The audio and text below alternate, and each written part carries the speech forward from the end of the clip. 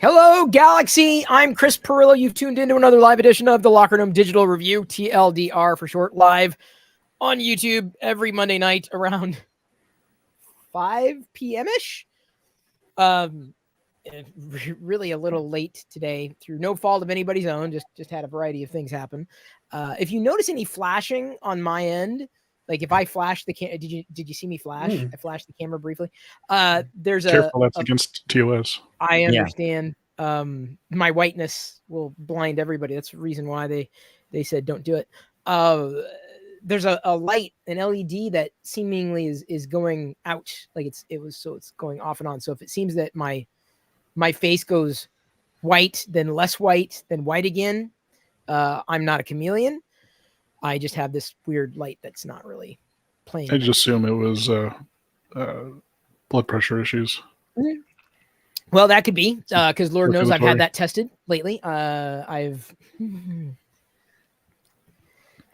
it's a day that ends in Y. This is people ask me, someone asked me today, and I think this is going to be my go-to response. They said, how you doing? And my response is, this is what I respond. I'm a silhouette. That's my state right now. I'm a silhouette. So that's my answer. Sometimes I'll say, well, it's a day that ends in Y, because it is. Right now it's I feel. Let me mute this here. Oh, look at that! We're live in the YouTube channel. That's awesome. Yeah, I got that notification too. I got the notification. Oh, cool. So that worked. I just tell people I'm cool. I just like, hey, what's going on? I was like, I'm cool, and then that shuts everyone up, and we walk away. Yeah, but it's much more fun to give a little mystery, right? It like is some layers. So I said I'm a silhouette. And one person, a couple of people were like, huh? Like, what was that? But then the one person said, she got it like right away. She like, I didn't even have to explain. And she just like explained it. I'm like, dude, yeah, she got it. She's like, oh yeah, you look like a hollow shell. I get it. Well, because I'm wearing black, right? So I'm close to it. I'm not going to take it off, but look, see, I'm a silhouette. You can't even see me except for my whiteness. Right? Yeah. Yeah. Spitting image, Chris. Spitting image of a silhouette. Welcome everybody, one and all. What's up? Not Bland. Good to see you again. Hey, it's 2 weeks in a row. Very happy to have you here. Goat is going to be popping off a little early. He's got his Star Trek game. But as everybody knows, we do also live stream on Twitch 24/7, live.perillo.com. Although I have largely been silent as the silhouettes there present. And still doing things. My printer's also still going, and I'm currently doing a dragon, though you can't really see it because this camera I can't really reposition in this instance. Sorry. Yeah, so sorry.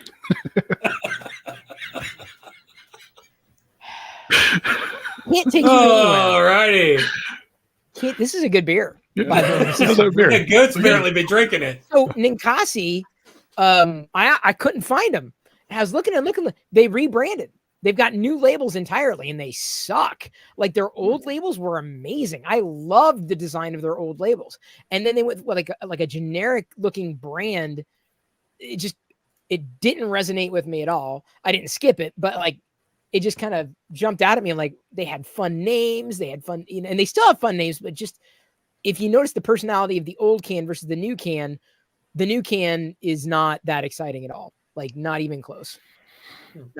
So anyway, I couldn't tell you which one. Double IPA. Last night I had a triple IPA, like a 10%er. Nice. And the double, I don't know what it is, 7, whatever double is. I don't know. I don't really look at the percentages all that much. I just like, does it taste good? Yes, it tastes good. So yes, I have a good beer. I don't know what you all are swigging tonight, if anything. Am I the only one? I'm flying solo? No. I should have brought the can. I didn't. I have a single filtered hydrogen. Single filtered hydrogen IPA. Nice. Smooth, I bet, too. Very smooth. Just those little bits that get in your teeth, but that's all right. It's minerals. Oh. Did you get it from the tap and it comes out in chunks? Is that what the deal is? What do you have, Toxic? Sorry, I missed that.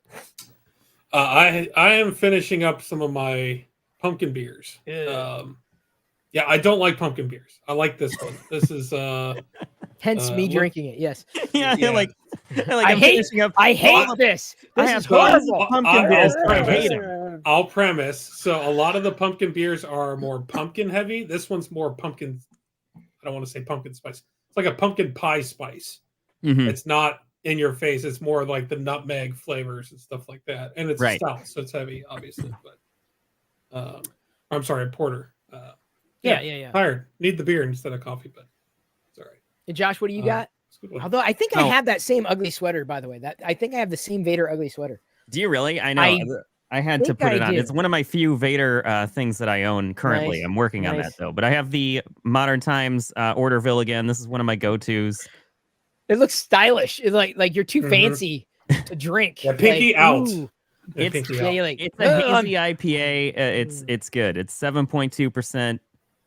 It's pretty good. I should have grabbed the can, but it's a bougie beer. It's a bougie beer. That looks like what a beer Fraser would drink if he was forced to drink a beer. No, he drank beer in Cheers. He drank beers all the time. Right, I know. That's kind of interesting how that didn't carry over as much into the actual show. Fraser, I've been thinking about that. He was drinking the expensive imports. Like he wasn't drinking that domestic crap his dad was drinking. Well, right. He had in the new series in the pub, he's back. I want to say he's back to beer. He had at least one mug in his hand, but he'll do some beer, and then he'll also ask for like some wines and stuff like that. There was one episode where he was trying to impress this dude from not the dean, but someone on the council or something like that from the college from Harvard. And he was wanting to look sophisticated, so he asked her to bring him like the most sophisticated wine you could have.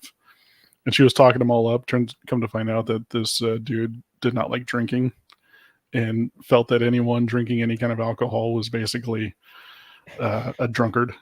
And so he's like, "Oh, I just came here. I'm just asking for directions." And she comes over. It's like, "Oh, he's here all the time and drinking our most fanciest wines." And the continuation of Frasier, I think, has done very well. I'm very happy with. I like it a lot. Like I'm seeing so many articles of things like, "Oh, this is why it wasn't working" and stuff like that. And even one of the original writers was coming out saying like why the show is not working. And I'm like, I don't know what show you're watching. I think it's hilarious. It's great. I don't think they could have done a better job with it. I mean, it's almost like, I mean, there's some like the dean of the college kind of annoys me with her ambition.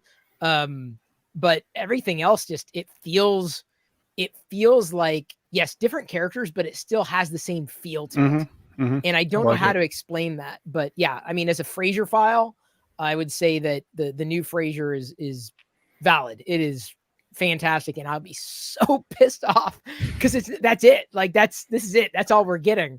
I'll be very upset if they don't renew it. And I don't know what the word is. So I don't know what everyone else is thinking. I think they will. I think it's doing well. I haven't watched the last episode, which I know Roz is in that one. So I'm looking forward to it. I just haven't. Maybe I missed that one then. Okay, I thought I'd seen them all, but I guess I've got to go. Roz comes back in the last episode of the season. Okay, good to know. All right. Well, maybe I need to watch the new series instead of because this is how my mind works. Anytime a new series of something comes out, like a new like a show that's been brought back, I for some reason feel like I need to go back and watch the entire catalog of shows first again to refresh myself and use it as an opportunity to like really dive into the whole, backlog of things. But I do want to contribute to the streaming numbers so that way that it gets seen as a success. So maybe I should check it out. Ton that you really need to worry about. I mean, you know about the dad. That's there's just a tiny bit of connection with that. You know about how Niles and Daphne ended. They had a kid, so his kid is in the show. Freddie's in the show. You know who Freddie is. Mm-hmm. That's really all you need to know. You don't have to really know too much about the old series to really appreciate this one. All right. Well, yeah, maybe I'll do that. Maybe I'll watch the new stuff and then still go back and watch the old ones just because I enjoy it. Mm-hmm.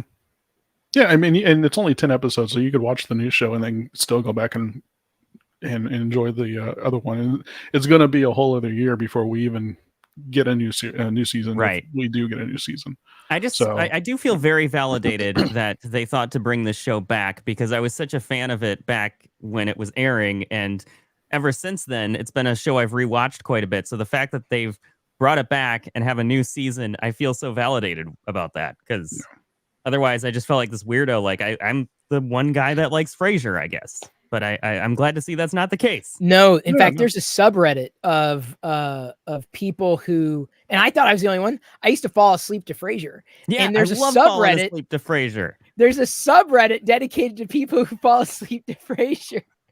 Swear to God, I'm not on it, but like, so I was reading about it. I was laughing. I'm like, really? I'm like, holy cow! First of all, I thought I was the only one. Second of all, like enough people together to like, have that as something that's common. I'm so excited about that. You have no idea. There was I was going through a really hard time a few years ago, and my comfort show that I would put on at night was Frasier. I would just let an entire season run and try to fall asleep to it. And if I woke up in the middle of the night, which inevitably I probably did, and like I would wake up not just to pee, but like all the episodes were over, so it's like nothing was playing. So I would go in and start it up again and fall asleep to that. So it helped a lot. Like that was my comfort show there for a little while. Wow. I really feel like one of the few times in my life where I feel like I've really found my people here. It's true. Toxic, you don't belong.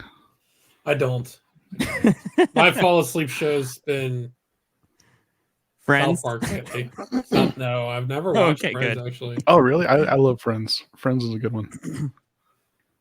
I actually, for a long time, anytime I was sick, and this was before even like I had anything to stream or old shows on DVD or anything like that, like Roseanne was on almost all times of the day on different channels. And so if I was sick and at home and just trying to find some sort of comfort, I would put on Roseanne because it was inevitably on somewhere. And I would probably watch 4 to 5 hours of Roseanne during the day, just sitting at home sick. Yeah. Yep. I understand that. What's up, Fred? Good day. Well, sorry. I know we weren't really planning on going down that path, but hey, I love talking about entertainment. Clearly, we can have a TV show podcast now. We'll do we apparently did. This is what it turned into: beer pod. That's the thing. Like, yeah, one of the reasons why I like turning on the mic and talking to y'all. I really do. And is because it gets my mind off things. And you never know which way the direction of the conversation is going to go. And I like that as much as, podcast. Well, you need to do this. I feel like so much of a good podcast or a broadcast is the camaraderie and the banter, even when you're going like wildly, quote unquote, off topic. And I would argue that entertainment is not that off topic. I mean, especially when you're talking about streaming media, which I think Josh is actually going to be diving into tonight. Yeah. And we're a little off formula here because normally we showcase something and then we go like talk about the ins and outs of one thing or another. I've got a couple of things, and then I'm actually gonna pass it to Goat first, if only because I know he's gonna be sensitive on time, and we already ran like late in terms of getting the broadcast started. But I wasn't sure what I was going to show, and then Mystery Goat, who's beneath me here in the grid, said, "Oh, I've got a Lego set." I'm like, "Oh yeah, I got a couple Lego sets." The Tenu Jedi Temple went on sale, 50% off. I tell you, this is the time of year to buy these toys. I was talking to a friend, and she was lamenting, like, where do I get boys' toys? Where do I get them cheap? Like, go to Ross. I mean, I didn't get this at Ross. I got this online, but you can wait. This is the time of year to get Lego sets on sale. And Ross has had like amazing deals on all kinds of toys. So I sent her there, and she picked up a stack and a half of something that she was looking for her son and her daughter, apparently. I also got this one. Disney has a storybook series, and apparently they had a Peter Pan and Wendy. This was also 50% off. So that was a nice little score. Normally this is like 20 some odd, and I think it was just down to 10. Does that turn into a book? Yes, it does. It closes. Does it have a picture? Yeah. So if you can see that. Pretty cool. I haven't seen that. Yeah, there's a series of these. They did like Disney princesses, and then they've done offshoots, but there's like a good 6 or 7 others of these, and they're mini dolls. So not mini figures, but the Friends series mini dolls. And then they go in there and all the pieces, and then you could shut them and use a key to lock it. Yeah, so, they generally do Neat. They do those types of figures when they're trying to gear the set towards girls. At least that's what I've noticed. So. Yeah, that was the Friends line was that. It still annoys me that I haven't been able to find the that Starscream Transformers figure. Yeah. That ship has sailed. $35 or something like that. Like I never found it. That ship sailed. If you didn't get it right away. Isn't Ross the discount clothing store? They also have toys. No way. I didn't even know that. Okay. Oh yeah. Most they got a ton of stuff in there. Nothing that I've ever actually bought from there, but yeah, they got a ton of. Oh God, no! I hit it. Now I hit it every day because like they're constantly restocking. But like throughout the year, I might go like once a month, just to see what any new inventory. Because I'll have Star Wars. Sometimes I'll have Star Wars branded kitchen merch, like spoons and ladles and towels and what have you. They didn't have any over the past year though, which was kind of disappointing.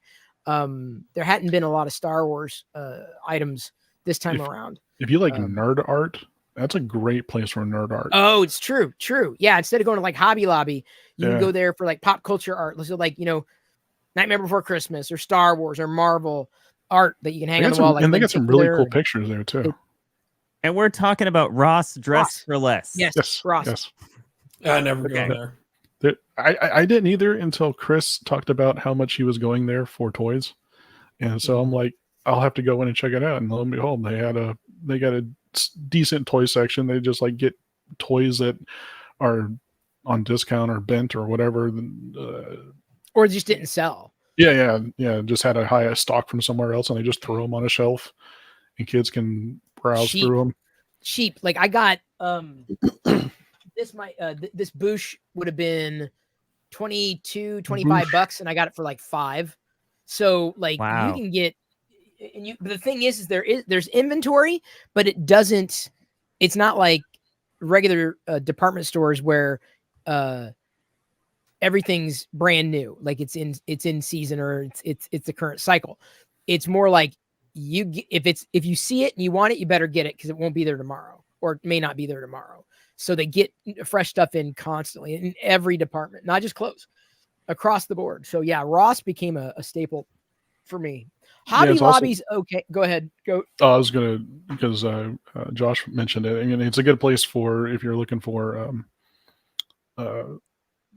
homeware type stuff. There's a kitchen section. There's a knickknack section. There's a place for like there's a small tool section. It's interesting what they have. They got a huge area too for like men's stuff, for like grooming, and a handful of other odds and ends that you might not know that you wanted.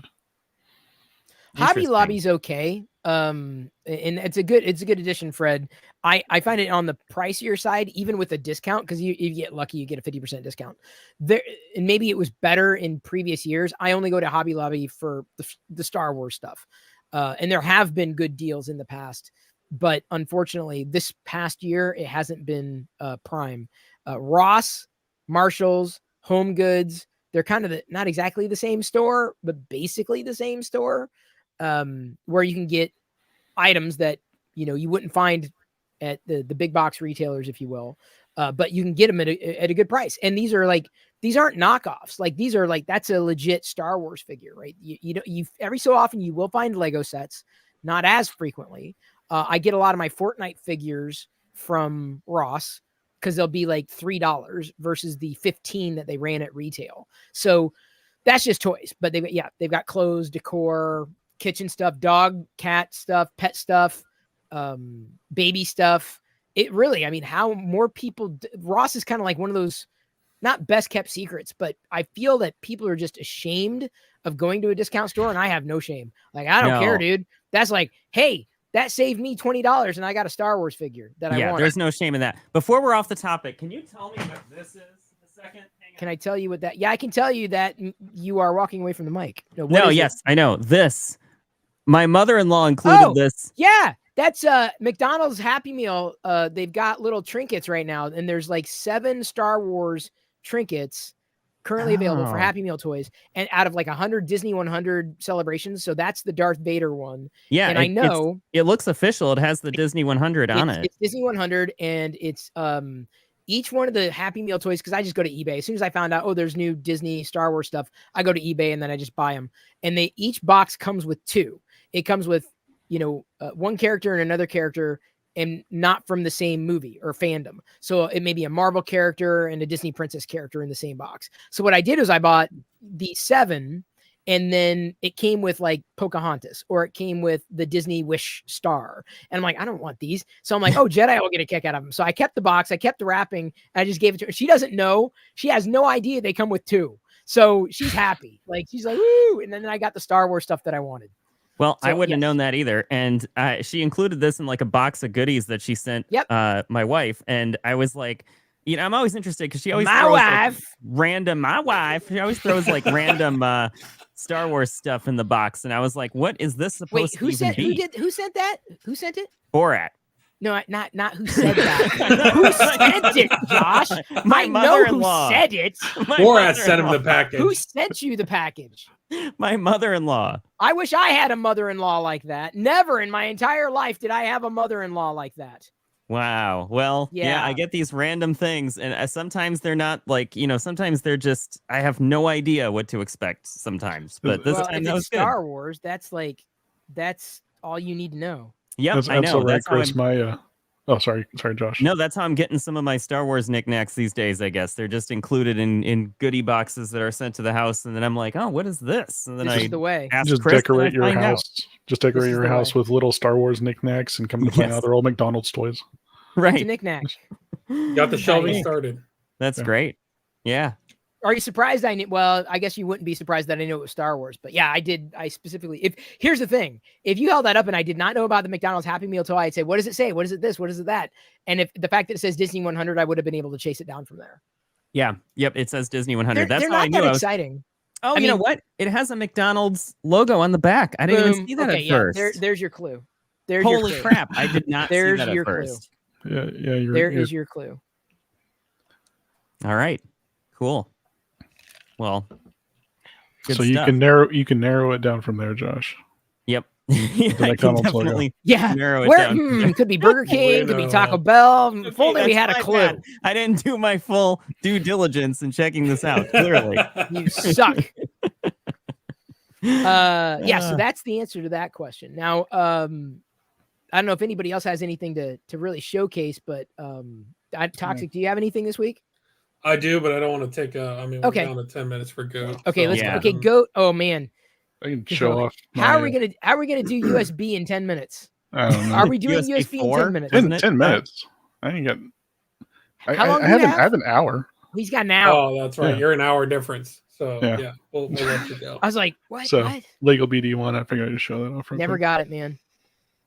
I wasn't planning on getting it, but it went on sale about a month or so ago, and I'm like, it's hiring also, and I'm like, whatever, why not? I'll get it. So I'll sit that up there with my R2 once I get some shelving for it. It is pretty cool though. There is some fun little features in here. It's got the little if you played the game Jedi Survivor or Jedi, what's the first one? Fallen Order. Yeah. Well, he's in both. BD but I mean, like, if you played either of the games, so you got the little side compartment where he pops out the what is it? The health things for you.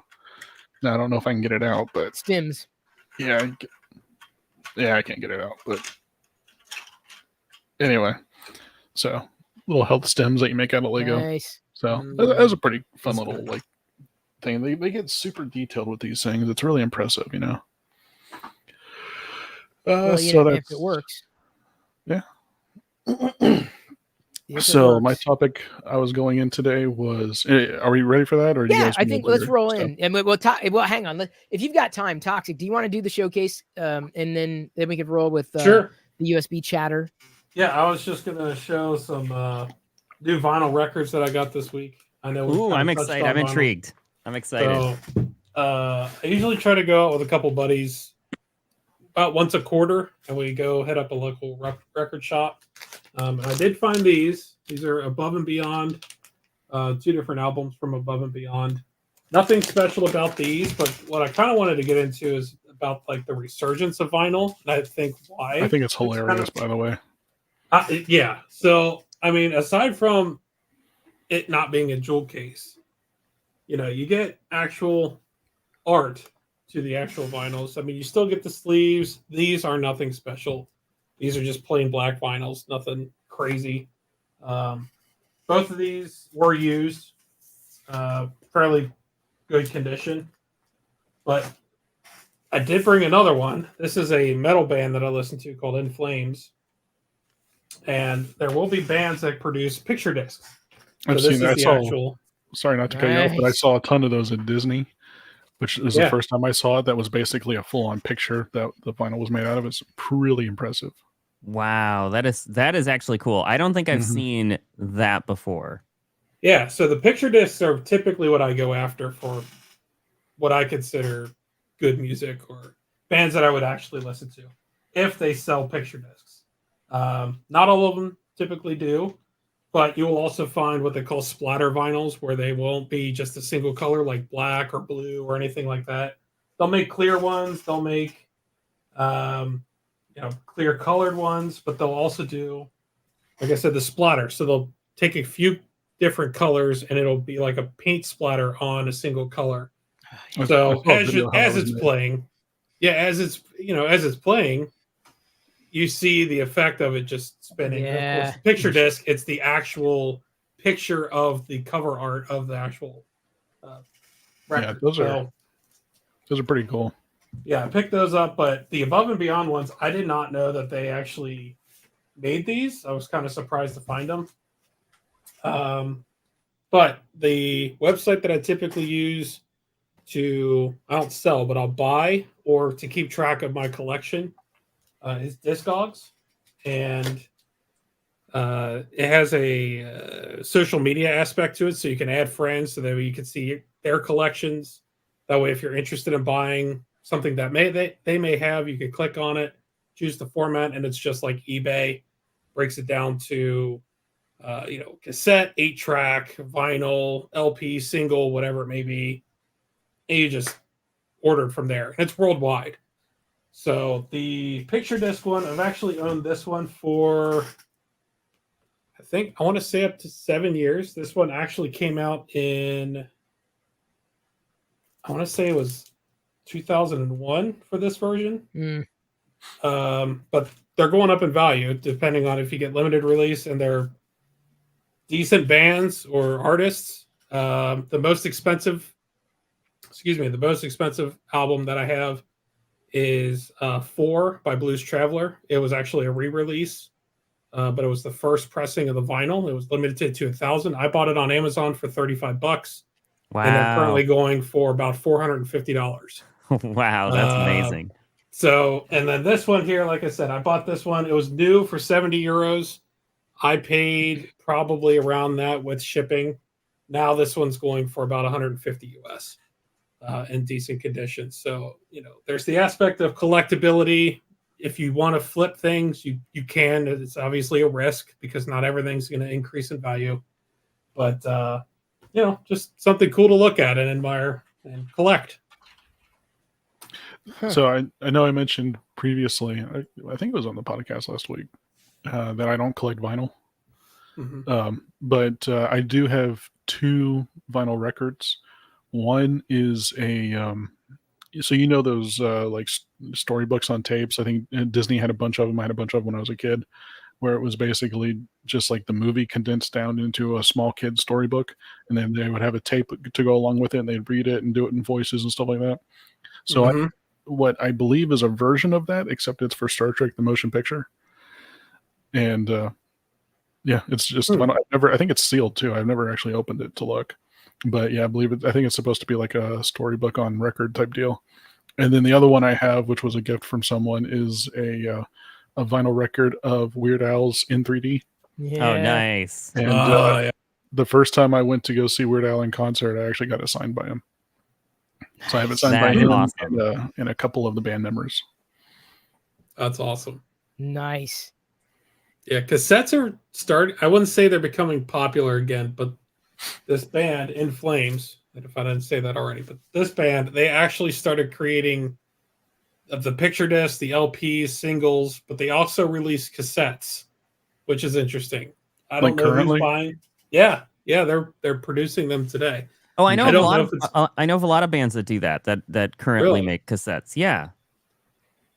It's Why kind of is another that? thing. I don't know why. It's a nostalgia thing, I guess. Like I did cassettes when I was a kid, but they wear so much easier.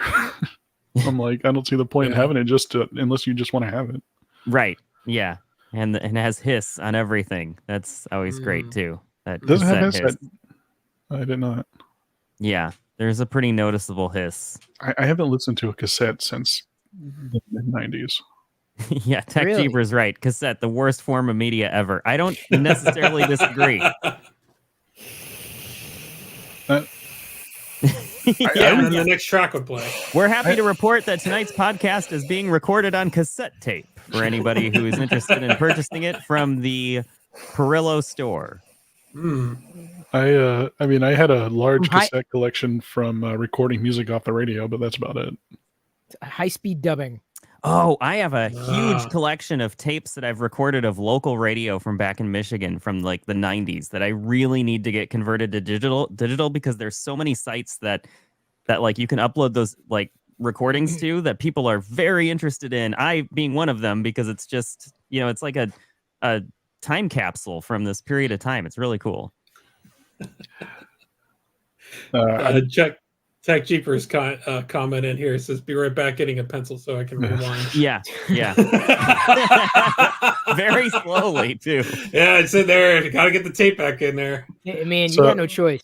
Mate, Mate, is that Mate using that? I don't know. Anyway, What? dude down there, Mate.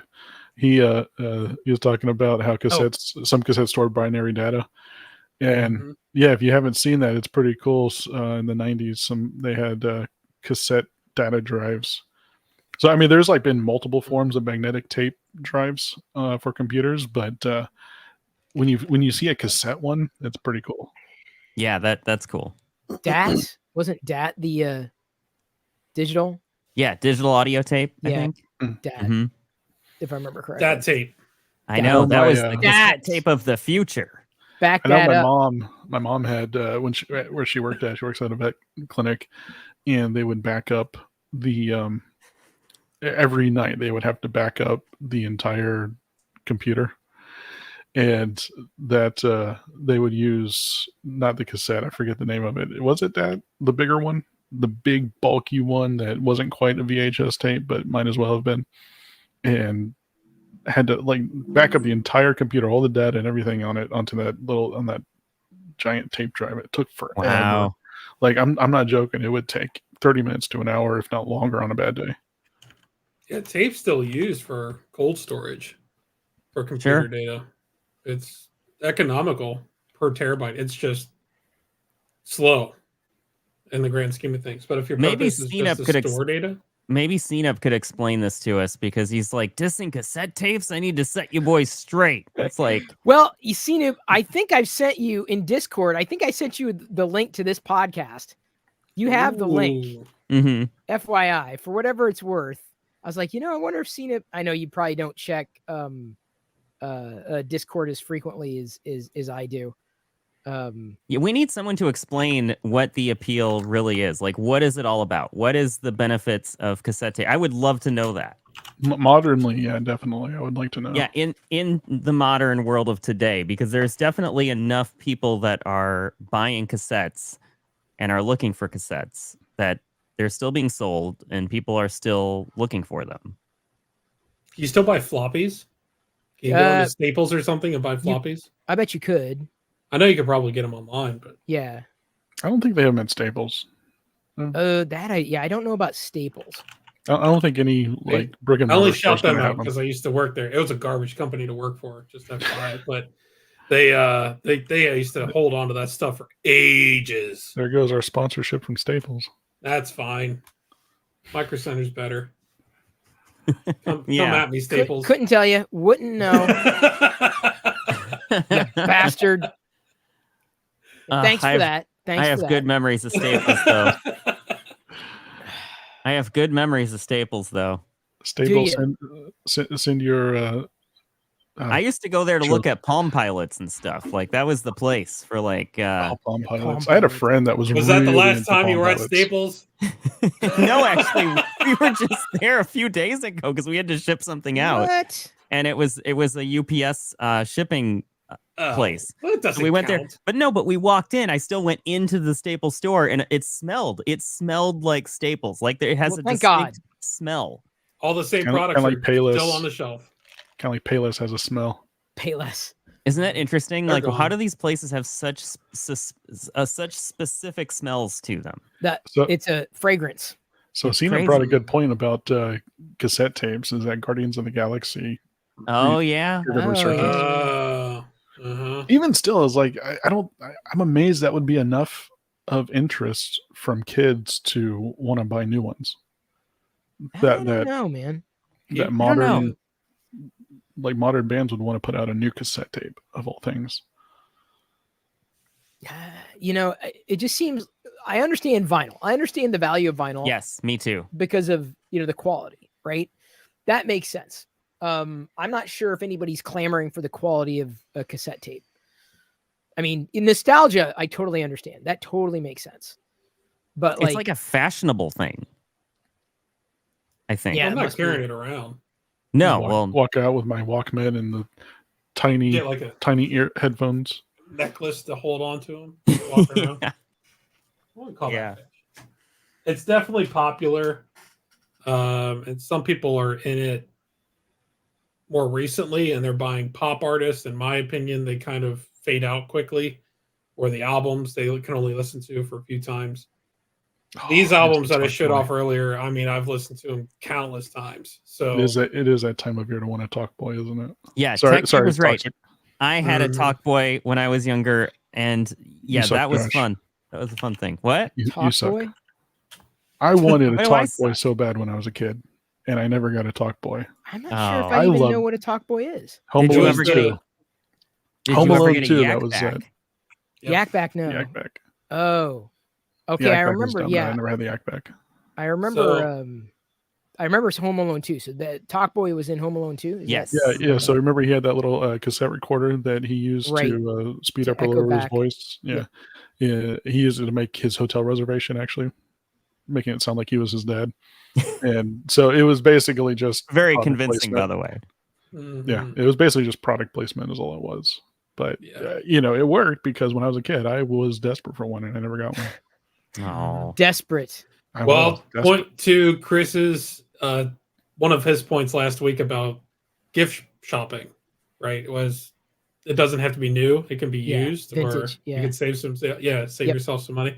So Yep. you can still ask for a Talk Boy this year, Mr. I don't know. The problem with vintage though is that people understand the value of vintage and they increase the Mhm. price. Well, So- sometimes it depends on how esoteric Depends it on what is. it is, but Yeah. I would assume because of how popular Talk Boy was back then, you're gonna fetch a little bit more than what it originally cost. Oh yeah, I'm Unless looking at them on unless it eBay right doesn't now. work. I just was looking at him too. Holy crap! They're That like $100 bucks. expensive? $100 for 'em Jeez. working. I don't know what the retail price of that was back then. $100. I'm seeing ones going for 1,000. Hmm? I see Well, you're one on the for West Coast. 2,000. That's why That's it's like- a West Coast Yeah, it must be inflation the thing. West. Yeah, the tax. He's, Yeah, that's he's the got, California price. got Australian pricing in Oh my there. God, Yeah. Wow, that's that's insane. nuts. That's nuts. Do you I don't know smoke? if I'd spend 1,000. That's for sure. $2,000 I'm for this sorry. one that's in original packaging. Yeah, but see, that's. I mean, you want to. I'd imagine you'd want to take it out and play with it. Yeah, that's a wishful like collector kind of thing. I mean, we all want to take it out and play with it. So Oh God. Wow, we didn't even hit 60 minutes. That's okay. This podcast took a turn. Yeah. I thought Yeah. it's already been there. It's always there. Yeah. All right, so back to goats. Yeah. On the Or did- USB front, we're going to learn about some. Did Josh have anything to show off? Didn't he? I he showed did the McDonald's off. thing, but I was gonna That's- save my other things if this was counted as a show off thing because I That's your always show yeah. this week. McDonald's toy is your show off this week. the McDonald's toy. I guess because I was trying to figure out where this came from. No, I know. So thank And you. Actually, what- he didn't even go to McDonald's to get it. He got it mailed. I to know, him. right? Yeah. What you need to do well, you're vegan, so I don't think you'd be going there. But No. McDonald's is bringing back the adult Happy Meals again, and the toy inside is going to be the vintage chicken nugget character guys from the 80s. Oh wow! Like a set of 10 of them.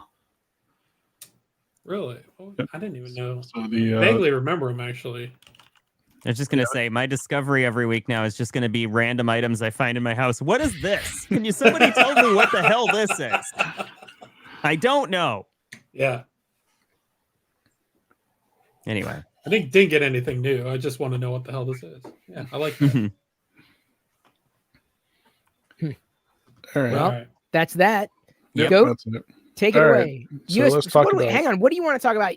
Frame it. Like why this? So what really got me thinking about this was, and I'll get to it too. This will be part of the talk or the discussion. But I don't know if you guys saw, there was this.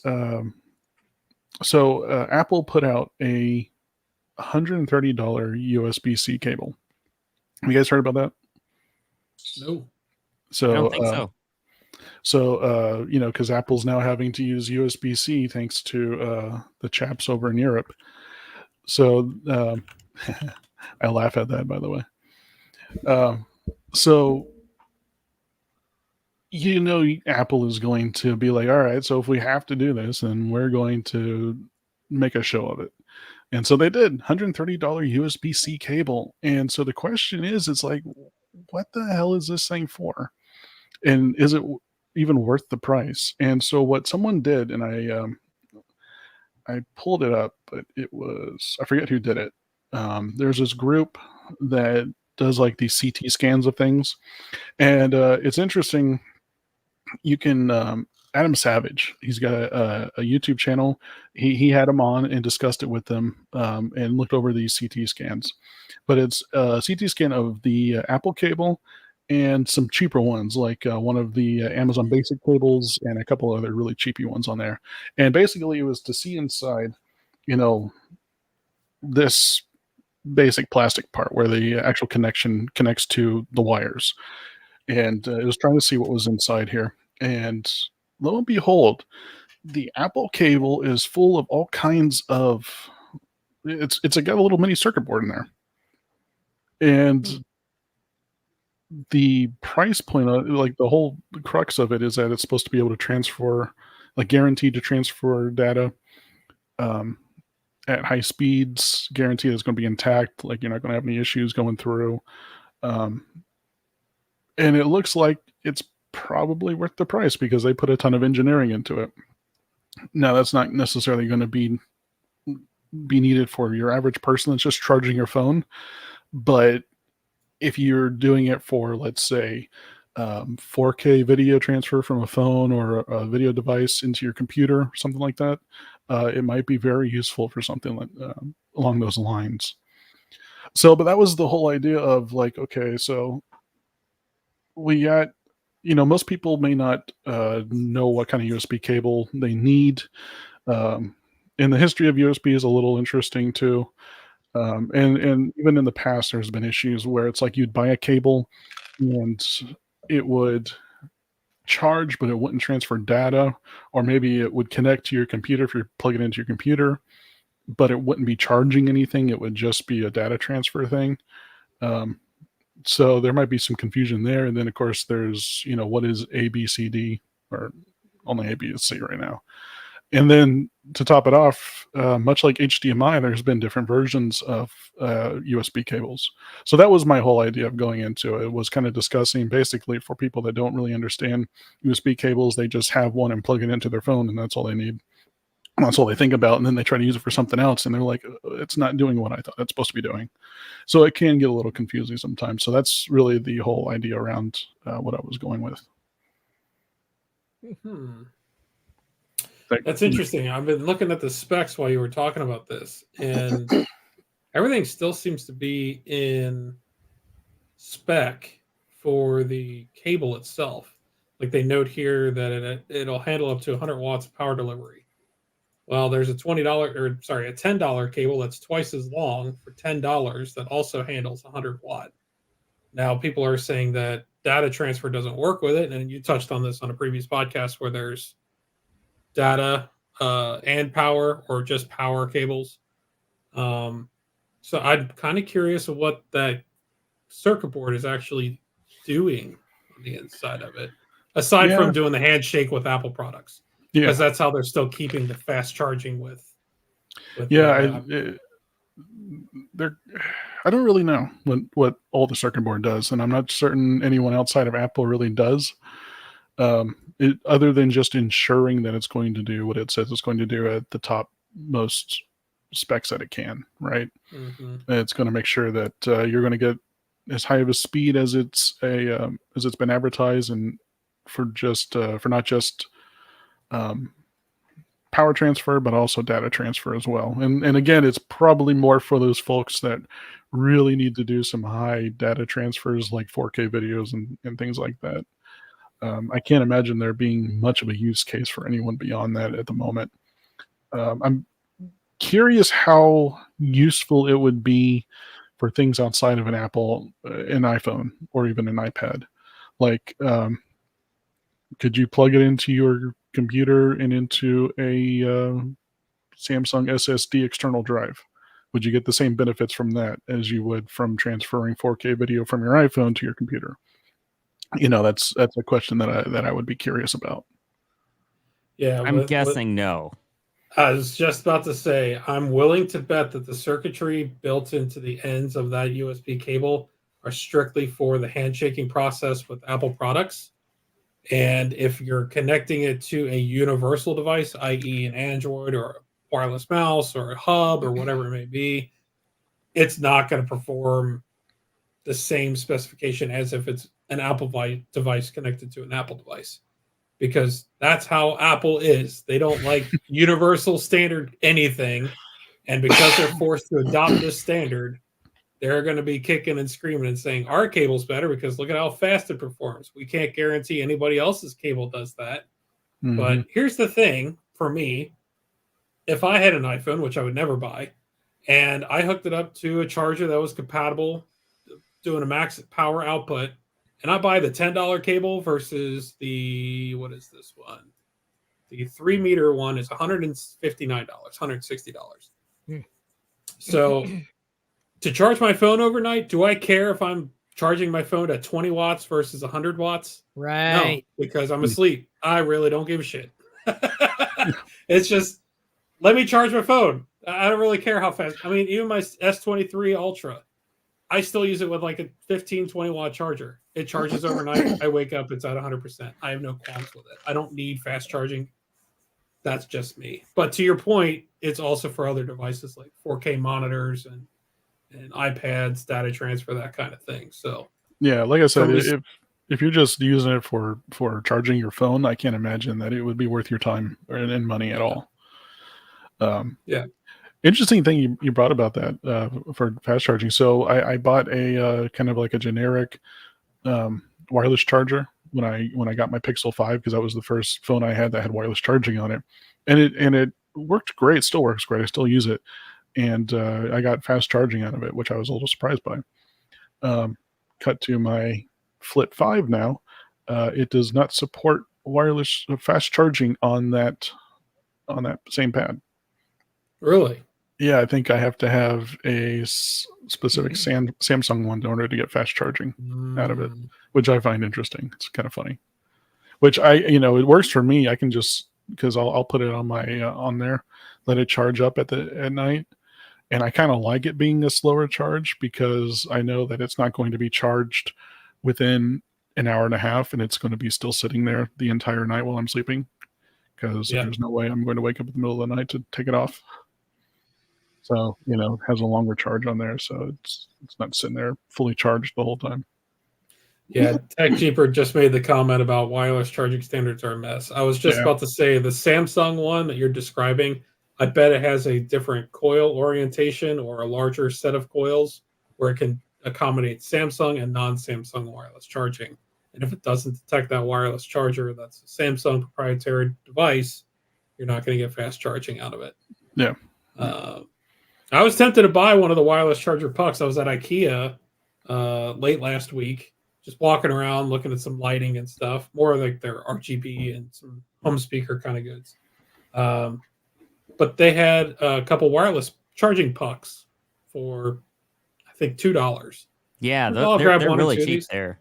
They're really cheap, but I flipped it over and I looked at the specification on it. It was only a 5-watt charger. Oh God. And I was like, that's pathetic. Wow. Like, that's not even, that's e-waste, right? I mean, Yeah. it's $2. Charge at 5-watt. It is, but I mean, then it's just something sitting around that I'm not going to But use. you know, I'd rather it could be plug something into that it. you could use. You could be charging like AirPods or something with potentially. That's true. That's true. I It don't depends have on your use for it. If it's gonna, Well, and that Yeah. goes to the Be same worth thing it or too of if you're leaving your phone on there the entire night, and you just let it trickle charge the entire time you're sleeping. Mhm. right? hmm And I mean, you can make an argument that that actually is more healthy for the battery too. Mm-hmm. Yeah. Yeah, I agree. The battery tech has gotten better, but I still abide by the idea that slower charging is going to give you a longer longevity out of Yeah. your battery. I think it probably will. Yeah, and that's why I haven't really been worried about the charging pad that I have doing it Mhm. slower for Yeah. that exact same reason. Which I Mhm. really like mine too because it's really thin. Like, I got it off Amazon. So Oh, it's not like nice. because I've seen a bunch of the pucks that what you're talking about. I mean, a puck is an apt description for those things. Yeah. I like it's. I got this one specifically because of how thin it is. It looks nice too. Well, I I have to say I do appreciate IKEA's chargers because a lot of 3D prints might incorporate the IKEA chargers because they are kind of a standard that anyone can go get for a very low cost, and you can incorporate that into some kind of 3D print that you do. Says the man who's printed how many charging stands already. I know, and I'm still trying. I am still trying to print these Yeah. freaking things. Yeah, Just we were talking about yeah. that today. I know. We were just talking about it because my top surfaces keep coming out a little bit rough. And it's like, I want these to look premium, damn it. Mm-hmm. These are phone stands. People put their very expensive smartphones on them. They can't look all rough and mangled on the top layer. God. Yeah. You'll Really get there. grinds my We'll- gears, man. we'll Really figure it grinds out. my gears. I know. So We'll how figure it Grinds out. my gears. How big's your stack of misprints now? Is it? I threw a substantial? bunch. I threw a bunch of them away, but I've got all of God, these. Hang on. man, This I is thought where I all of was his bad. peeling. Here's all of his. Yeah, he doesn't have all the I've- collectibles. He's just got This phone is- chargers. This is what I'm Hell, collecting why? because they're all Dude, flawed. I understand like dragons. I'm doing a dragon right now. I understand that. They're all flawed, Why? Chris. They're all flawed. So why?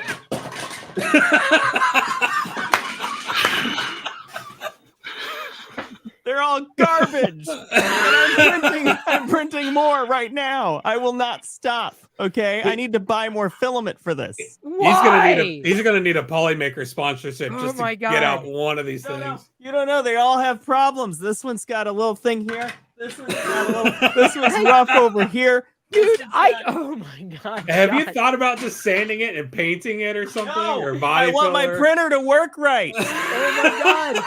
Dude, okay, I thought I obsessed over details like Star Wars figures, like when I print them out, but dude, you've taken it to a completely different level. I'm gonna get this right. Tech Jeeper, I actually told him to do that today. Print it the top side down. That's what I'm doing right now. That's my next thing. I've given up. I've given up on the top layer. I'm gonna just print it upside down. It'll have a cool finish on it, cause the print bed, whatever, you know. But that may finish during the podcast, so you have to let us know or throw it on the floor if it's garbage. Yeah. But It actually will finish in a little bit here, so I'll keep you posted. I think that should be Yeah. your show and tell every single week is your latest charging. the charging latest- defects. Crap stand that I printed. Yeah, And show us that's all. only the base. This is just the base. I'm actually working on the other parts right now. I want to see if those go okay because I was worried about printing upside down more. Anyway, we're getting into a whole bunch of stuff that nobody cares about, but You'd be surprised. I just At this point, he's going to put about four spools of filament into an entire phone stand. when he Yeah. gets Never that know. done. I know, and I know. And what irritates me is my old Soval printer, which was like, a fraction of the price of the Bamboo A1 Mini that I have, was able to do those top surfaces flawlessly.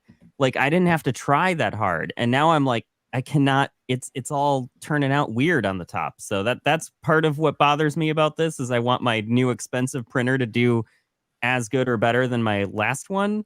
So I'm still working on trying to figure out what it is that's making it do that. Anyway. I don't know. Josh, you've taken it to a completely different level. This is what happens when you ask me on this podcast, It's okay. That's okay. That's okay. You should have kept all of the rejects. You just have a growing pile in the back. I threw a stack about that much away. I actually threw that crazy, dude. I had more. That's crazy. I know it is. It's crazy, but I'm gonna get it. I gotta get it. I'm changing settings each time though. I'm not just printing the same one over and over and over again without changing anything. I am changing things. One thing at a time. Settings. Not the print. My God. Right. It's like one day they're going to find in the ocean all the plastic. It's going to be your failed prints. Oh, that would be devastating. I hope not. I just watched Aquaman last night in the scene where they like throw back all the garbage into the mainland. And it's going to be a scene like that, except it's nothing but Josh's failed charger prints. Phone stands. Yep. They're going to be the death of me. You'll get one day. Yeah. It'll only cost you about $53, but you'll get there. Right. Still a fraction of the price of what the expensive stands out there cost. I mean, at this rate, you'll finish it and then get a new phone, and it won't be compatible. So yeah, you're right. You're on track. You're right.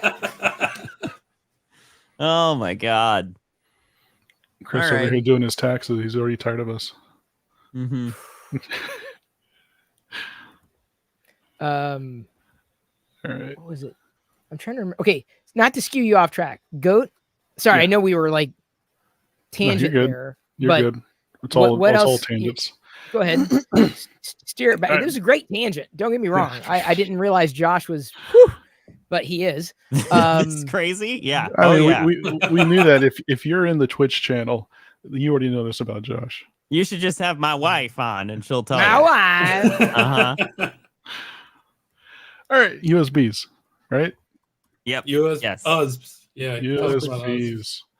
So, all right. So, I don't know. I got 35 minutes left. All good. All right. So, I was kind of going to go through a little bit of the history of USB for those that may not know, or those that care. I don't know how much of this we really want to do, how much you think you'd find interesting.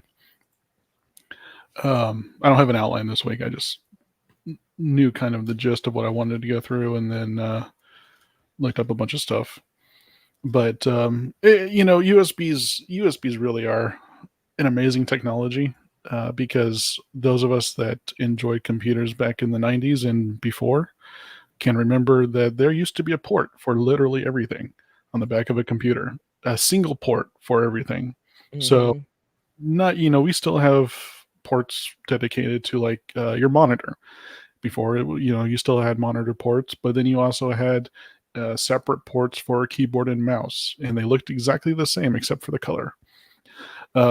You had a separate port for a printer. You had serial ports for peripheral devices. All of them different shapes, different sizes, and thankfully they were color-coded. At least at a certain point they become color-coded just to make it easier to plug them in. But there's still many people that look at the back of a computer and like, I don't know where to plug anything in. I ran across many of those people. My mother was one of them. USB got rid of all of that. It made it easy for you to just plug in your USB connector into the back of a computer, and it worked. And it read whatever it was plugged into. And you didn't have to maybe you had to install some drivers. These days, everything installs itself. So I mean, it makes it even easier anymore. We started with really simple standards where it was just going through data. You're just transferring data into there. USB-A was our original one, and it started with, I forget the speeds on it, but it was super slow. But it not too terribly long later, they came out with USB 2.0, and this is where it kind of gets into that like HDMI territory, where we've had different standards over the years that have increased the speeds of USB cables. Not only increased the data transfer speed, but also even power speeds or power transfer in there. USB 2.0 is probably the one most people are familiar with because it lasted for a very long time. It's usually the black USB ports on the back of a computer. And that's another thing that's great about USB versus, like, say, even HDMI, which we talked about last week, is that they are color coded to make it a little bit easier to identify what version of USB that you're using. So white was the original standard. 2.0 was colored black. And so you probably notice all the black USB ports on there. Those are guaranteed USB 2.0. They have, was it a max speed of 480 megabits?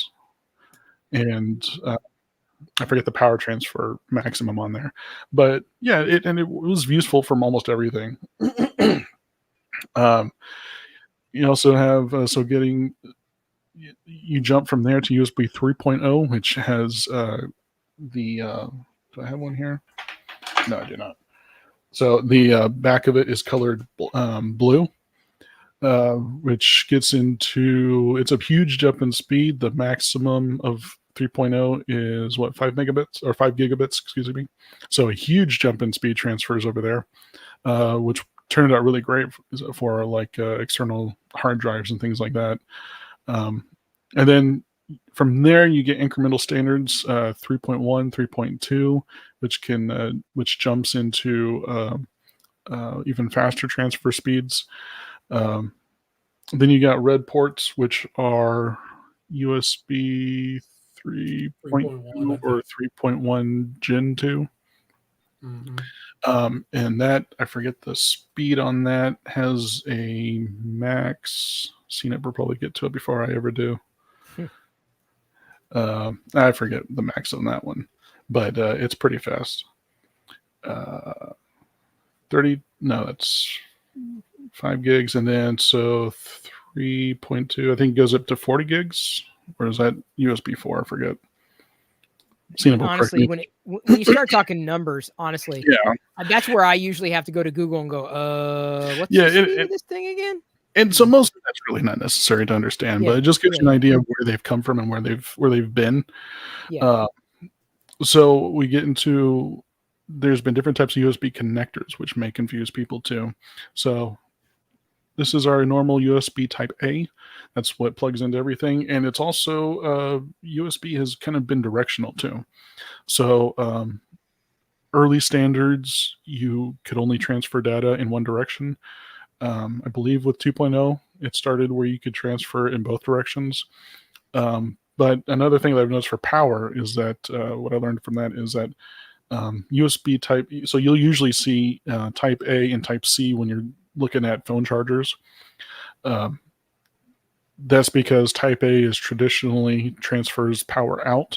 So it'll transfer power out from your PC or out from a battery backup. And it'll be one of the other connector types that will receive power. So you can look at like I wish I brought it with me, a battery backup for like a phone, and typically you'll have a bunch of USB-A's on there and like maybe one USB-C. That USB-C is where you actually charge it in, so it's accepting power into there, but it's outputting power in the A slots. That's because of just kind of the standard that they have. Sorry, I'm looking at CNEP too. Type A will be the death of you trying to plug them in blind. Yes. Oh my God, yeah. And that's where we go into USB-C, but I'll get to that in a second. So, but anyway, yeah, there's been limitations on what you can do with USB. Again, Type A is the one we use most of the time, and that's on still most devices. We also get into other Type A, which is different connector types, which get smaller. So you have this one on this end, which is I don't know if it'll, focus, but that's still a USB Type A, but it is a micro USB, I'm sorry, mini USB. I always get those two messed up. And then another one, which is probably more familiar to a lot of people, is the micro USB. So you can see if the camera will even focus on it, probably not. Ugh, I hate the micro USB. Like, are there different types of micro USB too? Because I feel like it's just the one. Yeah, it's just the one. But it's useful because it's great for small things. Of course, the mini USB started out with smaller devices like USB, or not USB, but MP3 players, things like that, small portable devices, even like small mini cameras and things like that. And then the micro USB was really started to come out when cell phones were becoming really popular. So it's the same thing. It's just a smaller form factor. But yeah, there's only one. But because of the shape of it, it's a shape that if you're old enough to have used the micro USB on your cell phone, then it's directional, can only go in one way. And at night when you're groggy and you can barely see, you don't know which way that is, and it will take you forever to try to find it. Interesting enough, this is still being used, even though we're getting to the advent of USB-C, which I'll talk about in a minute. The micro USB is still being used in a lot of things today. I was trying to think of a good example of what those things are being used on. The only thing some microphones. I was just recommending the new Shure MV7, which is like the USB equivalent of the SM7B. Still uses a micro USB port, micro USB to, I don't know, USB A or C or whatever they include in the box. But it's still amazing to me that they're not just standardizing all of that to USB-C. Well, there's a lot of that too. And the example I thought of was my Amazon Echo uses micro USB. And I think the newer ones do. And that was a complaint that I saw. And it was either the Echo or the Google Home devices that I believe still use, probably both of them, honestly, still use the micro USB A. And there's a lot of complaint on, it's like, well, why aren't you moving with modern technology? And honestly, so the point that I think to remember is that this is fine if you're not unplugging it all the time. So like our phone, we're going to plug and unplug constantly, right? But if you're just plugging this in and setting it and not unplugging it, and you're just going to leave it in there, what does it matter?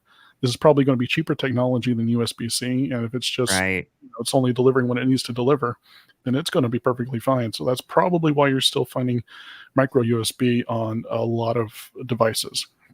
And TechJeeper says it's pretty brittle, and it can be, especially if you're getting really cheap things. There was this there's a lady that I helped out one time.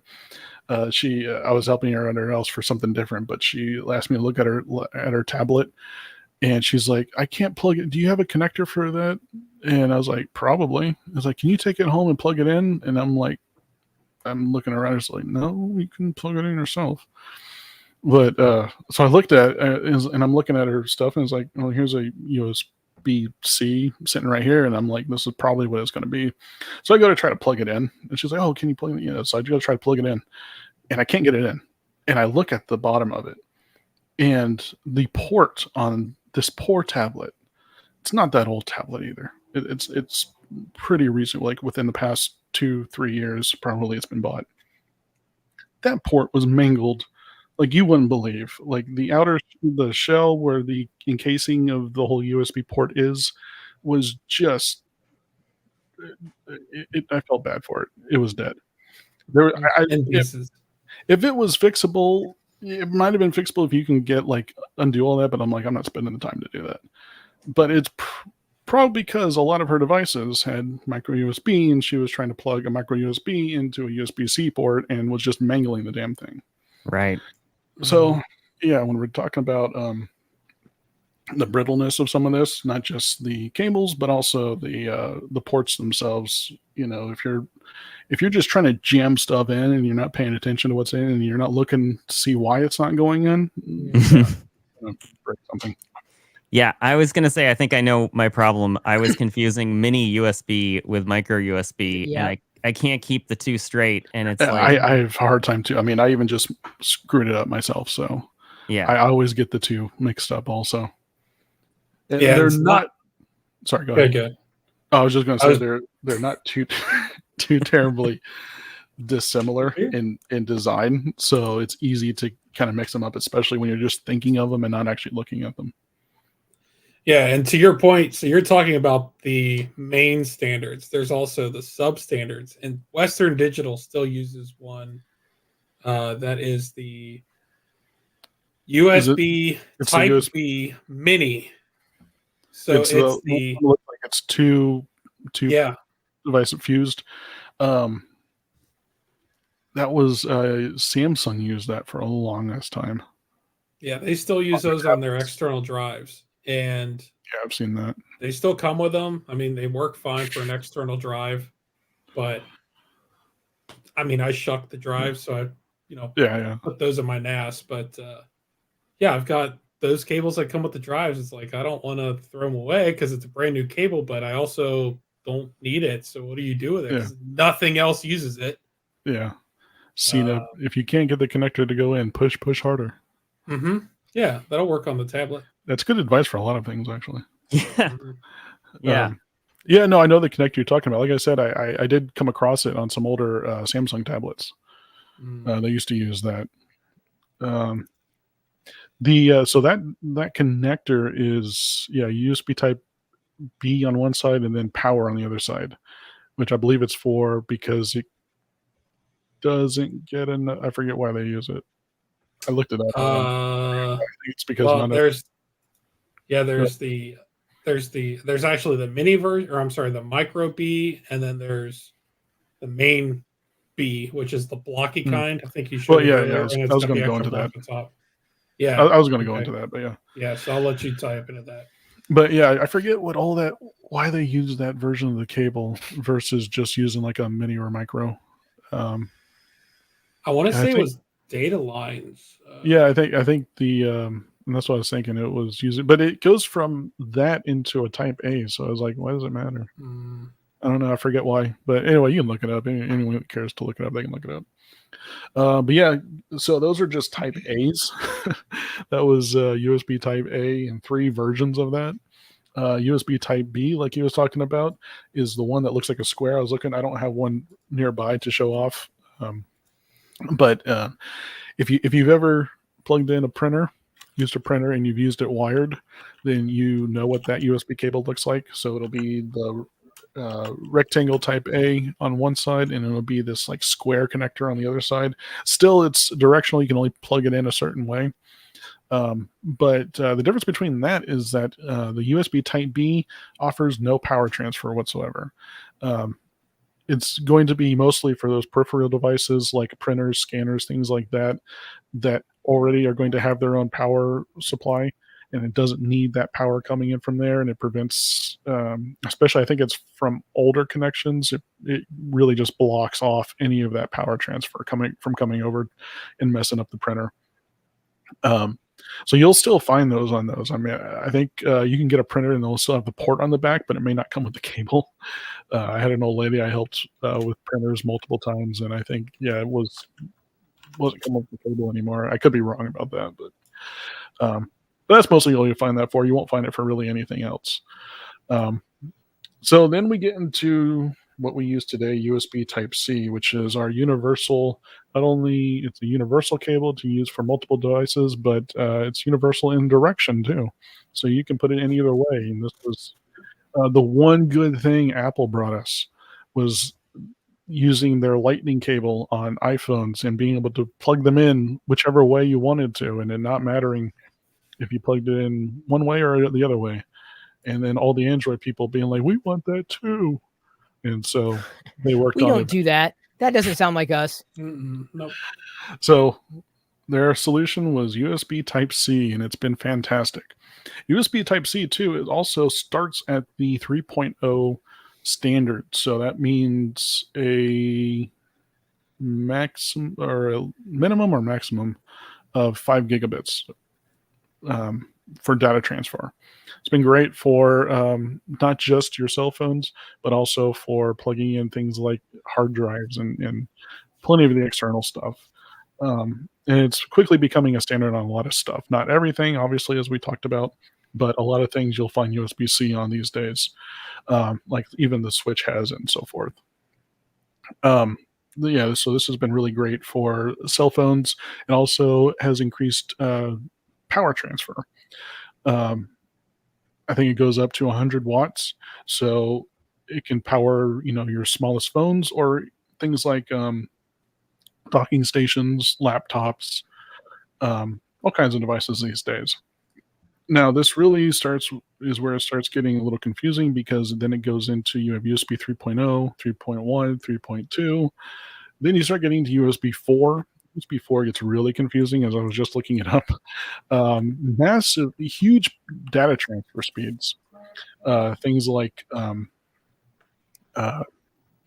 I think the use cases that I really saw it for, that was really um, that it worked really well for, would be like uh, connecting to external monitors, like from a laptop to external monitor. It has DisplayPort standards set into it. So in the future, possibly it might replace DisplayPort, like the proprietary DisplayPort connector.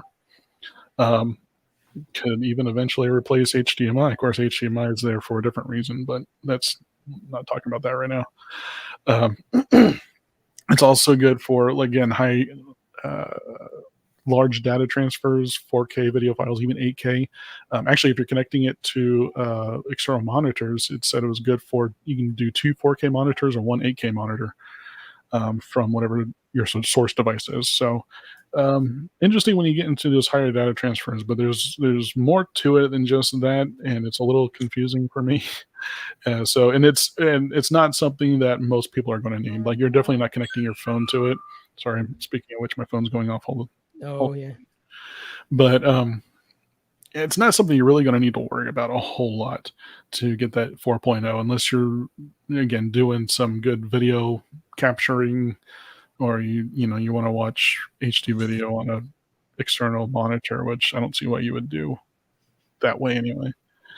So with all these different USB cables, then it kind of goes into, how do you make sure you buy the right one? And this really kind of came into it. It's not so much of a big deal anymore when we're looking at USB-C.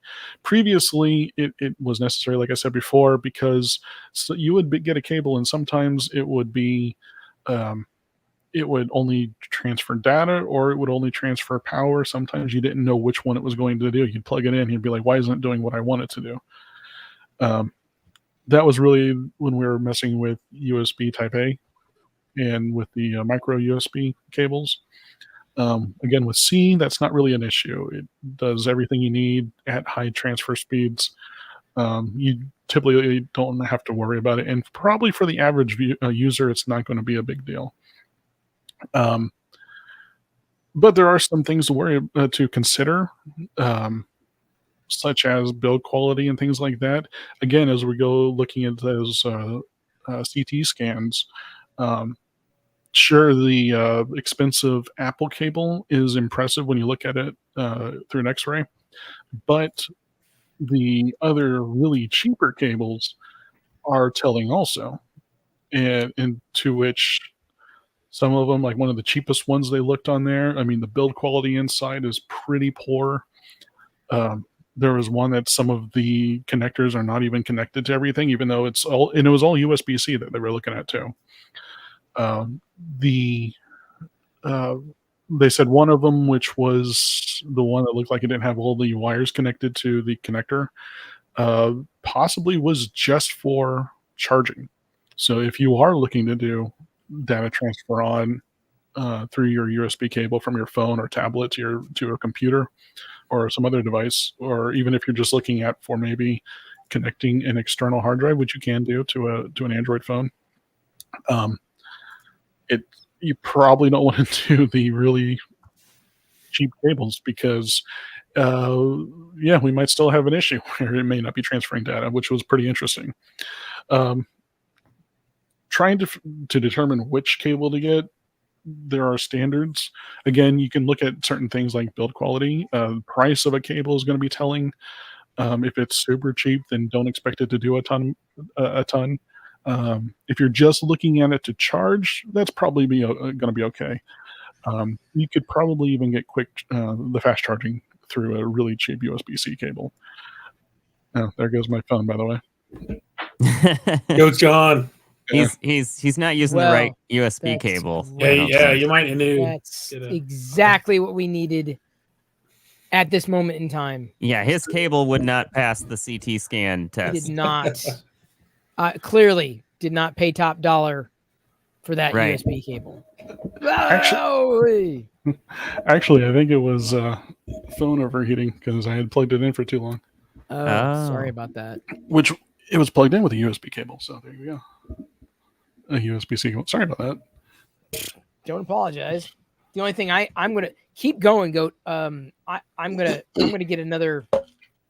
Yeah, I'm glad you said that because I need to do that too. Yeah, keep going, Goat. Everyone's gonna get up. I'm going. Like, I guess I'll go too. See you, Goat. Yeah, all right, Goat. You got this. You good? You good? Yeah. Okay, you good? You're good. Go now? ahead. Good? Go ahead. No one's listening anyway. It's all right. I'll talk to CNIP here. How about that? I'll talk to CNIP. Yeah, CNIP's around. Yeah, CNIP, correct me on everything I just said, will you? Now, of course, I'm washed out. Jeez. Good thing there's editing. Good thing there's editing. Oh, Jesus Christ. There we go. All right. Are you good? Are you good? You gonna stay? No, I'm staying. No? I'm staying. Yeah, no, I was talking to my phone. Oh, okay. Yeah. That's fine. Keeps adjusting itself. All right. Yeah, whatever. No one's watching this anyway, so it really doesn't matter.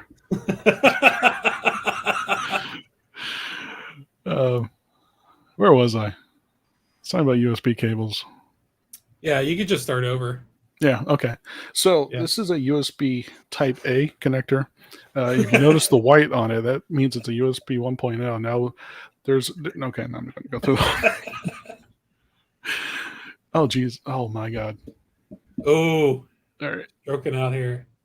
While you're fixing that, I did look at the extra pinouts of the Micro B and the Mini B connections with the extra like connectors on it. Yeah. So what those were the data lines. So the extra pinouts are for USB 3, and the ones on the old format that are tied to it, those are USB 2. So depending on the controller that you're actually connecting to on the computer, it'll use a different set of pinouts for sending and receiving data. Oh, okay. Good Lord. And Josh brought a guest. Is bird or the beer? Both. What? What'd I miss? What are you talking about? Don't worry about it, Goat. Uh-huh. Josh. By the way, printed more trash. Did you? Yep.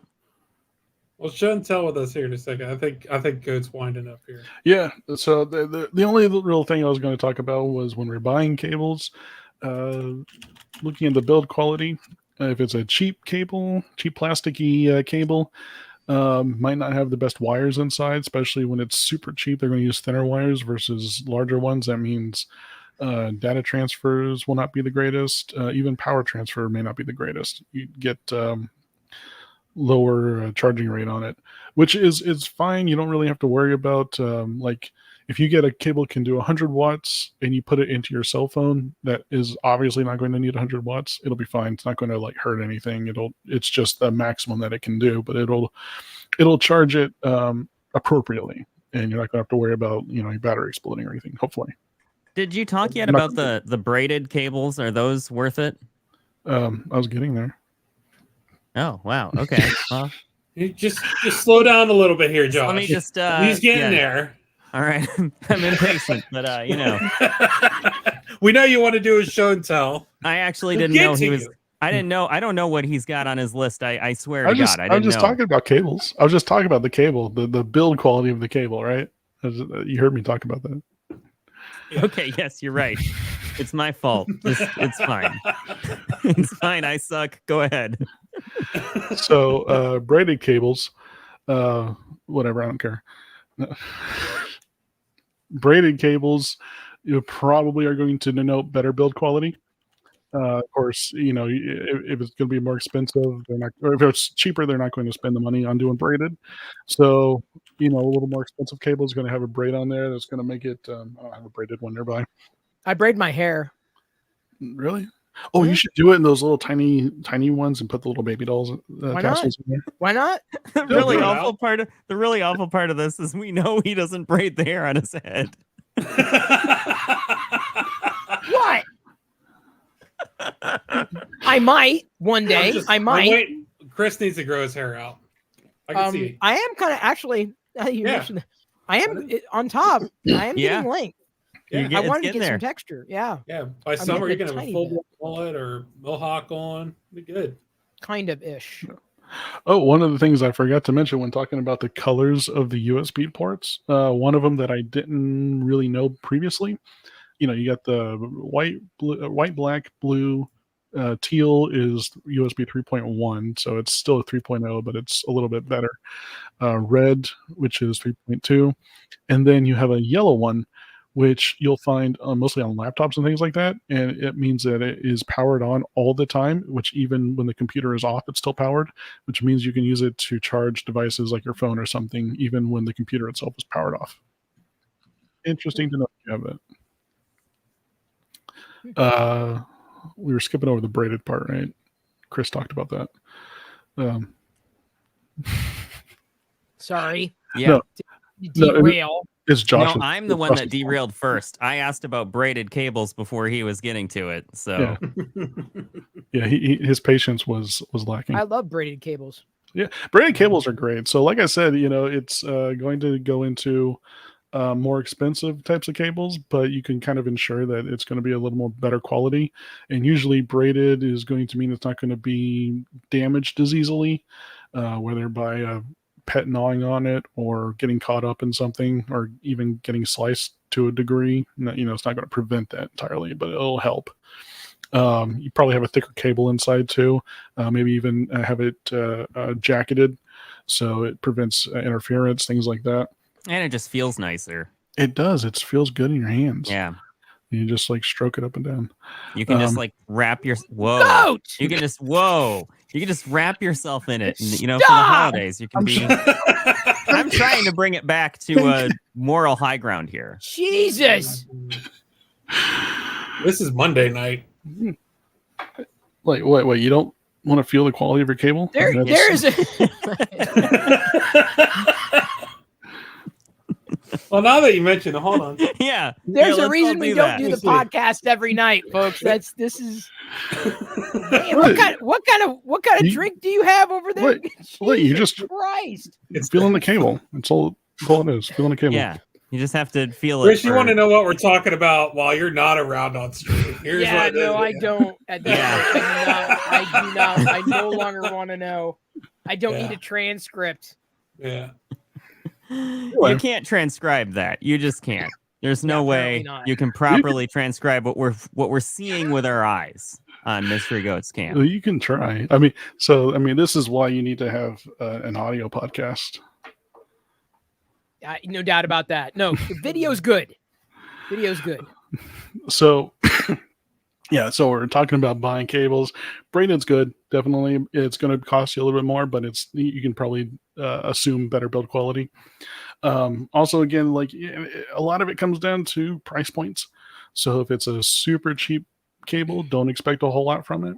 If you're spending a little more for it, then yeah, you're probably going to get a little bit more guarantees on the speeds and power that you're going to get out of it. They have introduced a certification, so USB-IF. So USB-IF is the certification. If the cable you're looking at is advertising that, then you can assume, much like the HDMI certification, it's going to be what it's advertised to be. And that can be different advertisements to what it's trying to guarantee out of it. But typically, if you get the certification, then they're going to be in trouble if they don't deliver on what they're promising from it. So that's really the easiest ways when trying to determine a cable. And again, if all you're doing is charging, even cheaper cables may not deliver fast charging. I've seen that multiple times when you're just trying to buy a cheap cable and you plug it in and like, crap, it's going very slow. Why is it doing that? Well, if you bought the cheapest cable that they have on there, then it's going to charge, but it's not going to be very fast. I saw someone even talking about Micah Knox talking about how charging with USB-C on his JBL speaker, that it doesn't keep up on lower power mode to keep it running continuously. So yeah, I mean, if you're using a really cheaper cable on it, then probably spend a little bit more money, get a little bit better build quality, look for that USB IF certification on it. You should probably have better success in the future for that. Yeah, it's most of the time we're just charging with them, and the stuff that comes with our phone is probably going to be better as all you really need for it. Most of us are not transferring from our phones anymore anyway, and if you are, you can do it wirelessly depending on what it is you're transferring. If you're taking a lot of high quality videos, you'll want a better cable, so spend a little extra money, get the high quality cable. And one of the pieces of advice that I saw for buying cheap cable is that you might be buying it twice. So even if you're trying to be budget conscious, understand that, but budget conscious does not always mean you need to get the cheapest option out there. So I think that's about it. That makes sense. Yeah. Very interesting. Yeah, and always when you're at the store, and you're trying to judge your cable, just stroke it a little while and make sure that it's the proper quality. And just sit there in the middle of Walmart stroking your cable, and you'll learn if it's a good cable or not. Can you do that publicly in stores though? Yes, you can. Ask me how I know. You just might have to be on a registry. I don't know if I want to know how you know. Stand in front of the store security camera, look directly at it. Yeah. And then just stroke your cable. That's a good tip. Yeah. Okay. I'd say this derailed fast, but let's face it, folks. It was never on the rails. No, this was never on the rails. Yeah. Not even close to being on the rails. And for those people that need or are curious about the, are you cable curious? Is this a thing now? Cable curious? Are you cable curious? It's a spinoff. Yep. But the different focuses on how the charging works is that up to about 15 watts is carried at 5 volts. Up to about 27 to 30 watts is 9 volts. Up to about 45 watts is up to about 15 volt. And up to 100 watts is 20 volts. So what that means is the charger is putting out a different voltage to the appliance that you're charging. And because the voltage steps up, it then can push more amps. Because you can think of a garden hose as the thickness of the hose, not the cable goat. Calm down.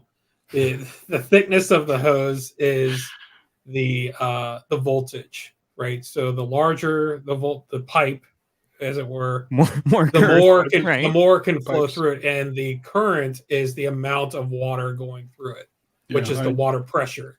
Larger pipes are better. I get it. Yeah. You want a bigger pipe. So that's how they're able to achieve different charging speeds with the same type of cable. If you up the voltage, you can up the amperage and get more charging capacity out of the same gauge of wire. Interesting. So good to know. Yeah.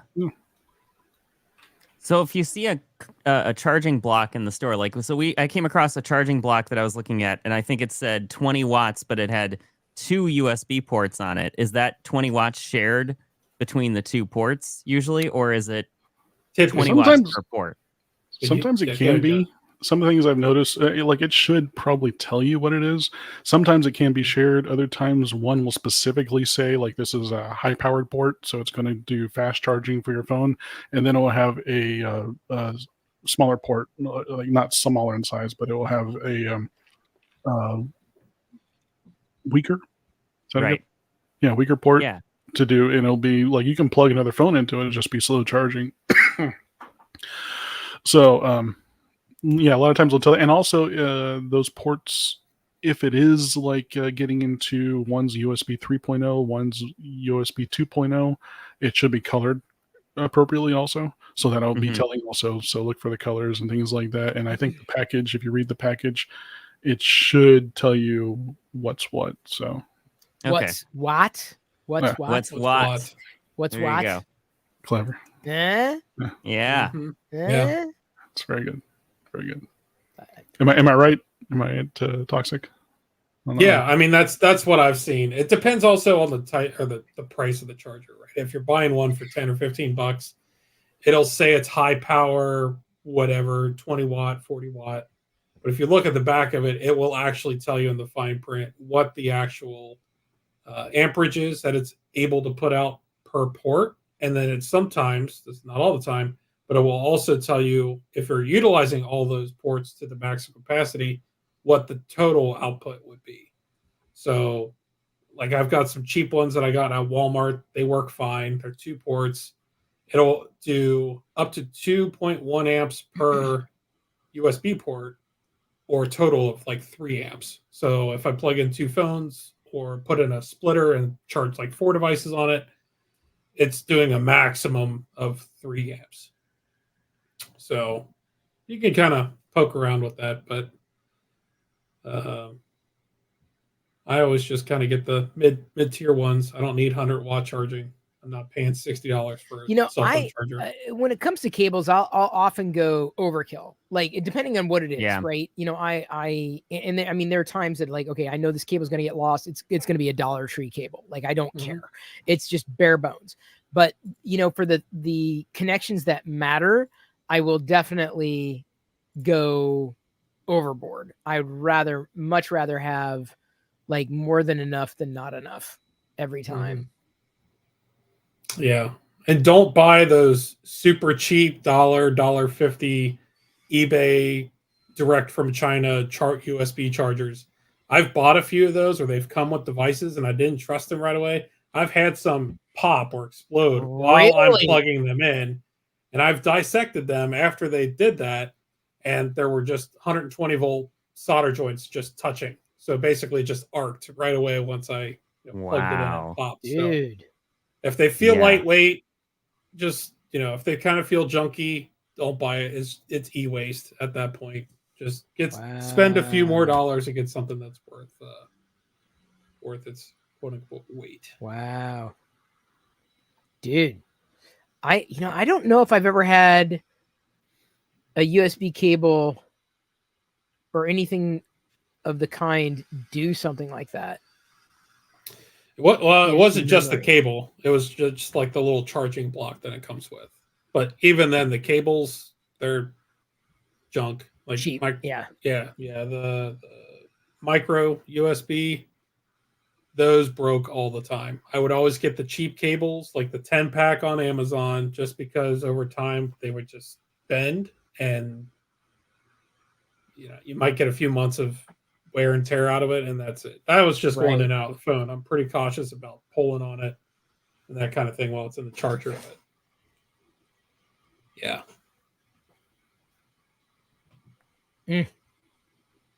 That's more comprehensive than I think anybody was expecting to explore, which is good. The more you know. Yeah. Rainbow. Yeah, get the rainbow. Yeah. Rainbow. Yeah. Yeah, it's a good thing. Thank you, Goat. It was deep. Yeah, thanks, Goat. Yeah, you're welcome. Got a deep dive. Yep. Deep with your cables. Like undersea cables, for sure. Yes, those are interesting too when you look those up.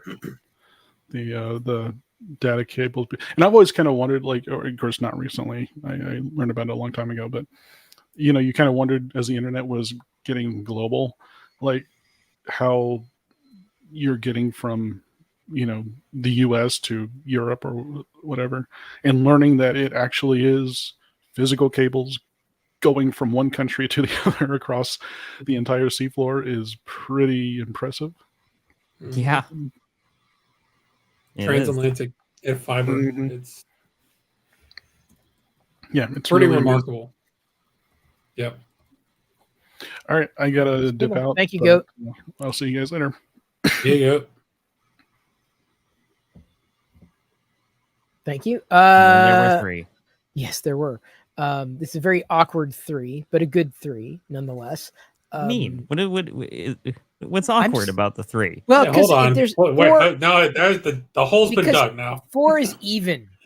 4 Oh. is like, an Oh, even right. 4, and then 3 is this weird inverted triangle thing. Right. Actually, with StreamYard, hang on, I can do this. Watch this. Okay. Oh man, Ooh. I don't know about that. You gotta move yourself into position. Yeah. Here, let me go over. Well, I'll do here because I'm facing this direction. Now I got to move the yourself into TV. Move yourself. Yeah. Because CNUP doesn't want to join. And says, Yeah. oh no, I just want to watch. I'm the watcher. Hang it, up. You gotta join and tell us about cassette tapes, please. Just gonna watch. See, look at that. It's the beauty of StreamYard. It's like, it was just an awkward. I'm like, yeah, this. Look at this. Okay, now this is good.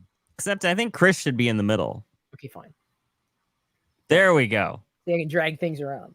Yeah. Fantastic. All right, now Toxic.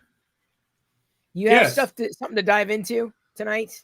I do. I wanted to talk about EVs, and we can premise this by I have an EV. I know both of you do. I wanted to talk more about the adoption across the US market versus the world.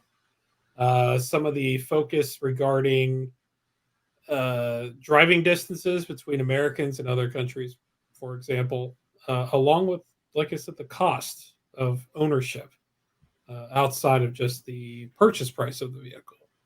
Now, Chris, I know you lease, but a lot of people have been looking at the newer lines or even startup companies that have come out recently over the years for purchasing. There is a company in China that I've been kind of eyeing. Their company name is BYD. They have the company name of BYD, and I lost my tab here because I was looking at USB cable stuff. Where is Of course, it's Goat's fault. It's always Goat's fault. BYD stands for Build Your Dreams. It is electrical conglomerate founded in '95, again based in China, and they currently service several countries, including America, with electric buses and I would say semi trucks, but it's more for like shipping yards and stuff like that. But they're hoping to enter the U.S. market. And right now in the U.S., the average electric vehicle price at the very bottom end is the high 60,000, depending on the model. I know they're getting cheaper with certain cars, and we could touch on that in a second. But the average low end is around the 60,000 mark. Plus, you can go 100, 120 or more, 1,000 US for certain models, specifically the F-150 Lightning and the GMC Hummer, I think is what they call it now. But the big thing is that for adoption to truly happen, costs have got to come down. So companies like the BYD, the Chinese company again, they have a car called the Seagull that was announced this year, and it in China currently costs $11,000 US. Now it is a 4-door hatchback. It'll charge from 30% to 80% in 30 minutes. That price does include some of the the governmental benefits or tax incentives, but it does 250 miles of range. It's basically a tiny little hatchback, so it's economical. I mean, here in the States, you can't even touch a car, an ICE engine or an internal combustion engine car now, or anything under 20,000. So the Tesla Model 3 is coming down in price. That one's around 33,000. And another company that I've been watching for a number of years now is actually Fisker. Fisker has announced a few different vehicles that are out. The current launch vehicle that came out towards the end of this year, but that's been developed, is the Fisker Ocean 1. They have a couple different trim levels like they all do, but the Fisker Ocean 1 will start at 37.5, and that is just a single motor. It'll do about 250, 280 miles on a charge, but it's a full size, what we can consider maybe not full size, a mid size SUV. So there's more and more EVs coming to market. There's hatchbacks, there's sedans, there's a few trucks. Again, the F-150 Lightning. There's a Cybertruck that's now slightly come out. And now we're starting to see a couple of mass transportation devices like buses that could be used around the cities. But I think here in the States, the reason why we also have an adoption issue is because we aren't like European cities or Asian countries where the travel time to major city to major city is 2 hours. And, it might be 100 miles. And it's rare for them to travel that far. It might be, okay, 20 or 30 minutes is a far drive. I could see those types of roads where you could charge up at home, drive around for a day or two. That's your fuel. You can charge up at home. You don't have to worry about all these charging stations across the U.S. Of course, here in the U.S., we have those types of cities as well. But it would be nice, to get a cheap, doesn't even have to run highway speeds, but a cheap electric car that could be a grocery getter or something that will do city speeds, 45, 55 miles an hour, but it'll still get you point A to point B, but it's not designed to go cross country. And here in the States too, I mean, we do drive long distance. So here in the Midwest, a 2-hour drive for some of us, at least, it's not far. And Josh, I know you're kind of nodding at this because it's literally not far. I know. You're saying that the 25 or 30 minute drive is like a long drive there. I'm like, okay, yeah. Yeah. Sure. Yeah. Tell me about that. I'll switch over to you for here in a second, but driving to the store, I agree. Driving to the store, something like that, EVs make sense. But for some of us that do occasional trips where you might drive several states away, it's much more economical to still keep your car for 100, 150,000 miles, just maintain it, keep the ICE engines in product or in use, and in theory, keep the longevity of the vehicles on the road. Just keep repairing them, because then your cost of emissions to produce the vehicle become lower over time, over the lifespan of that vehicle, versus an electric vehicle that might only last theoretically 100, 150,000 miles before the battery needs to be replaced. And most people are going to total out a car when the battery has to be replaced.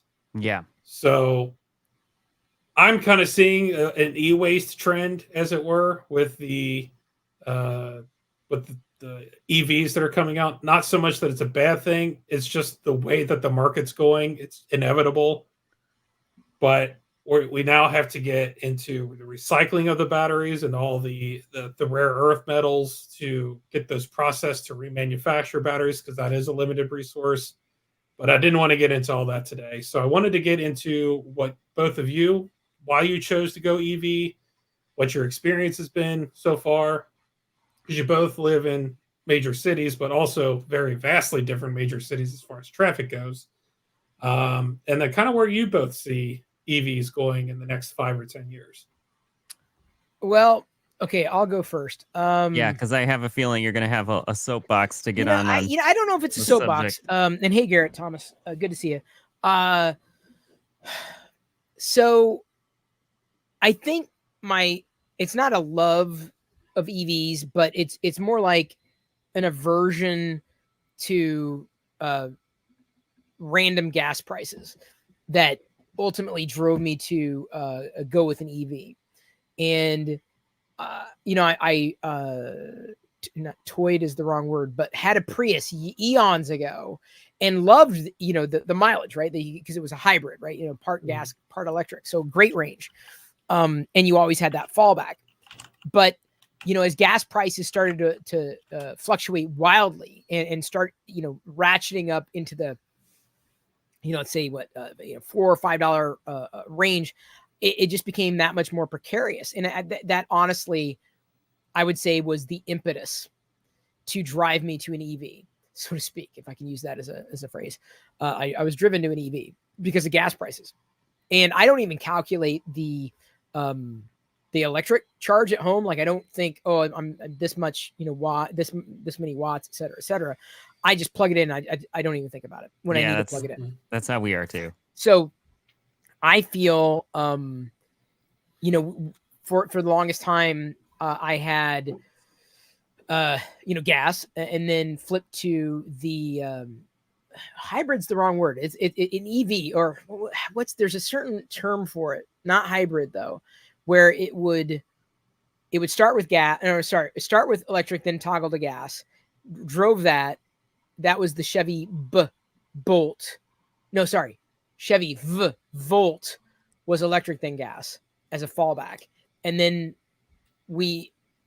at that time, now me, had the Chevy Bolt, which is full electric. So my first full electric, I can no longer say our. My first full electric vehicle was the Bolt, Chevy Bolt, which is disappointing because I loved it.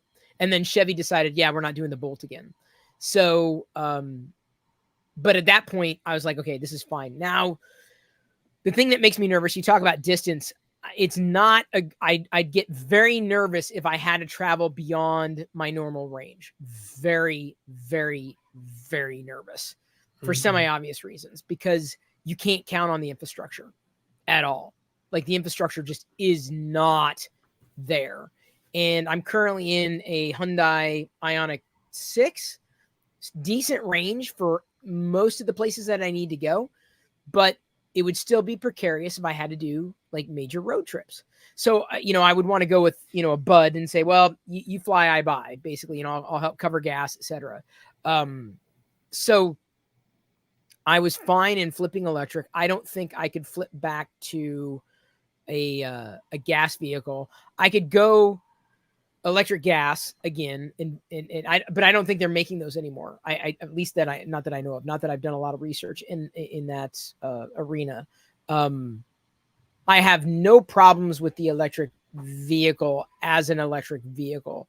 Like I said, though, there have been really no circumstances under which, you know, I've needed to think, am I going to have the range to get to where I need to go?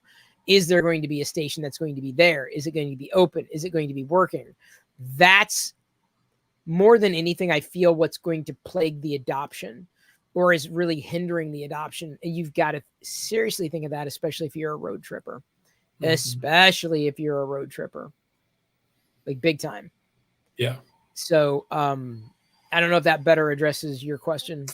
It does. And Okay. You touched on hybrids. So hybrid, that's what I was. Personally, I think hybrids are worse than going strictly EV or strictly gas. Really? The reason being is that if it still has an internal combustion engine, that engine is going to last longer than the battery pack. So when that battery pack does die, you have a dead battery, and that car is constantly going to have an error state until you fix it. And that engine is typically smaller. So like in a Prius, like you touched on, it's technically a small 4-cylinder. I think it's a 4-cylinder or 3-cylinder. It's a small engine that technically is hooked up to a generator to charge the battery and drive the electric motor. It's not directly attached to the drive line. So once that major battery pack dies in a hybrid, it can theoretically total out the vehicle. So personally, if I'm considering an EV or a gas engine vehicle, I'm going to go either extreme. I'm not going to get the combination one because of that fact. That battery will die someday or require some sort of maintenance. But that's good. Josh, I know your experience is a little different with your traffic loads and stuff like that. What do you got? Well, I think that's actually, so we actually bought, full disclaimer, we bought our Tesla before Elon, Elon Twitter debacle, all of that stuff. We bought it like a year before that. So things were still kind of like, you know, Elon was still just kind of a more normal CEO at the time, right? So and it was still kind of an exciting, like, part of it was my love for like gadgetry and techie stuff and all that I appreciated what they were doing with the Tesla from a design perspective, in the sense that it was such a sleek design. I still love the design of the Tesla cars. I think they look really good to me, except for the Cybertruck. But, you know, the Model 3 I thought was a really good looking car. And I loved how it was just the one kind of tablet looking screen in the center, all that stuff. it didn't look cluttered with all these controls. That appealed to me. So that was kind of my initial attraction to it. And then, of course, the supercharger network, the infrastructure that they have built out is still, and I'm hoping they've said that it's coming to other EVs as well. And we'll see if that, when that happens. Yeah, the connector's coming. Right. It's coming. So that's going to change things for the better for a lot of people. And in fact, maybe us in the future, if we end up with a Hyundai or something like that. But the infrastructure was definitely a big part of why we went with Tesla as well, because we thought, okay, if we want to take a trip to the Bay Area, because we still kind of want to go back and forth between where we used to live, that kind of stuff, we'll be able to do that comfortably. So I think that was the reason we went with the car that we did. The EV was just that we took advantage of a time we could sell our Honda Civic when we could get the most for it. And then we were like, okay, it's not going to get better than this. Like the used car back in like 2021, there was a period where it was real good prices for selling used cars. So we took advantage of that and thought, okay, let's go with EV.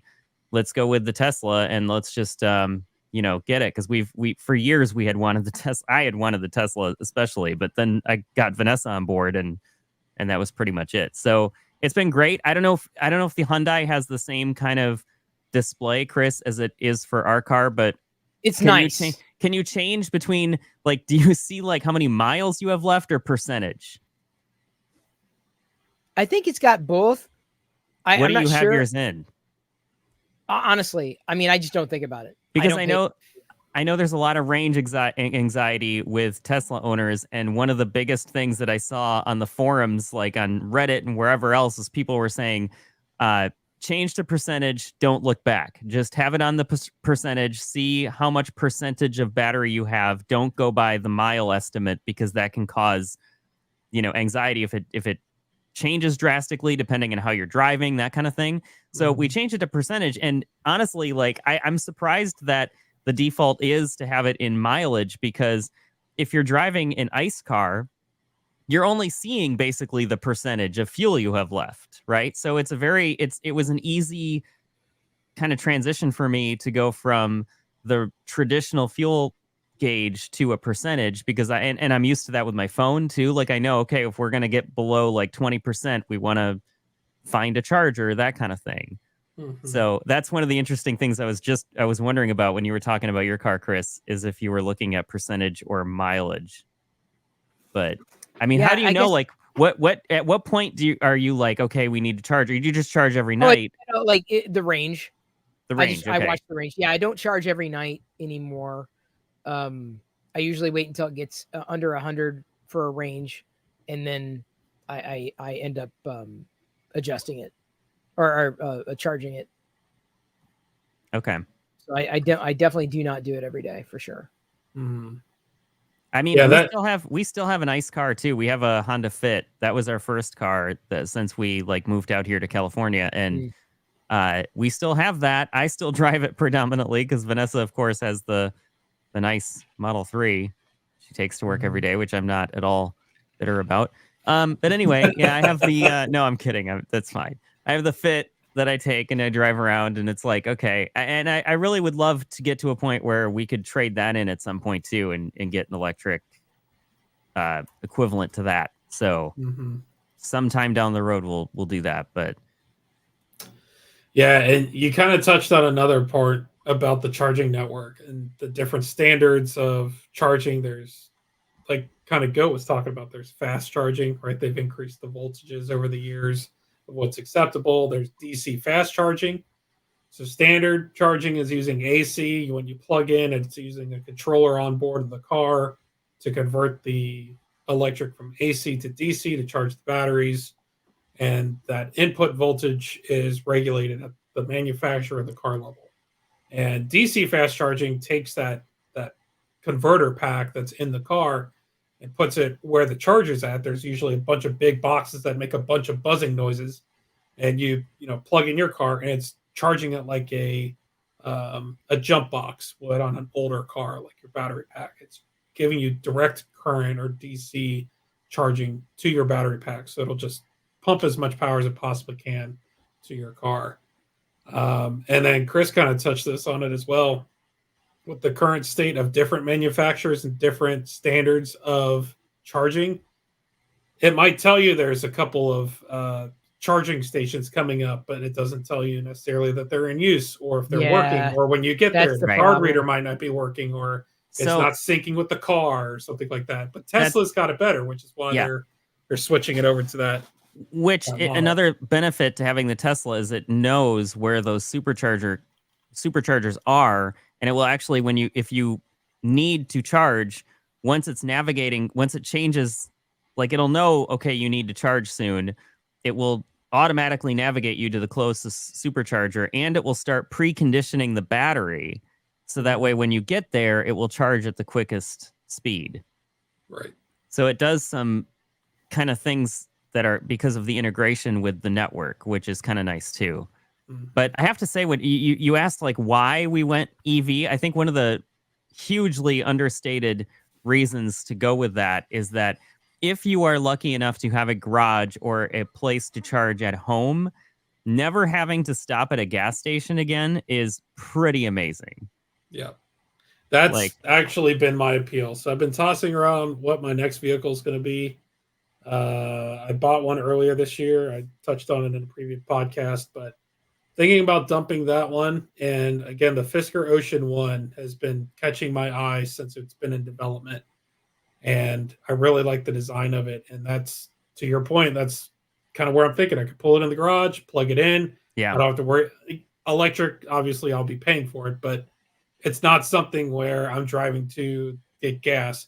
Now, I work from home, so I fill up my car maybe once a month. So it's really, I'm not even going to be paying that much in fuel anyway, whether it's electric or actual gasoline. For me, again, it's the range anxiety. I do like to drive places. I mean, I've driven to Texas, I've driven to the East Coast, Florida, whatever it may be. I don't mind driving. So for me to get in an electric car and having to stop for 30 minutes to an hour, finding chargers to charge my vehicle and then continue my trip, that just prolongs it. I'm the type of driver, if I'm by myself, if I've got people in the car, I have to, we're hungry, we need food, whatever. If it's me, I've got snacks, I got the radio on, I'm not stopping until the car needs fuel. And that's when I'll take a bio break. I'll get any snacks or drinks if I needed, fill up the car, and I'm back on the road within 10 minutes. Right. And that's how I like to do my road trips. Just knock it out, get it done, crush the miles. Yeah. And you kind of touched on the Cybertruck too. Have you seen the interior of the Cybertruck? The videos, just some pictures. Yeah. I don't like it. I don't like the Cybertruck at all. I think it looks horrible. But the interior is extremely bland. I thought it's literally just the yoke and a screen. I know. I saw one person reviewing it, and they got in, and they're like, "Yeah, okay, so here's the Cybertruck interior. It's got a lot going on." And I'm looking, I'm like, "It's just a screen and a yoke. What are you talking? You don't even really see vents." But I have to disagree. I love the minimalist approach to it, because now every car that I see the interior of, I'm like, what is all this crap? Like, there's so many little buttons and dials and all this crap, and it's like, you don't need a lot of this stuff. I think maybe Tesla does go a little too far on the minimalist side. They could offer a little more tactile control, but as a whole, I prefer the clean aesthetic. So that's another problem that I have that no other car manufacturer is willing to do, is kind of dial back some of the dials. That's what I want. Yeah, and I'll touch on the Fisker Ocean one again, just because that's one of the EVs that I know a lot about. The one thing that I don't like about a lot of EVs, or even cars in that fact, is all the HVAC controls. The AC and the heat are going through touch screens. I do not like that, because I don't want to be able to drive and then take my hand or my eyes off the road to figure out what menu I'm in, to figure out, okay, do I want to turn down the AC? Do I want to turn up the vent? Do I want defrost? All this other stuff. I want tactile buttons. And Fisker kept that for volume, for temperature, for fan speed. All those are still tactile buttons. Those are things. There are definitely like a handful of things that you want to have the muscle memory. You don't have to look at it. You can just go and, change things. Mhm. Those are things that I wish we didn't have to give up in Tesla land. But with other cars, it's like it's either you go with just way too much buttons and knobs, or you go with nothing. And it's like, yeah, I don't know. I could be wrong. I haven't seen all of the options of EVs out there yet. I mean, there's cars coming out all the time, but yeah. Yeah, there's quite an abundance of them out there. And there's going to be continuing options. Again, talking about these possible imported vehicles, I think that's going to increase the adoption of a lot of people. It's the cost. The batteries are the cost of the vehicle at the end of the day. Right. It's all the rare earth metals. So until that technology can really improve, which it's already gotten leaps and bounds better since the late 90s and 2000s, when they were really starting to test and develop the vehicles, which electric cars came out before internal combustion engines. We had electric cars over 100 years ago. Really? Yeah, I was just going to say, actually, it's so funny. I was just going to say, I saw a post about one of the first automobiles was an electric car. Mm-hmm. Yeah, it was a Horses. I don't remember how fast it went or the range, but yeah, they were battery cars before there was internal combustion cars. Yeah. Huh. So it's not new tech. It's not a new idea. It's been around for a while, but I'm just hoping that the technology does increase where it's not as heavily or negatively impacting the environment for the production and recycling the vehicles. Right. Or the batteries themselves can come down in cost for replacements to keep them on the road. Yeah, I just don't know what that delta is going to be. I really, yeah, and as much as I really like, I don't know if I could go back to driving a non-electric vehicle. Yeah, I wouldn't want to. Yeah, I just don't know if that would be the thing that I could do. Quite honestly. I mean, I still do drive a non-electric vehicle, but I'm saying like I would want to go more electric, not replace, not the other direction. Yeah. That's what I'm saying. Yeah. Like it would be, I don't know if I could pull it off. I don't know if I could do it.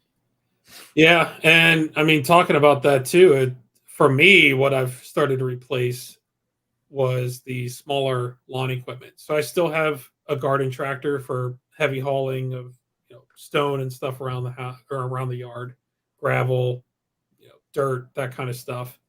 And I'm obviously cutting the lawn. The bigger the lawn, you can't do small battery stuff really easily. But weed eaters, chainsaws, that kind of leaf blowers, that kind of stuff. Switch to that on 18 volts or whatever, 20 volts, whatever the brand is. Those have been impeccable. Like you don't have to mix 2-stroke engine gas anymore. It's just you pop the battery in, and you don't need to sit there cranking on it anymore. It's that type of stuff just sits. So that's a warm welcome for me. I can't do the full size riding mowers just yet because again the battery packs just at least on those they just don't last long enough. And yeah, so. What do you know about the ability to replace cells in batteries and not an entire battery pack? Well, we'll start off first. It's tricky. I mean, if you've got the battery pack itself, we'll scale it down and we'll say a drill battery, like a Ryobi or a Milwaukee or something like that. You break that open, it's the same, if not very similar to how the old laptop batteries were. They look like large AA's. You can just take your multimeter across those and just check the voltages until you find 1 or 2 cells that are not where they should be. Typically, I think they're around 1.35 volts, plus or minus some, depending on the specifications. But if you find one that's like 0.8 volts or something, that's obviously your bad cell. And what it'll do is it'll actually pull a drain, or like a small short on the other batteries. It'll constantly try and deplete those other cells. So to remove those, you can just cut them out of the circuit, get your other ones and solder them in. And that's where the risky part is because they're a bit finicky. So if you do it wrong, you overheat the cell, they can catch on fire and kind of pop into a fiery explosion. So Yeah, that's not good. if you do work on them, just be careful and mindful of that. Be near a door or something. So if something does go wrong, it starts to get hot, you just throw it outside. Yeah, or just do it outside entirely. Yeah, you definitely could. So Yeah. you can repair them for sure. Okay. But that's the cell that's in your electric car. If you open up your car's battery pack, it's basically hundreds of those cells just stacked in a way to get the voltage that they want out of it. And then they're packed in series and parallel, so you get the voltage and the amperage out of it to drive the car for the distance plus the how fast you want to do it to get that Tesla Plaid performance out of it. Right. Yeah, we don't have any Tesla Plaid performance on our Model 3. We haven't even to get the full acceleration of what the vehicle is even capable of, you'd have to pay $2,000 to unlock that. It's ridiculous. Like that crap drives me crazy. Well, like I said last podcast, those Teslas you can hack. So if you're out of warranty, yeah, well, we're still in warranty and we need it because we have an appointment coming up on tomorrow, actually, that early in the morning, unfortunately, to get the climate control looked at because that's our first actual thing that went wrong. That's going wrong with the vehicle is the climate control isn't working properly. It needs to be because Elon does not believe in climate change. So right, yeah, but the climate in our car is changing. Just saying. Yeah. Just saying. The climate in our car is changing, though. Not changing. I don't know. It's been an interesting watch for the past 10 or 15 years to see the EV market come to light. And they have made strides, obviously, over the years. If you asked me about 10 years ago, were EVs or even hybrids really worth the buy yet? Because of the impact to the environment, how everything was developed, I would have told you no. Right. Where we are today, my answer is starting to become yes. The issue that I have is, again, it's the batteries. Yeah, I know. And then we touched on this last podcast with some of the smart devices. What happens when these cars become out of date? You can no longer update the software, or they may become like phones where somebody somewhere is going to create a separate bootloader where you can run a custom operating system on it. You almost got to think that's what's going to happen. Yeah. But, I just don't want to see these cars basically get thrown away. It's like, well, I can't update these apps or it doesn't have this feature on it anymore. So I'm going to go buy a new one. And, this one's basically e-waste to me. Obviously, somebody will buy it. You can see what I'm talking about. Well, speaking of waste, actually, on that topic, I wanted to ask this question too. How do you guys not have to pee as much as I do? I don't know. Right now, I really don't know. I have to go again. And I'm on my second beer and I'm like...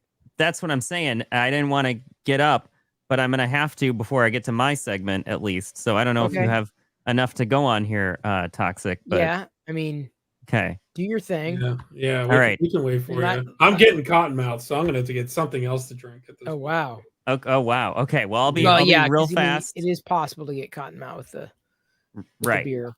I solved the cotton mouth problem by just having more beer. Yeah. Okay. Well, that's what I'm working on, but unfortunately, it generally has to go somewhere. So the thing that I'll do to stay ahead of that. But that's me. I'm kind of weird that way. I'm very strange that way. Fred says just put a bucket under his chair. That would work too. Yeah, you never know. Have to get there. Yeah. I wouldn't. I'll say this: I would not want to know, like whether that was happening or not. Let me just. I'm good. Things that you just don't want to learn. Mm-hmm. File that under that. Yeah. Yeah. So, yeah, it's interesting. I didn't realize that by, choosing an electric vehicle, it would be as divisive is the wrong word. I mean, people have strong feelings one way or another. Oh, gas vehicle versus electric. And to me, I guess it's less of, it's less of an issue. It's definitely not political to me, right? I don't care. Big oil versus, I'm going to be supporting them no matter what I do. It's just more not having to refill. It has nothing to do with the environment. I'm not like a tree hugger in that sense. It's just not having to pay the gas prices. That's the thing. I mean, even with the total cost of ownership, because it is higher, right? I'm sure if you calculated it out, there's just something about going to the gas station or not going to the gas station that is just so compelling for me. So compelling. Yep. Yeah, you actually hit another point where I'll say a lot of activists are for electric vehicles, for a greener world, for example. But they forget the fact is that even electric cars are built and shipped by oil. Yeah. Plastics, all the plastic fibers inside the car, the dashboards, the bumpers, parts of the paint. I mean, the metal alone, that's all manufactured and shipped. So it's like every single part of that car still is affected by oil. We will never get rid of oil products. Now, that's when you get into a deeper dive. But my point is that they're not green machines, right? They're not pumping these things out and it's like a magic fix for everything. But I do see the appeal, and I've seen a couple of cars that are out there, but the range anxiety is the biggest thing for me. Yep. I don't see myself purchasing one just because of that. Totally understand it. Totally understand it. Yeah. Well, I think the one thing that might benefit, though, is in a place like Los Angeles where smog is a big concern. There might be less, because it's not the pollution isn't spread out across the entire state as much. You're at least changing where where the bad environmental impact is, instead of it being spread out and everyone having to suffer with it.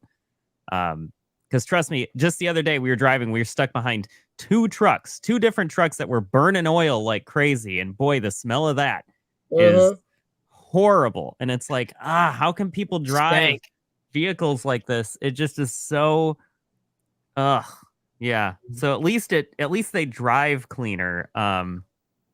But yeah, I hear you. It's still not, in the big picture, maybe doing enough.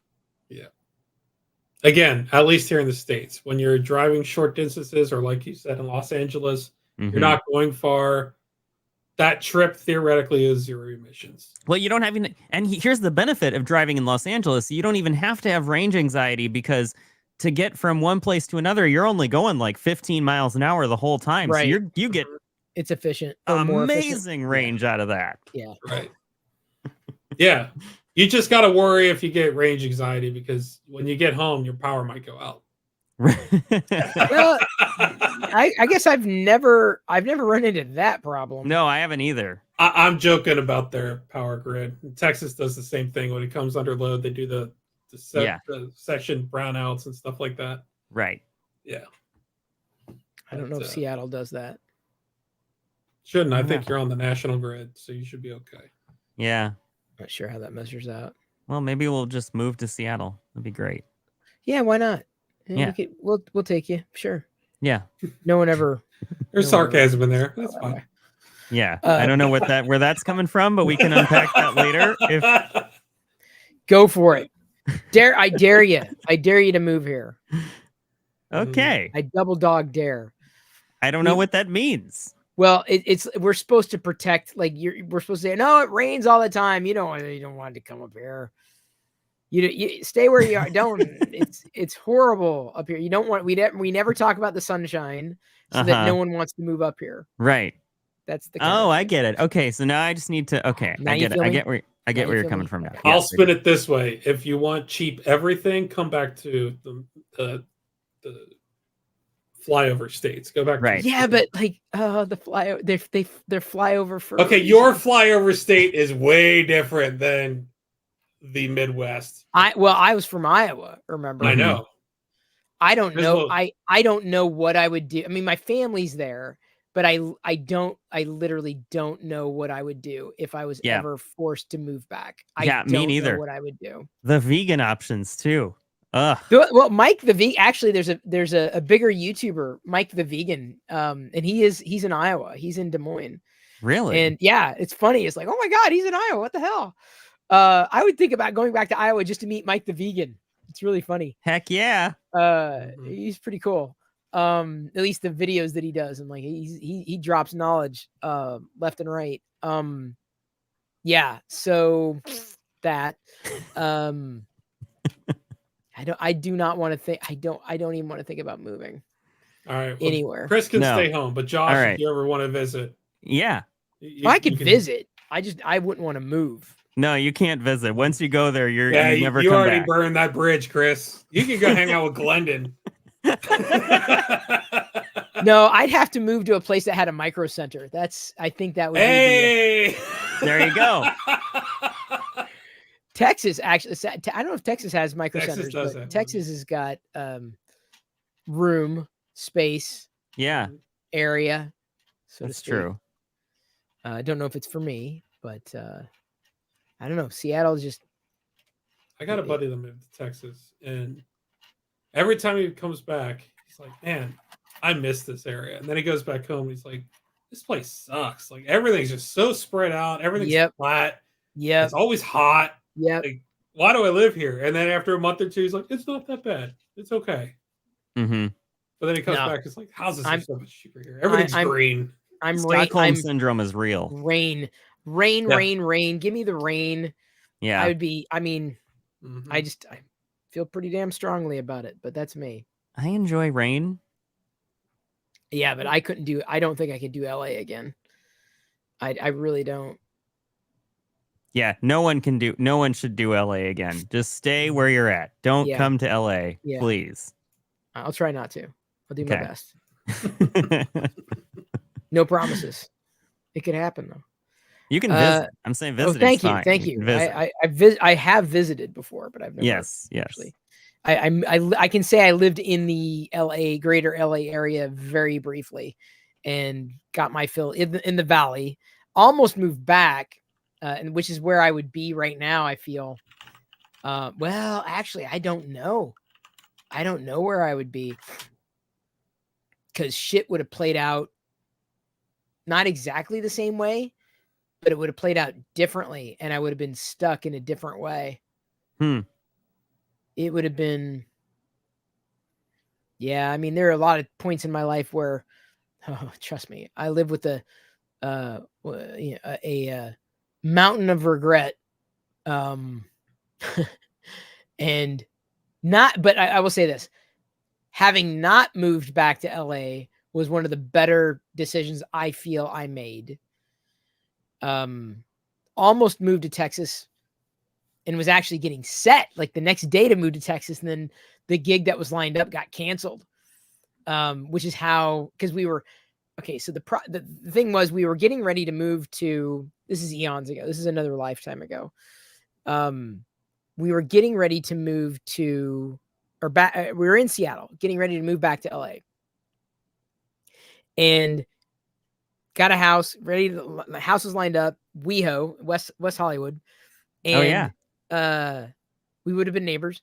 And it was, the house was in escrow. It was set. Okay, this is going to happen.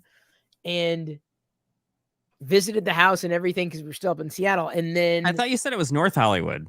Oh, maybe was it North?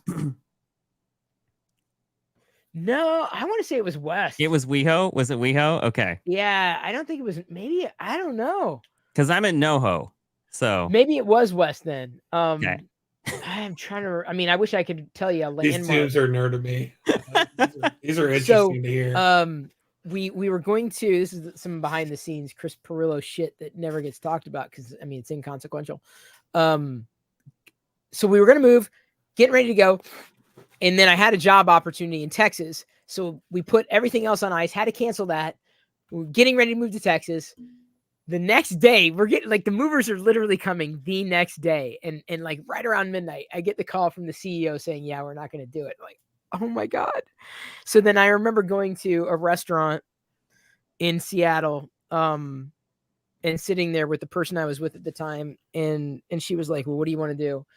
And I was so devastated because it's like we were getting ready to go to LA. That was going to happen. Then that got dropped. And then Texas. And then that got dropped. And I was just like, I just want to stay. I feel like this is where I need to be. And I don't know why. But I just didn't want to be anywhere else. It just felt safer here. And so we doubled down and found ultimately what became my house. And I've been there, here for 15 some odd years. So a long fucking time. Pardon my French. Not that, this is going to get demonetized, but yeah. Wow. Yeah. Wow. It was a story and a half. I mean, no one cares. No one, I'm not, don't need to document everything. Oh, Chris, what happened at this time in your life? Let me tell you, I feel like I'm entering in my fifth life. Every decade, I swear to God, I'm living a different life. I mean, it's the opposite of what I wanted. I wanted a stable life. I wanted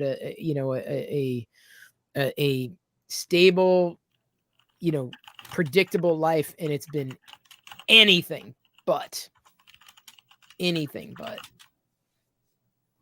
So it was probably good you didn't go to Texas because you probably would have melted. Yeah, I would have. Yeah. Easily. I'm glad. I'm glad. Ultimately, like I said, I'm glad that it did not play out the way that it did. Yeah. I'm grateful for that. Mm-hmm. I mean, if I'll put it this way, if the position somewhere was right, I would do it. I got an interview with Lego Group. This is about a year ago ish, and they wanted me to move to California.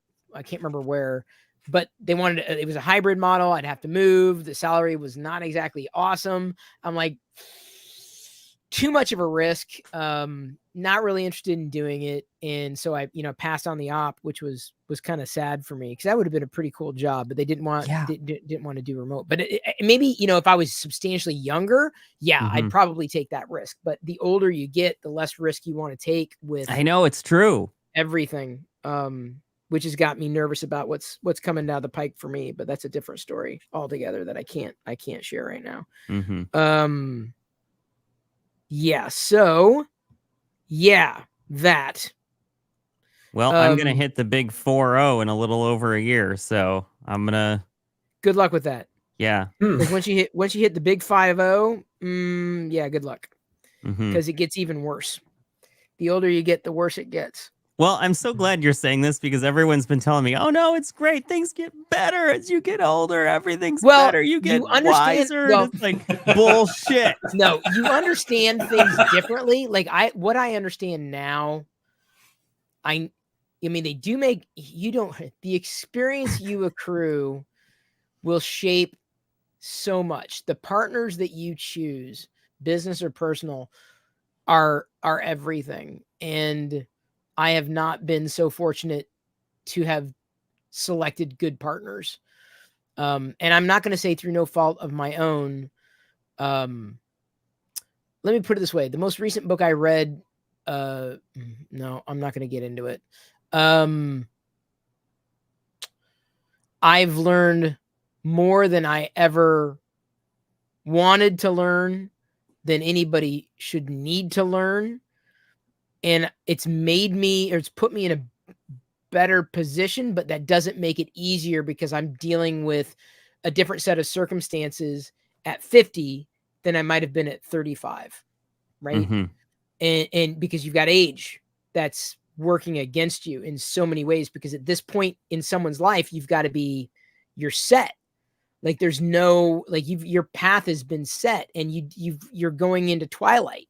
So it becomes that much more, everything becomes that much more precarious. And you don't understand that until you get to that age where you realize, okay, you can't take the same risks as you used to. Everything is calculated and you've got to decide how is this going to play out and where is it going to play out? So it's a series of risks and it's a series of calculations. I wouldn't say it gets better. I think you understand life better. I think you've accrued more experience to lean on if you care to lean on your experience, but it is not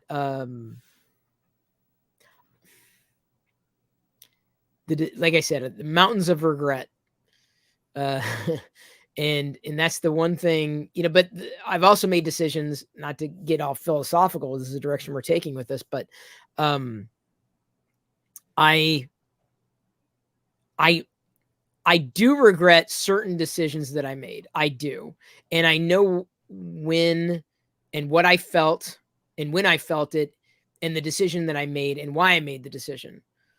But at the same time, when I start peeling back layers of the onion, if I think, oh, I wish I would have made this decision then, things would be different and things could have been worse for me because of everything, whether it was my journey or what had come out of those decisions, dumb luck or circumstance or what have you. So I try to, the way that my philosophy is, well, shoot your shot so that you're not, thinking 10 years down the line, I wish I would have done this. And I feel much better in saying I did it and I tried rather than thinking I wish I would have done it. So Right. which to, as a risk taker, a calculated risk taker, I'm used to it. I'm used to living in risk. It's not fun, but at the same time, it allows me to not feel like, okay, again, had I not met certain people, I wouldn't be here. It just, mean, period. End of story. Like, had I not had, I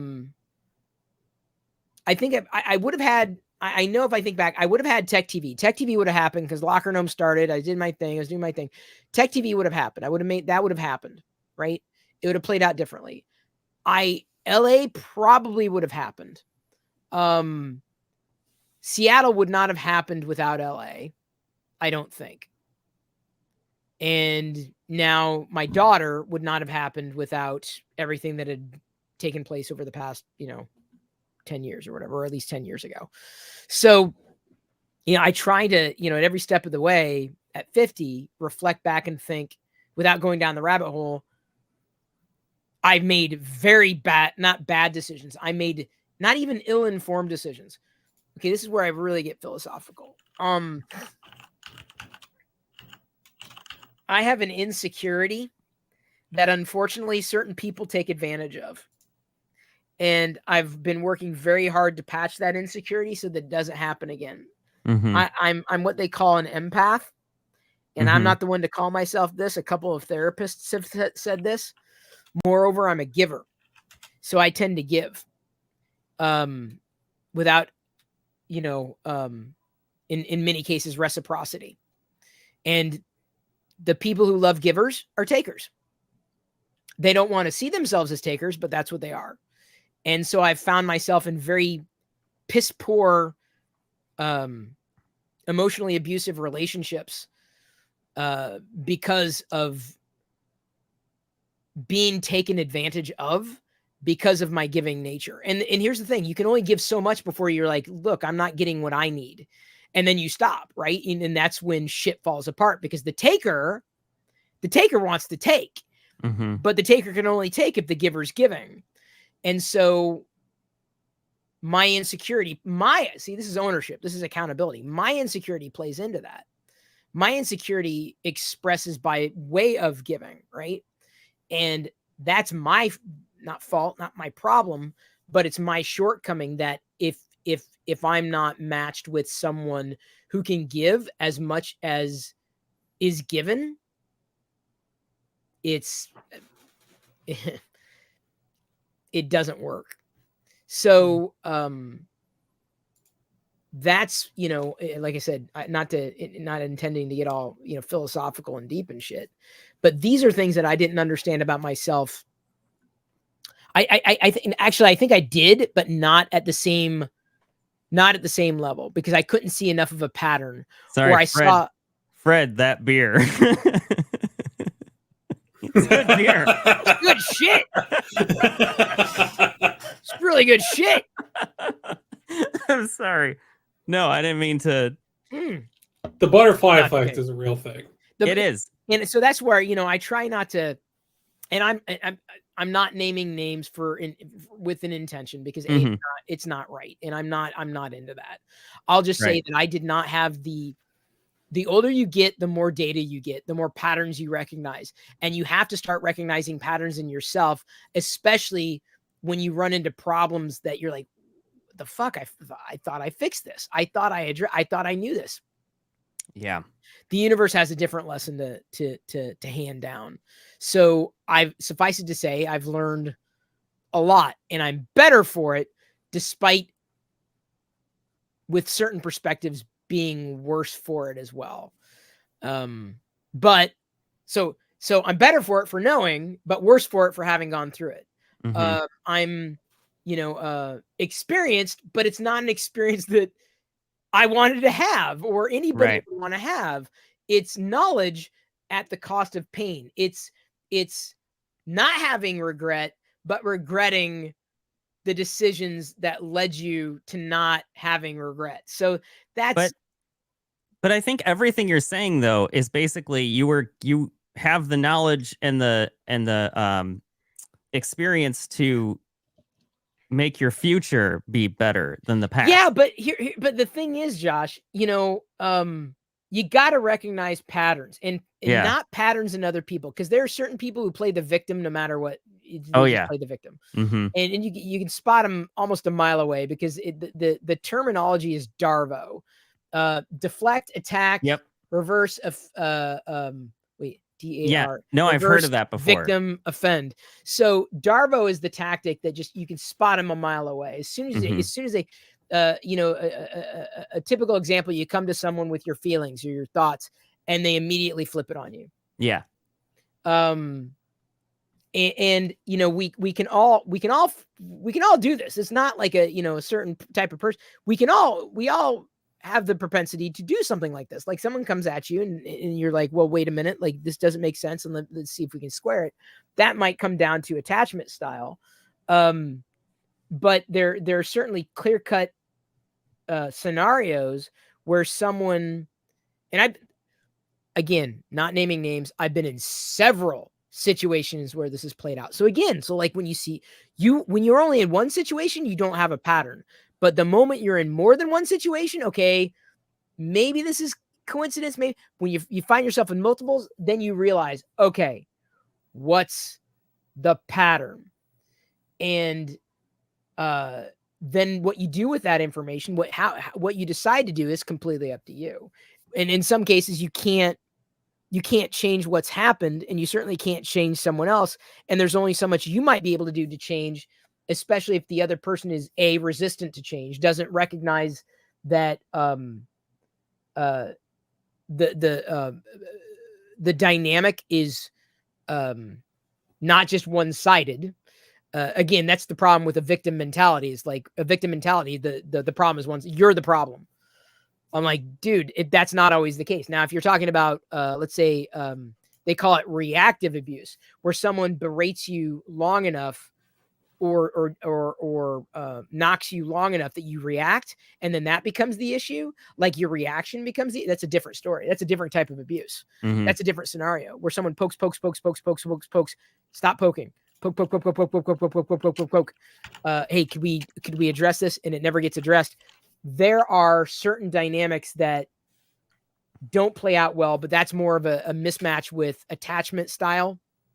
That's a completely different philosophy altogether, which is interesting. If you're ever interested, you might want to look up. There are attachment style quizzes that you can take of your attachment style inside a relationship, that can bring you better awareness to be more present in a moment, or at least recognize what is happening, such that conflict, can be resolved or has the chance of being resolved, versus just this vicious cycle of nothing ever changes. And without knowing and accommodating, let's say, in theory, an attachment style, which is far more scientific than the pseudoscience of quote unquote love languages. Yeah. Love languages.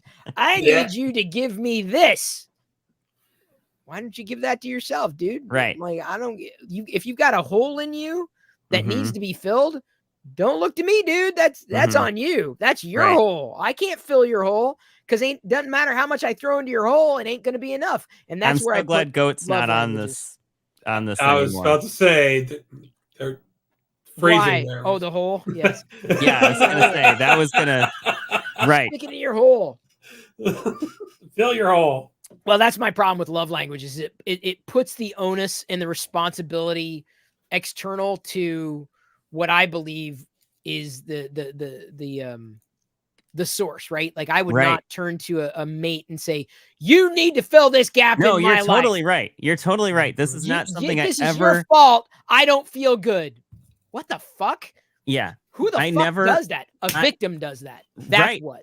And I never thought about how, oh man, there's so much stuff in our zeitgeist that makes people feel like they're entitled. yeah. It's entitlement. Okay, so again, I'm going back to love languages because this has got the, well, my love language Yeah, is that's a very getting buzzy shit. thing. Yes. Well, Mhm. I'm glad your love language is getting shit, so that puts the onus on me to fill your hole.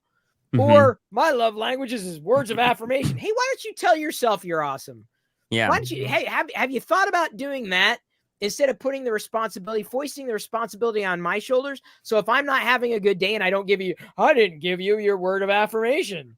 I didn't say you were doing a good fucking job, even if you weren't. This is my fault.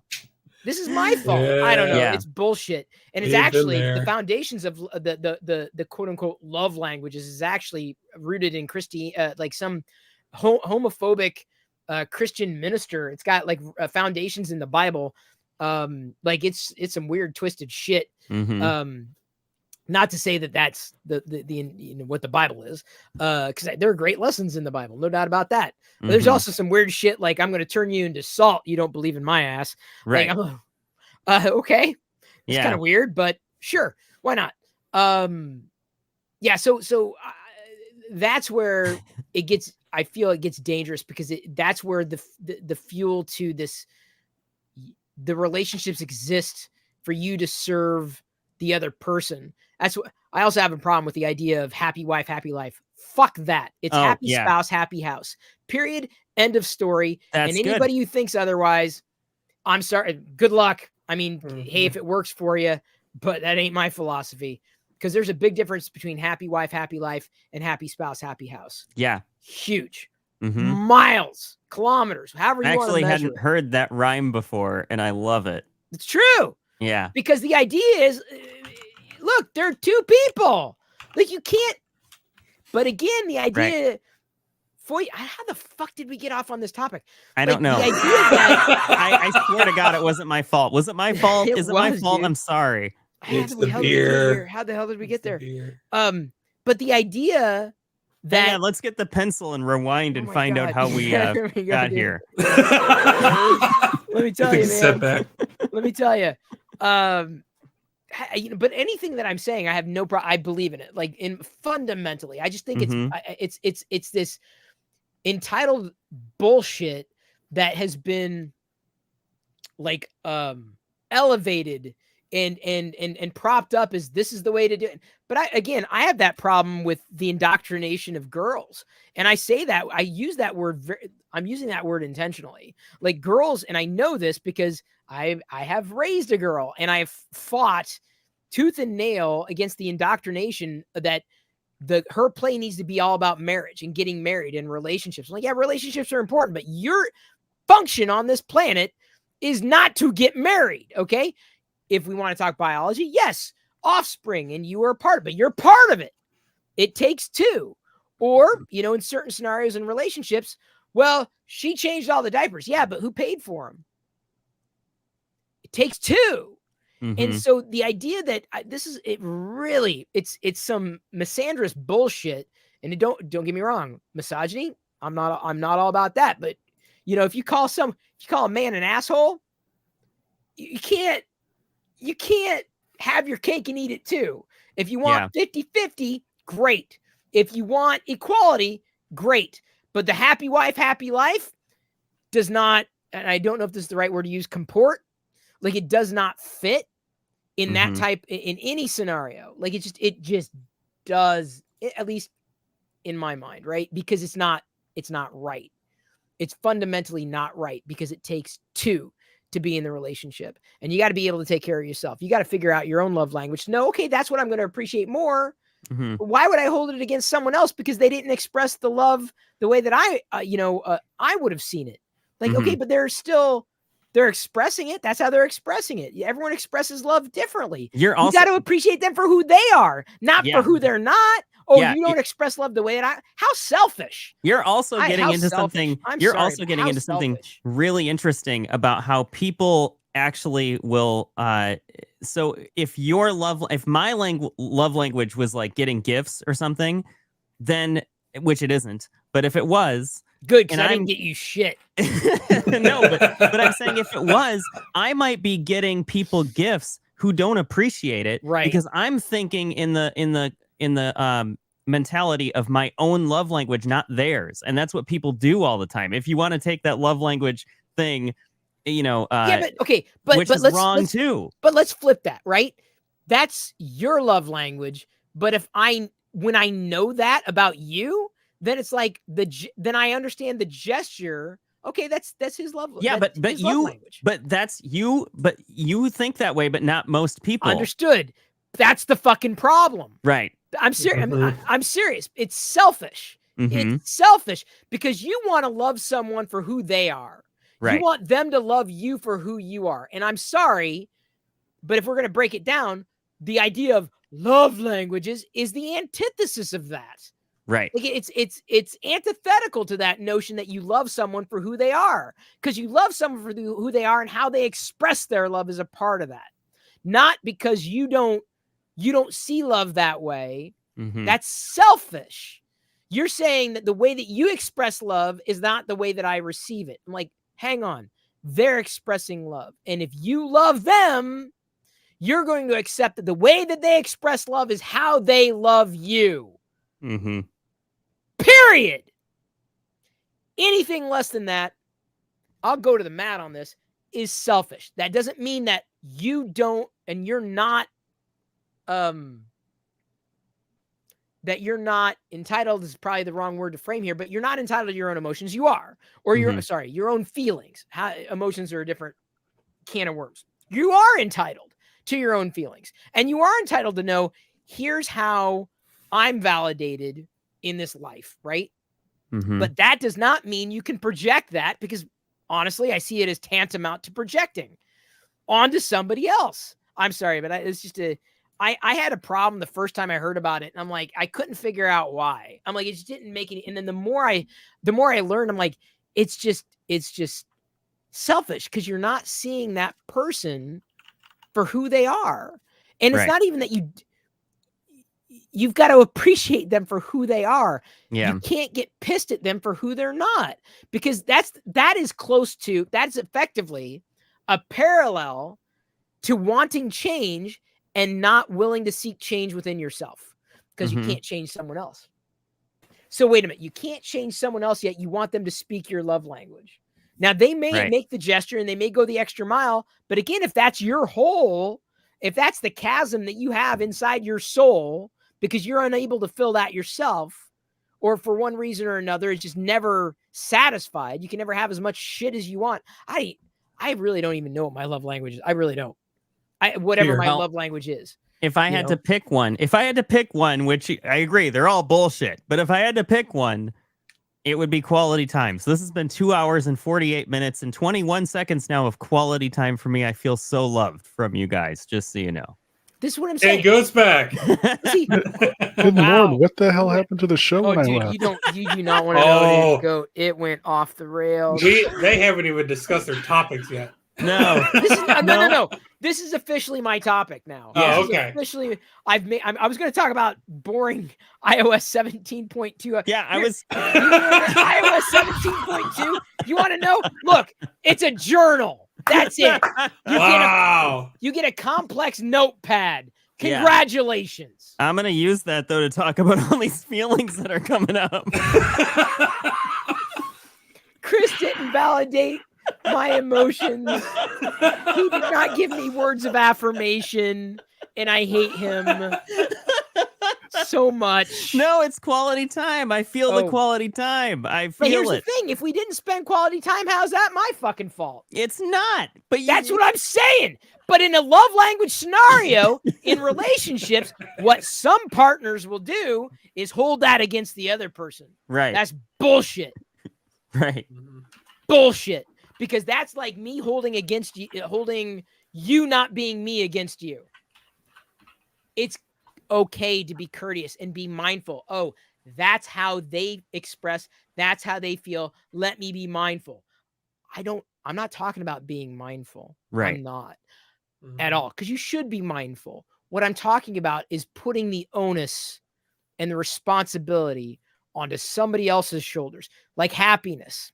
Happiness, Josh, we got on this topic because we were talking about age and but like, yeah, you're right. It is my fault because I said I was turning 40.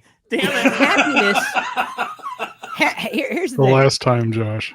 Happiness is, and this is not something I feel I understood in my younger years, and I understand it intimately now. Or more intimately now. And I'm grateful because now I can pass this wisdom on to my daughter. Happiness comes from within. Yes. And a lot of people, men and women, don't seem to understand that. They project that unhappiness onto somebody, their partner. I'm unhappy. It's your fault. I'm unhappy. Bullshit. Like, you're bored? Well, fucking figure out something to do, dude. Like, your boredom is your problem. Like, I'm not here to fucking entertain you. Like, well, I guess on YouTube I am. But like, it's the idea that you are. I don't know. I don't know if it's Western society. I don't know if it's American society. But the selfishness, the unadulterated selfishness that people have with the love languages and the I'm unhappy. It's your fault. I'm like, I'm doing everything. It's just it's mind-boggling. And I'm Gen X, and maybe this is a generational thing because Gen X took care of their own shit. But I'm telling you, millennials, Gen Z, different story. I think millennials just don't, I'm going to call it generational. They just, there's a sense of entitlement. I'm technically millennial, but I lean towards Gen X. I'm like at the very beginning of millennials. We take care of our own shit. We're like, no, dude, like we take personal responsibility. And I'm telling you, I'm just telling you that seems to be in short supply these days. This idea of personal responsibility. I feel this way. It's your fault. What how does that work? How does that even work? Like I see it, like how does that? It doesn't. But that's the problem. Swear how you cannot see that as being selfishly motivated. How do you see it any other way apart from selfish? I feel, and it doesn't mean like, okay, let's say in a dynamic. Okay, let's abstract this from the idea of a romantic relationship, even Jedi, right? If I do something, I do something and my daughter feels something, I'll take accountability for the thing that I did. She asked, what was it the other day? She asked, did you do this? Now, in that moment, I knew that it would be shameful for me to say yes, because I did do it and I know that would hurt. But I said yes anyway. And I felt the tickle. I said yes anyway because she deserves the truth. And I'd rather put the truth out there and be honest with her to teach her, hey, I'm owning up to it. I'm taking accountability. Sorry that I hurt you. I'll do better. I'm working on it. Yada, yada, whatever it happens to be. And, illustrating it that way. So I'm not saying that you should not take personal responsibility or responsibility for the things that you do, right? I'm saying you can't take... when someone expects that you're going to take responsibility for how they feel independent of you, that's what I'm talking about. Because if you bring about feelings in them, like let's say you spend all the money of the month and then they get pissed off. Well, yeah, you are responsible, as opposed to I'm bored. It's your fault. Like, do you understand? And maybe those are extreme examples, but I feel indicative of the type of selfishness that I've seen and heard, and more of the accountability or potentially the lack thereof in certain respects. And in many ways, those who are selfish and expect others to fill those holes in their life for them very much can't take accountability because they can't square that they have to be responsible for their own shit. Seriously.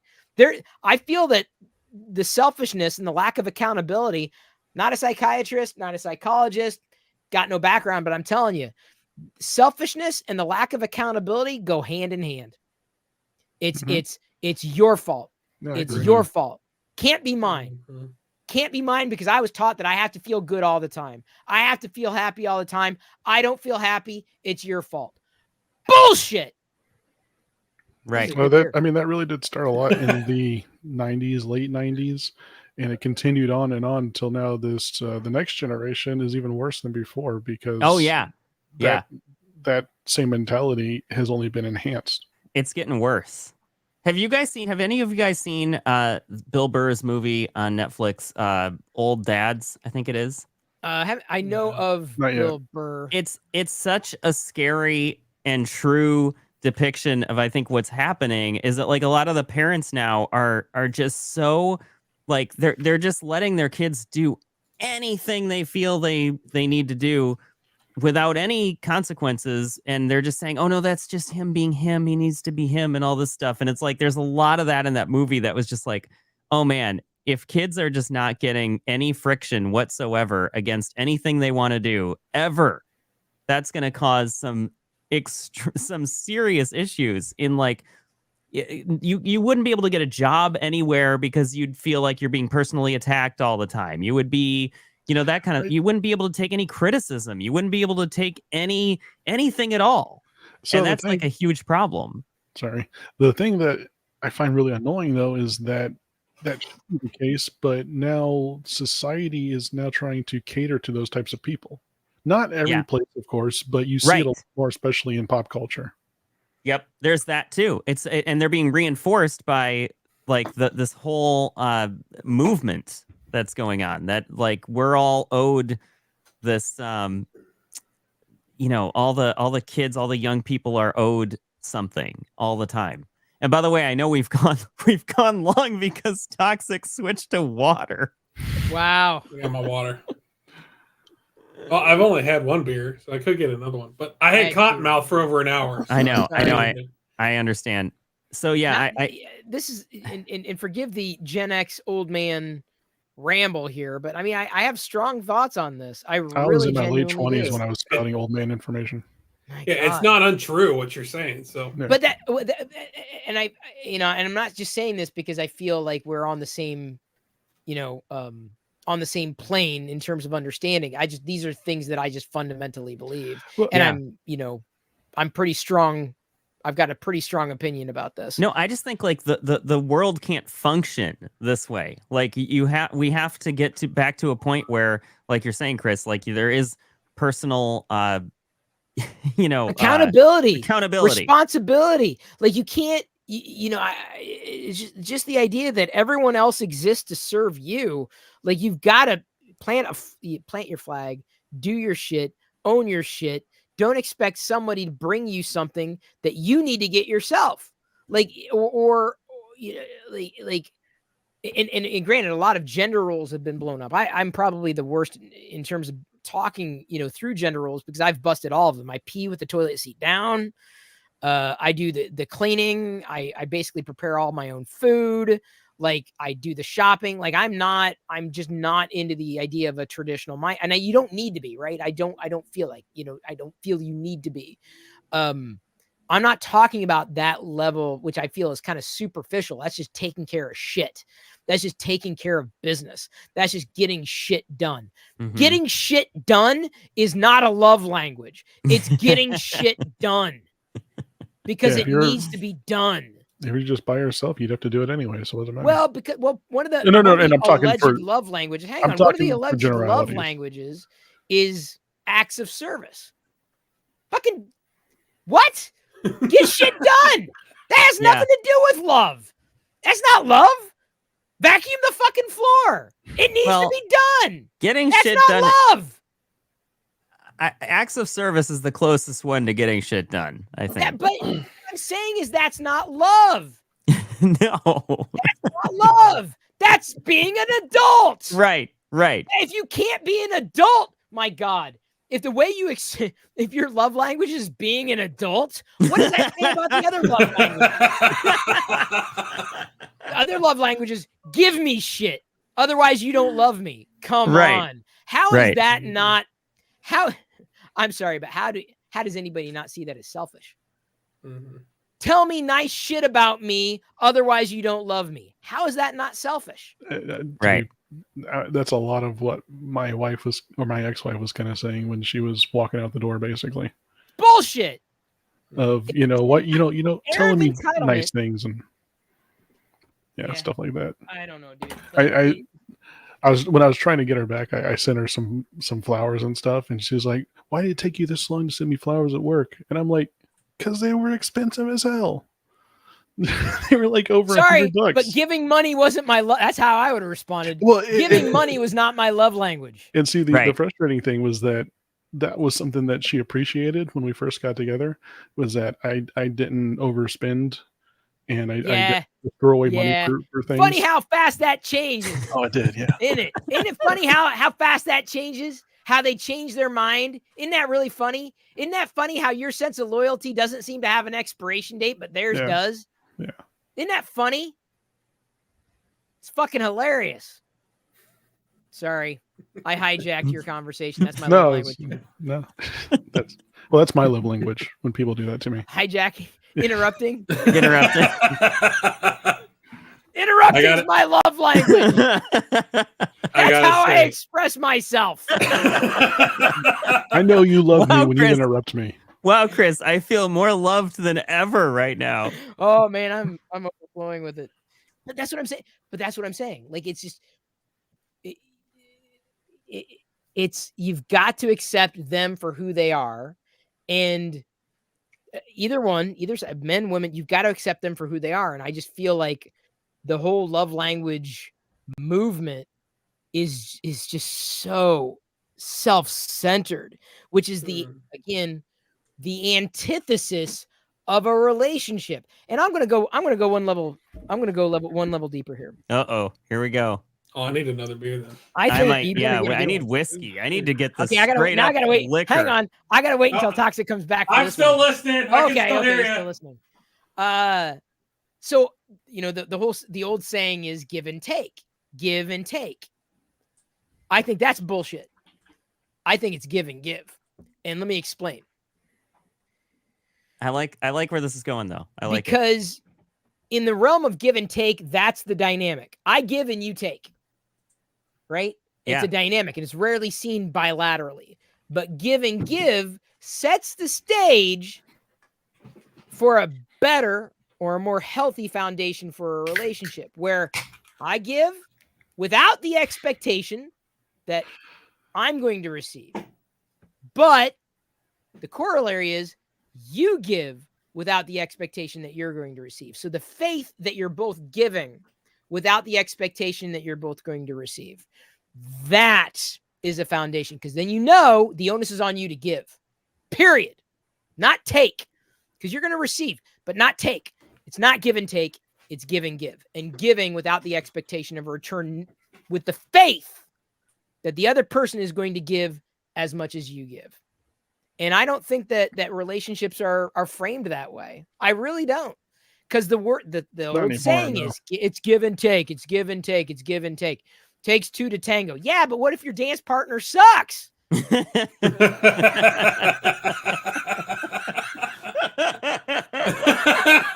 I'm saying this as a guy with two left feet.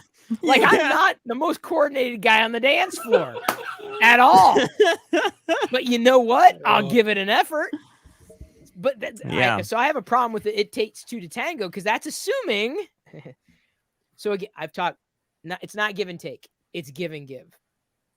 That's my belief, right? It takes two to tango works in a normal circumstance.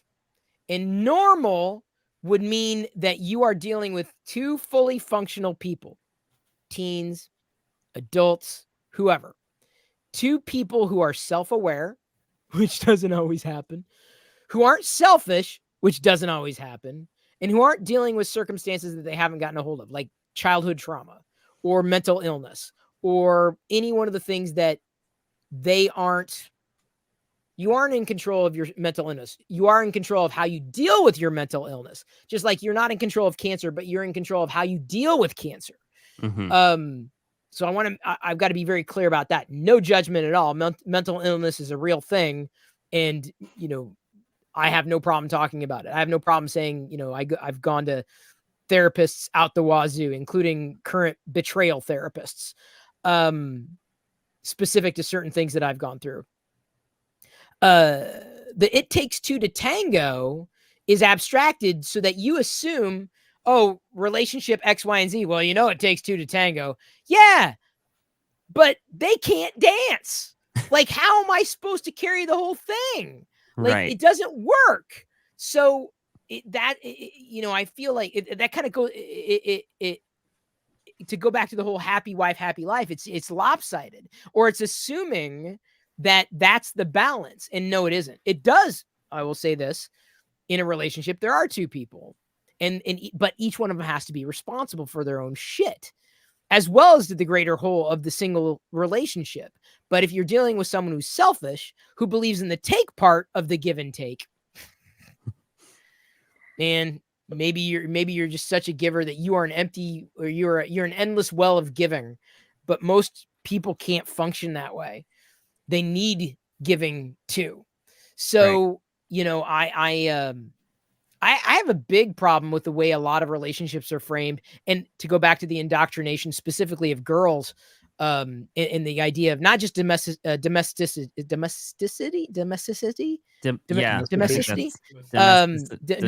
domesticating women, right? No problem with anybody who takes on the role of stay-at-home mom, and I don't even think that's the right term.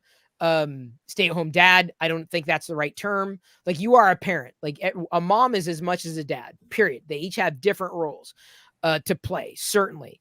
But the way that girls are taught and the concepts that are reinforced, you're a princess. You are to be treated like an object.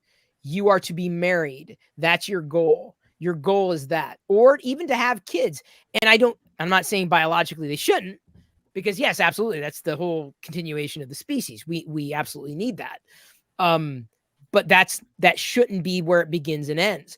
And a lot of girl plays into that, like the imaginary and the social aspect of how, and I've read a book about this recently. Girls will fall back to a certain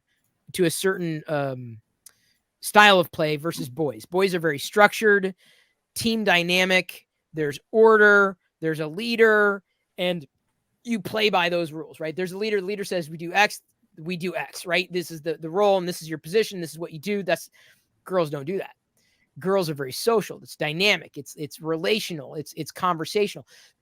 But when you layer on top of that innate nature of that play, quote unquote, societal roles and expectations, you need to be married. Like, I couldn't tell you how many times I heard Jedi playing with a girl friend and they were pretending to get married, or they're doing a marriage. They're talking about marriage and what. I'm like, what?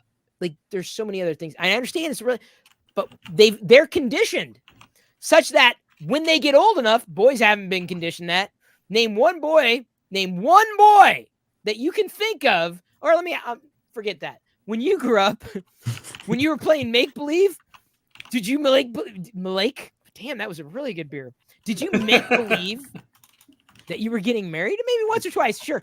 But was that like the crux and the foundation of your play? Actually, never. So not what once. I'm saying is we're getting them to the point where they're entering a relationship where there's a massive discrepancy of expectations. And with that, I'm telling you, is a cascading failure that is only exacerbated by other conditions that nobody seems to be in control of. Not to mention, okay, I won't get into it too far. The bottom line is, when we don't teach kids how to be in a relationship, we're failing them at deep levels. We're only teaching them that they need to be in a relationship, but we're not teaching them how. And you don't realize this. I don't think, because I'm the only parent in the room right now. You don't realize this until you're a parent and you go through shit and you're like, no, here's what you need to do, right? You can't. So I'll give you a side example. Jedi has both boy and girlfriends at play, and I love it. I love the fact that she's had play dates, and boys and girls, they love over here because, of course, toys, and they usually go home with some 3D printed trinket. Mhm. One day, Jedi was having an emotional, 9 years old, emotional dysregulation. It happens. Mhm. She did not like what this boy was doing. And this was a lesson. I hope to God she carries this lesson for the rest of her life, because this is how boys work. This is how boys work. Goat, you're going to laugh at this. Guarantee you're going to fucking laugh. You should laugh. If you don't, now I'll be like, I'm pretty sure you're going to get this. And maybe y'all will. But I'm only in context to what you just, the story you just relayed to the rest of us. She got upset. Jedi said to this boy, I want you to go home. So he said, okay. And he got up and he walked out the door. And then she got pissed. I'm like, what the fuck did you expect, child? You told him you wanted him to go home. He did. He did exactly what you told him to do. If you did not want that to happen, you shouldn't have said the shit that you said. Period. End of fucking story. Did you want him to go home? No. Then why the fuck did you say it? What the fuck did you think he was going to do? I know what she wanted. She wanted him to behave the way that she wanted him to behave. She tried to manipulate him into wanting to stay. Mm-hmm. Guys don't think that way.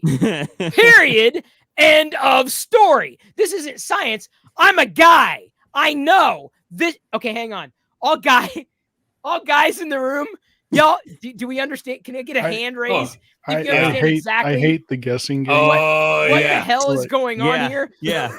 I told her, don't do that.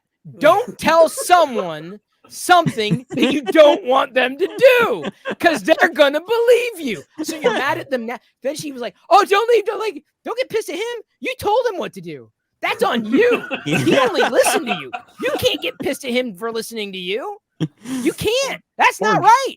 Or just as bad is wanting them to do something and not telling you, and just assuming that you should know. Right. It's just. And by the way, so this is not the He-Man woman haters club at all. No. I love women, absolutely respect them, but there are fundamental differences in the way that men communicate and women communicate, which come back to what I was saying. We teach girls to be in relationships, but they're not necessarily taught how to be in relationships. Same with boys. That's my problem. We teach them that relationships are important, but we don't teach them how to navigate it. It's the same for everyone. I mean, you're expected to date in school and things like that, and I guess you're supposed to learn some of that, but I mean, how much do you really learn when you're all teenagers? Hang on. Jennifer's here. You mean you guys are not mind readers? Jennifer, you got to love that story about seriously, hand to God. True story. True. It happened like a month or two ago. True story. I'm like, what were you? Don't tell him to go.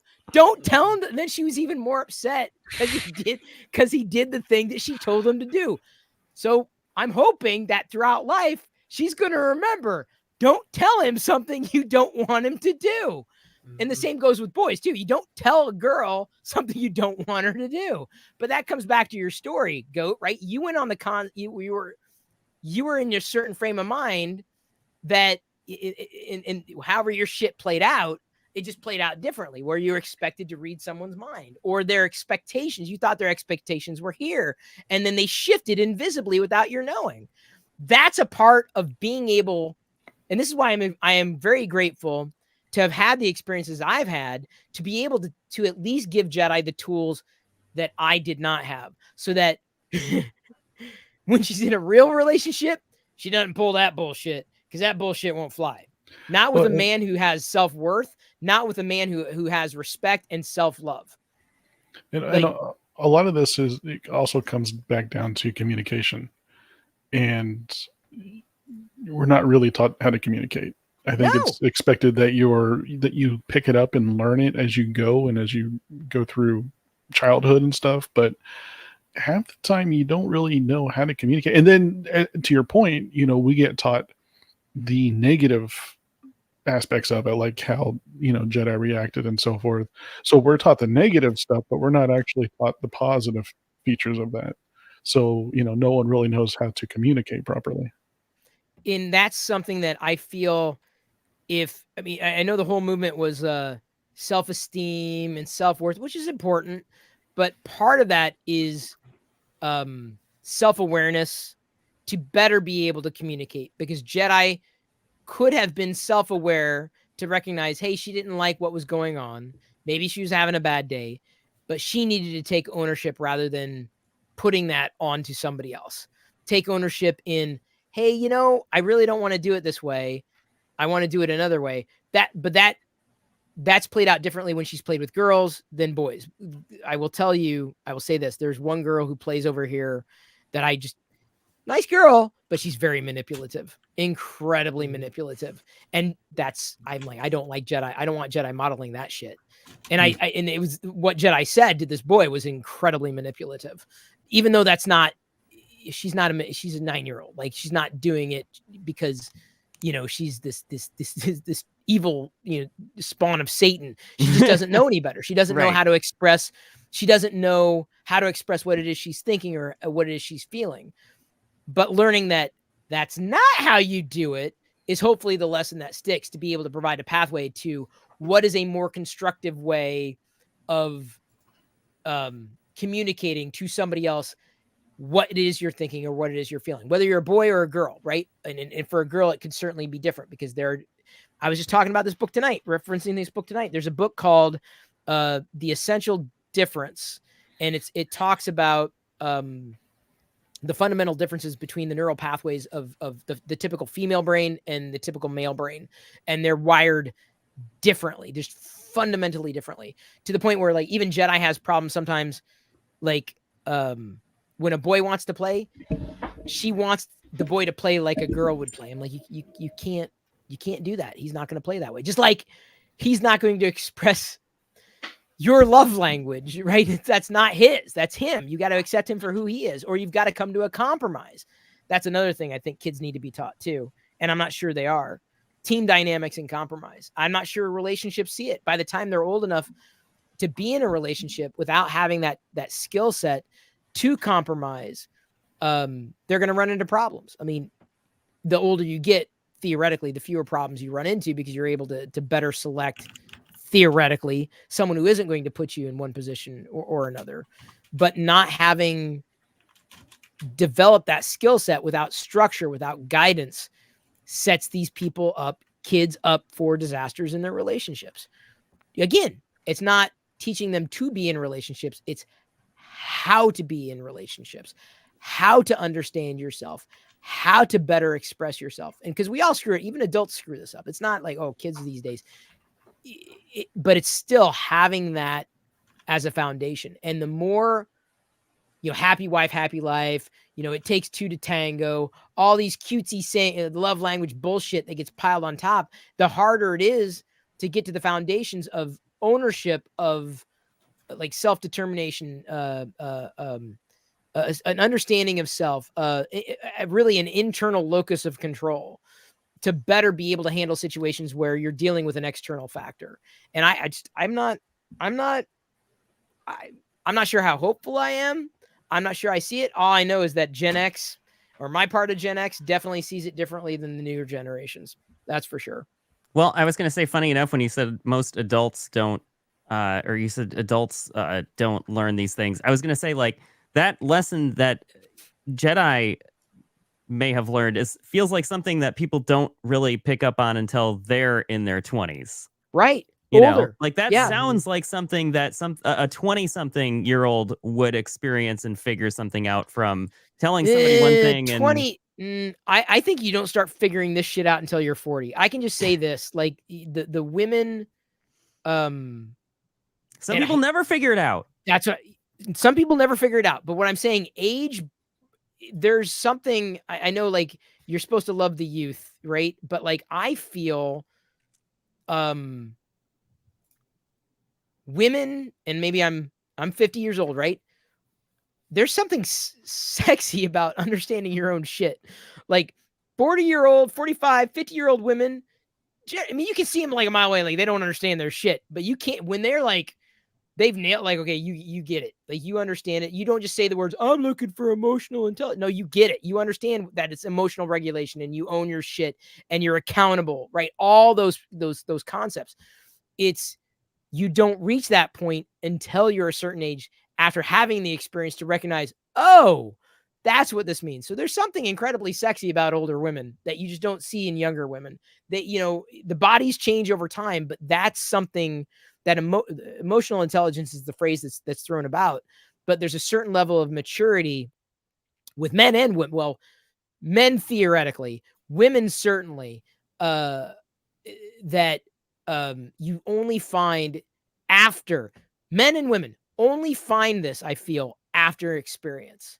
It takes experience, and you just don't have that experience at 20. You don't, you might have that experience at 30, but it's not the same as you get older. So sometimes it's the older you get, the wiser, yes, but you've got to be able to apply that wisdom, right? You've got to be able to use it for one reason or another. So anyway, yeah, I'm looking forward to 40. You should. Hang on. Jennifer says, hang on. I'm just trying to teach my students that there are consequences, whether it's negative or positive. You know, Jennifer, you're nailing it.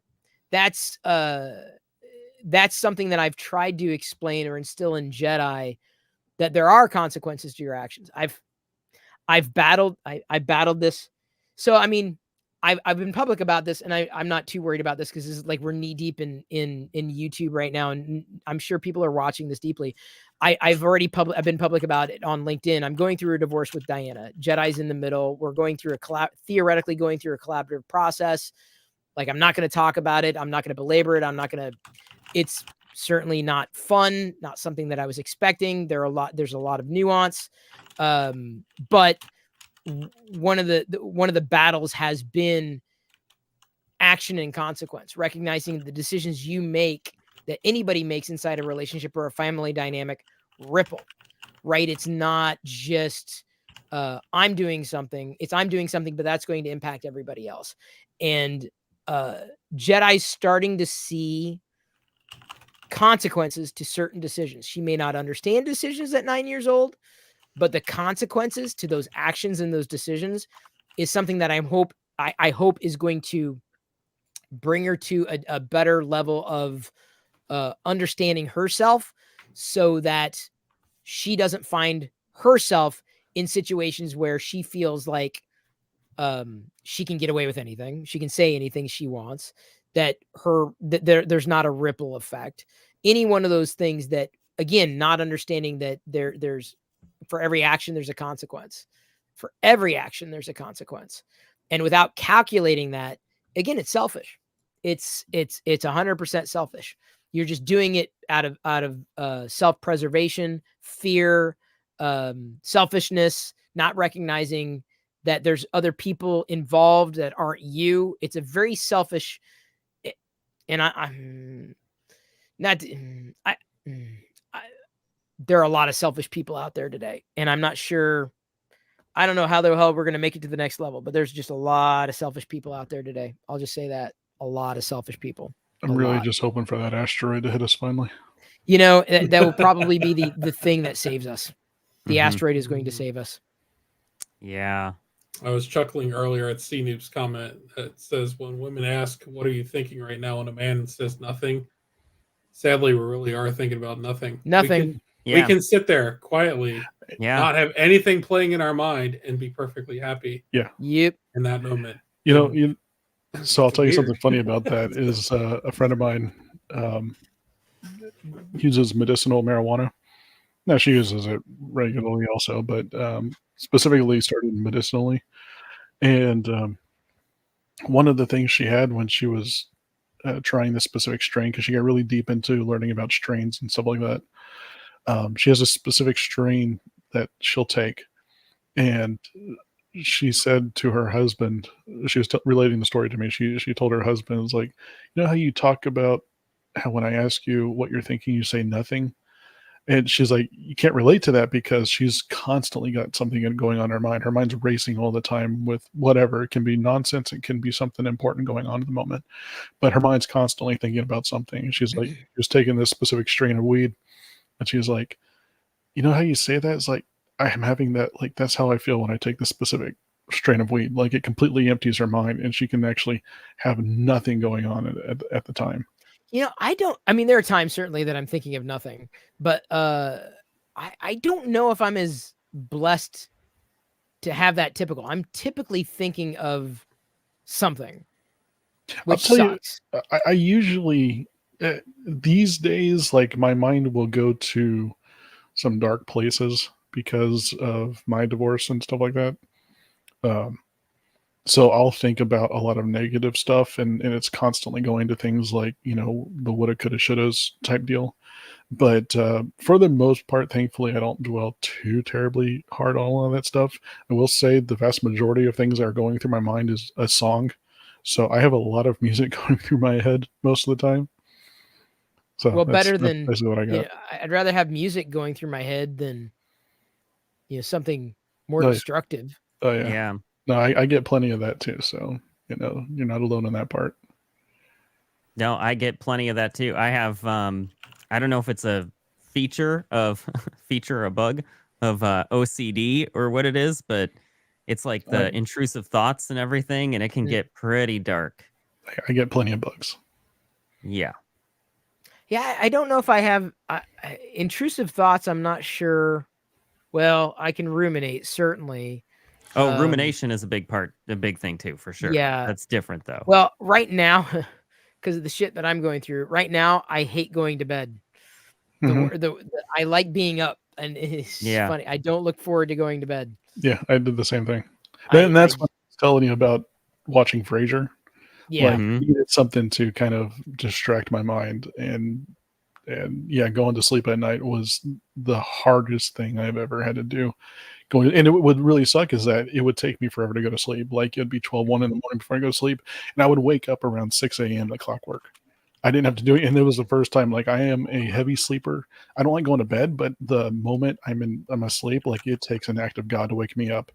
And I was sitting here waiting, or I was waking up at around 6 a.m. every single day. It was ridiculous. Didn't matter what time I went to bed. Well, I'm more like right now. It's the dreams I can't control. I can control myself when I'm awake. I can control what it is that I'm doing when I'm awake. But when I'm asleep, that's where I have problems. So I don't want to sleep. Yeah, I am sleeping, I do sleep, sleep, but like, yeah, I just don't want to fall asleep. Toxic is the most normal of all of us here. Apparently. What's up with that? I'm not sure what that says about you all then. I should not be setting the bar of anything here. You're the highest of all of us right now. The bar. Well, what kind of beer did you have?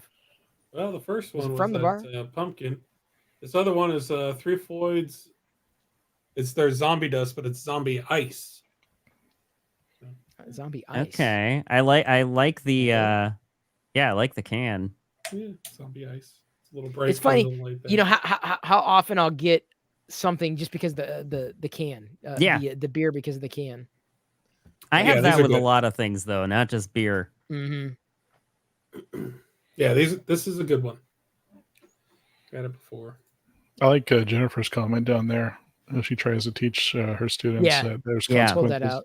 And I'm like, as if she's still here, especially the way teachers get treated these days. I mean, that's as best as you can do. And kudos to you for doing it.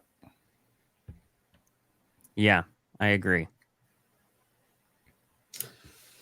Well, talking about falling asleep at night Sorry. and stuff like that. Like we like totally blew that out of the water. Josh's I had no topic is- idea this was going to go as deep as it did. Josh's topic is about streaming TV options. Well, yeah, I might want to use that as a segue. If you even want me to do that anymore, I mean, I don't have to. I can. You know what, Josh? Push it. That just means you're here next week. I will be here next. I could be here next week. I can do it. That kind of goes into. Sorry. No, I was just going to say it's up to you guys. I'm not married to what I mean. We had a great discussion. I actually think this was very interesting for the record. I don't know if you can do anything with it, but you know. Yeah. Well, this is a podcast. It's just it is what Josh it is. was looking for a segue, and I'm like, I haven't said anything that I haven't said anything that I would be embarrassed about, or that I wouldn't say. There's nothing. I mean, everything I said was my truth. Mm-hmm. I'm not, I'm saying what I'm going to say. There's no. Well, it helps to talk some of that out too.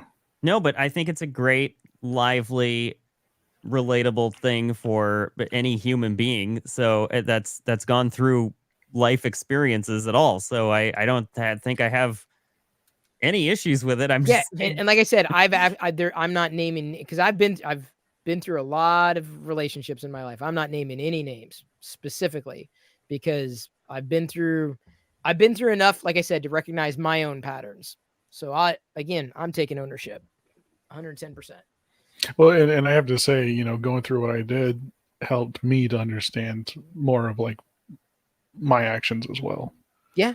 So it's, it's a great, the whole thing sucked ass, but you try to find what light you can out of it and be like, okay, so these were my failings. How can I make it better for next time? Yep.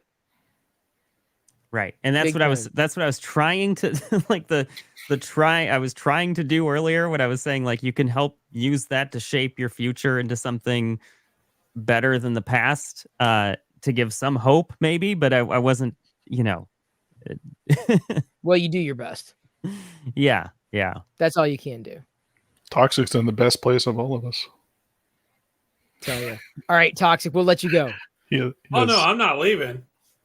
I was just saying, I was trying to make a really half-assed attempt to segue into Josh's topic. Yeah, no, but I'm saying at this point, because I was sitting here halfway through this tangent, this conversation, wacky ass tangent. Halfway through this, I was thinking, damn, I don't know how we're gonna go from this to streaming TV options. We're not. We're gonna have to punt that to next week or something. I think we should punt it to next week because I don't think there's any way recover from this. You can't.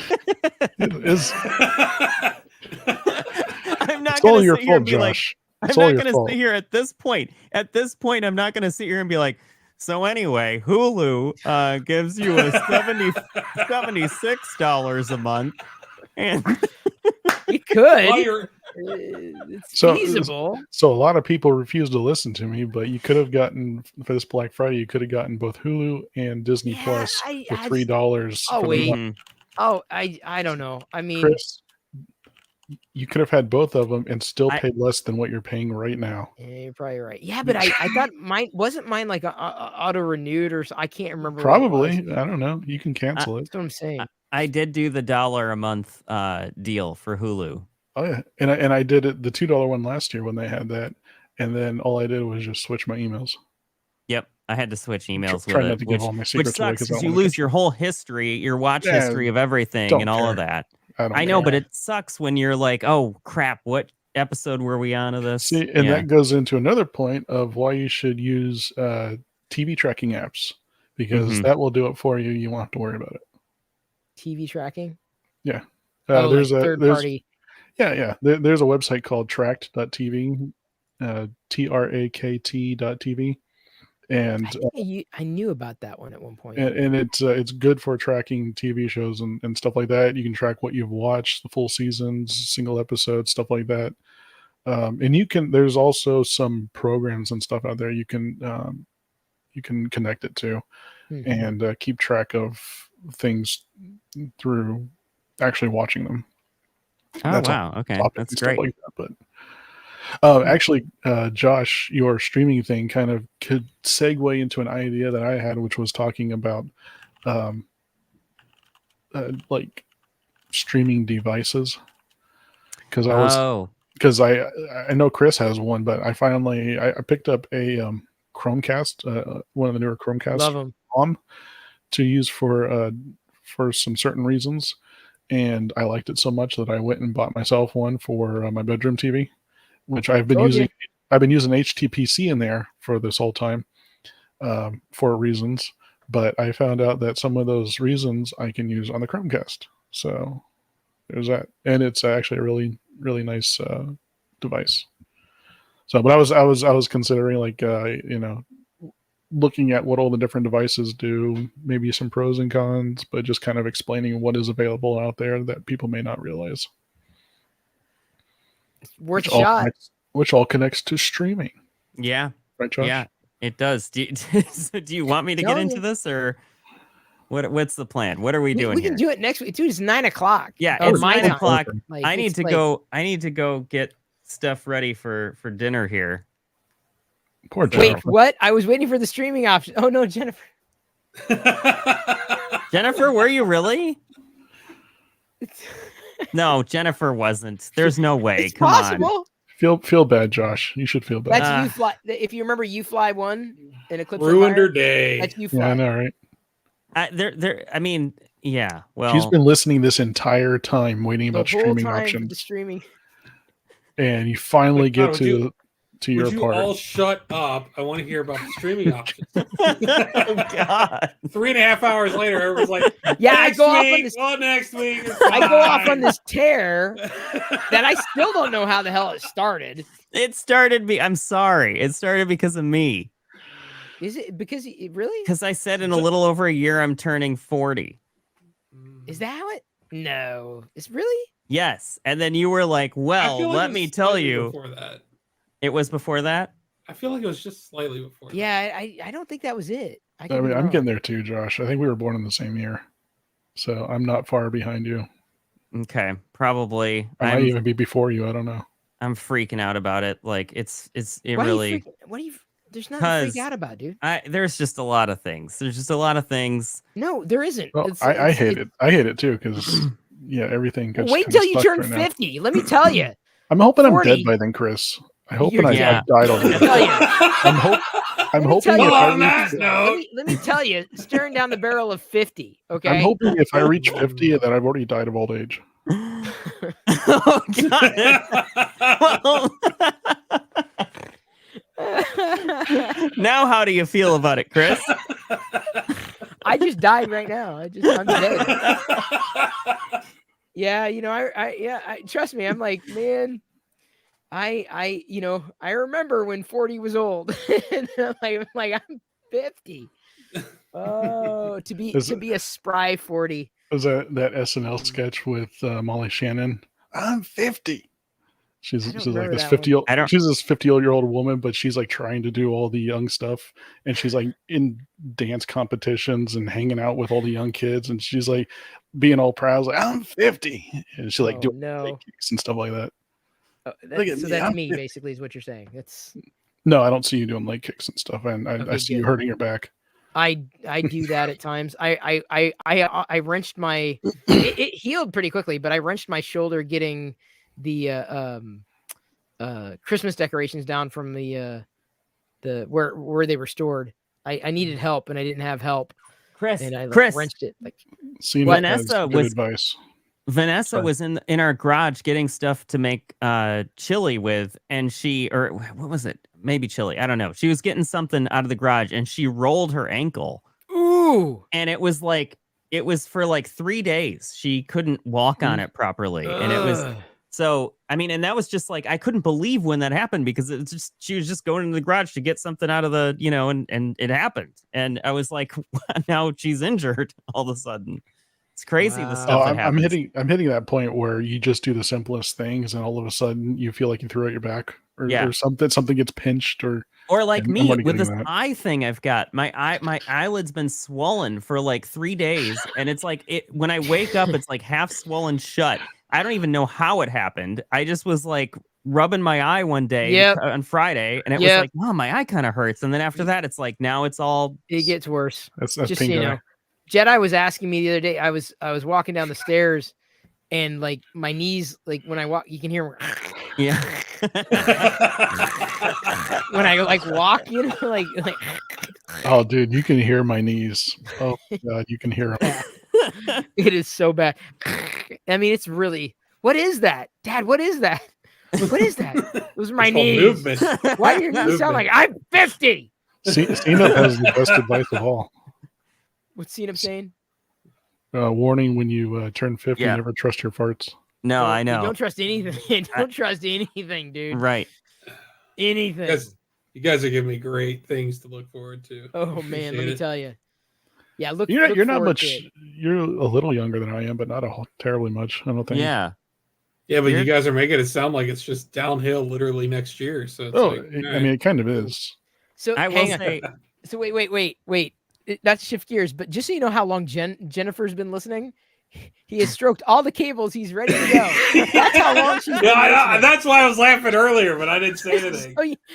That was from like 2.5 hours ago. Yeah, she's waiting for those recommendations, Josh. FYI, just so you know, this is what everyone's going to take away from. What was the podcast about? I don't know. Stroking. Cable stroking. Cable stroking. Chris went off, and I don't know what the hell this is. I can't wait for the short talking about cable stroking. I was gonna say I can't wait for the short talking about relationships and life. Oh God, how the hell are they gonna pull all that out? I think they could do it. You know, they could do it. They could pull out a story. They could do it. I think you can make. It's gonna be like a 20-part short that they're gonna put together.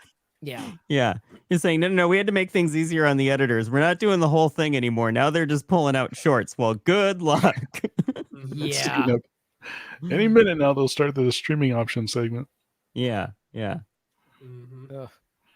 Sorry, Josh, I didn't mean to interrupt. I just thought I'd pull out what Jennifer was saying. Yeah, so go ahead and start your streaming options. No, we're not really doing. Are we really doing this now? No, we don't have. It's 9 o'clock, dude. Like, there's. I don't. I think Jen was being. She could have been facetious. I think we had enough material. We had plenty of material this week. I think. Yeah, if you call it that. Punted tonight. No, that was material. That was material. I seriously. I got to tell you, I was more into it than. iOS, 17.2 was quite honestly not that exciting. Right. You saw him. He was doing his taxes while I was talking about cable. So, I mean, it wasn't until that he got animated. So, just saying. Look. I think we had that. This was good material. I think it really was. It's quality time. I feel very loved. And next week. So your love language was time with the boys. Your wife's not letting you come back here. This is the last time we see Josh. They're just my opinions. Everyone's free to have their own opinions. I have very strong opinions, very clearly. I have no problem expressing my opinion. I have no problems disagreeing with anybody else. That's the weird thing, honestly. That's another thing. It's difficult to explain to people. Like, I can disagree with you and still like you, or I can disagree with you and still be your friend, or love you, or whatever. Well, that's the way it used to be, right? That's right. Well, that's how I grew up. Used to be. That's how I grew up, right? Now all of a sudden we're like so hypersensitive. What is the word? Yeah, hypersensitive. Yeah, if you don't agree with me, then we can't be friends. Yeah. Or if we don't agree on everything, then you're the enemy. And it's I mean, we see it so strongly in politics, but it's not just politics. It's really literally everything at this point. Yeah.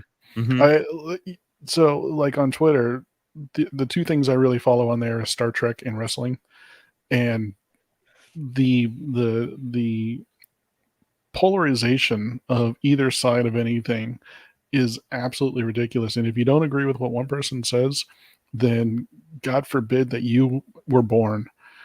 Because, right. And it spills over into real life. That's the biggest problem. It's not just something that stays online or stays on social media. It has spilled over into real life. Yeah, no, trust me. I have seen it. I know exactly what you're talking about. Seen it. Just vacuum the floor so I can feel loved. Nope. That's it's an act of service, which is basically being an adult. Sorry, being an adult is not loving.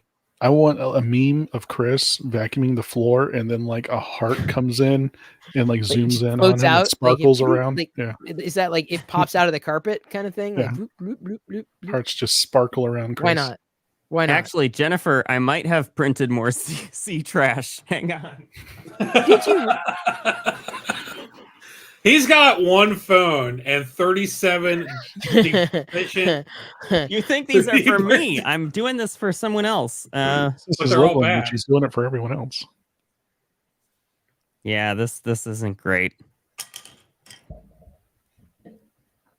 Did you learn anything from it, Josh? Nope, not a thing. Okay, Sweet. just going to make another Well, one. It's then gonna at have the least you same got problems. that out of it. Might as well No. try again. Yeah. I I'm think there's kidding. a definition for that, This right? one might be okay. I actually think the problem might have been the filament I was using, but Mm. yeah. I guess Anyway. I've never. I will say I have obsessed over getting a perfect print for like it's Star Wars, right? But not. Mhm. I don't think near the level that you've obsessed. No, but you know what it is? I think it's just that I want to make sure that my Obsession? printer. What? What I think it is obsession. No, it is, but I want to make sure that my printer is working as it should, as the same way another A1 Mini would be behaving. That I'm not dealing with some defective product But that how I are just you got. gonna know? That's exactly it. I don't know. That's what's driving me Yeah, freaking crazy. Well, but I think some of that could be the firmware. I mean, I've run into issues with the model being in a certain position. So have you Mhm. tried changing the position of the model? Yeah, I have. I haven't, not a lot, because the base that I need to print fills up like most of the build plate. So there's really not many options as far as position, unless I like get crazy with it. That yeah. I don't know if I could tell you. What I if don't you know. mount it vertically? But you know what's funny though, Chris? These little things like this come out perfectly. So it doesn't surprise me that you haven't had too many issues, because like little figurine things are perfect on this model, on this printer. But flat surfaces like utility pieces like that should be smooth on the front or whatever, it looks all marred up and weird. Did you hear So, weird. Toxic? Try to print it vertically instead. Or like Yeah, oriented. reorient. I could try that, but I don't like that idea, because then like randomly one side is going to be Make that the back. textured. Huh? Make it the back. Yeah, I could do that. All sides have to be equal. It's a good point. It's like Steve Jobs. The back should look as good as the front. You know, the inside needs to look as neat and organized as the outside. None of my sides look particularly well. So Apple doesn't follow that philosophy anymore. No, they don't. You're right. No. I know. I'm holding on to something that is not, in my purposes here, practical. I get that. I just want to make sure that I just wish there was a way I could confirm, yes, my printer is fine. I don't need to get Bamboo to send me replacement parts or a replacement Yeah, printer. I think it's a firmware. I think it's a firmware thing. Okay. Yeah. I think that's all that the whole motivating factor of me being so obsessive is to try and make sure that I can get, I can at least get similar results to the Soval that I had before it, which was printing perfect surfaces. Yeah, I think it's the immaturity of the firmware. Have you tried doing there's a toggle for top surface Ironing? Ironing. Yeah, I've tried it. It doesn't makes work? it worse. Okay. Thought ironing would work. All right, what now? no, Nothing. no. Do you just well, chuckle for no reason? Uh-huh. They're They're passing notes. Uh-huh. No, it's all good. It's Sorry. in front of you. Yeah, It's in to the side of it's you. in front of me. But What? no, Me? no, it's all right. It's all right. Don't worry about it. Mhm.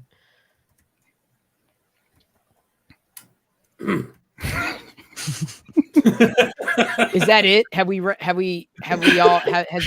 run our course? We've just completely Is that it? just run right out of steam. Did we literally just end everything?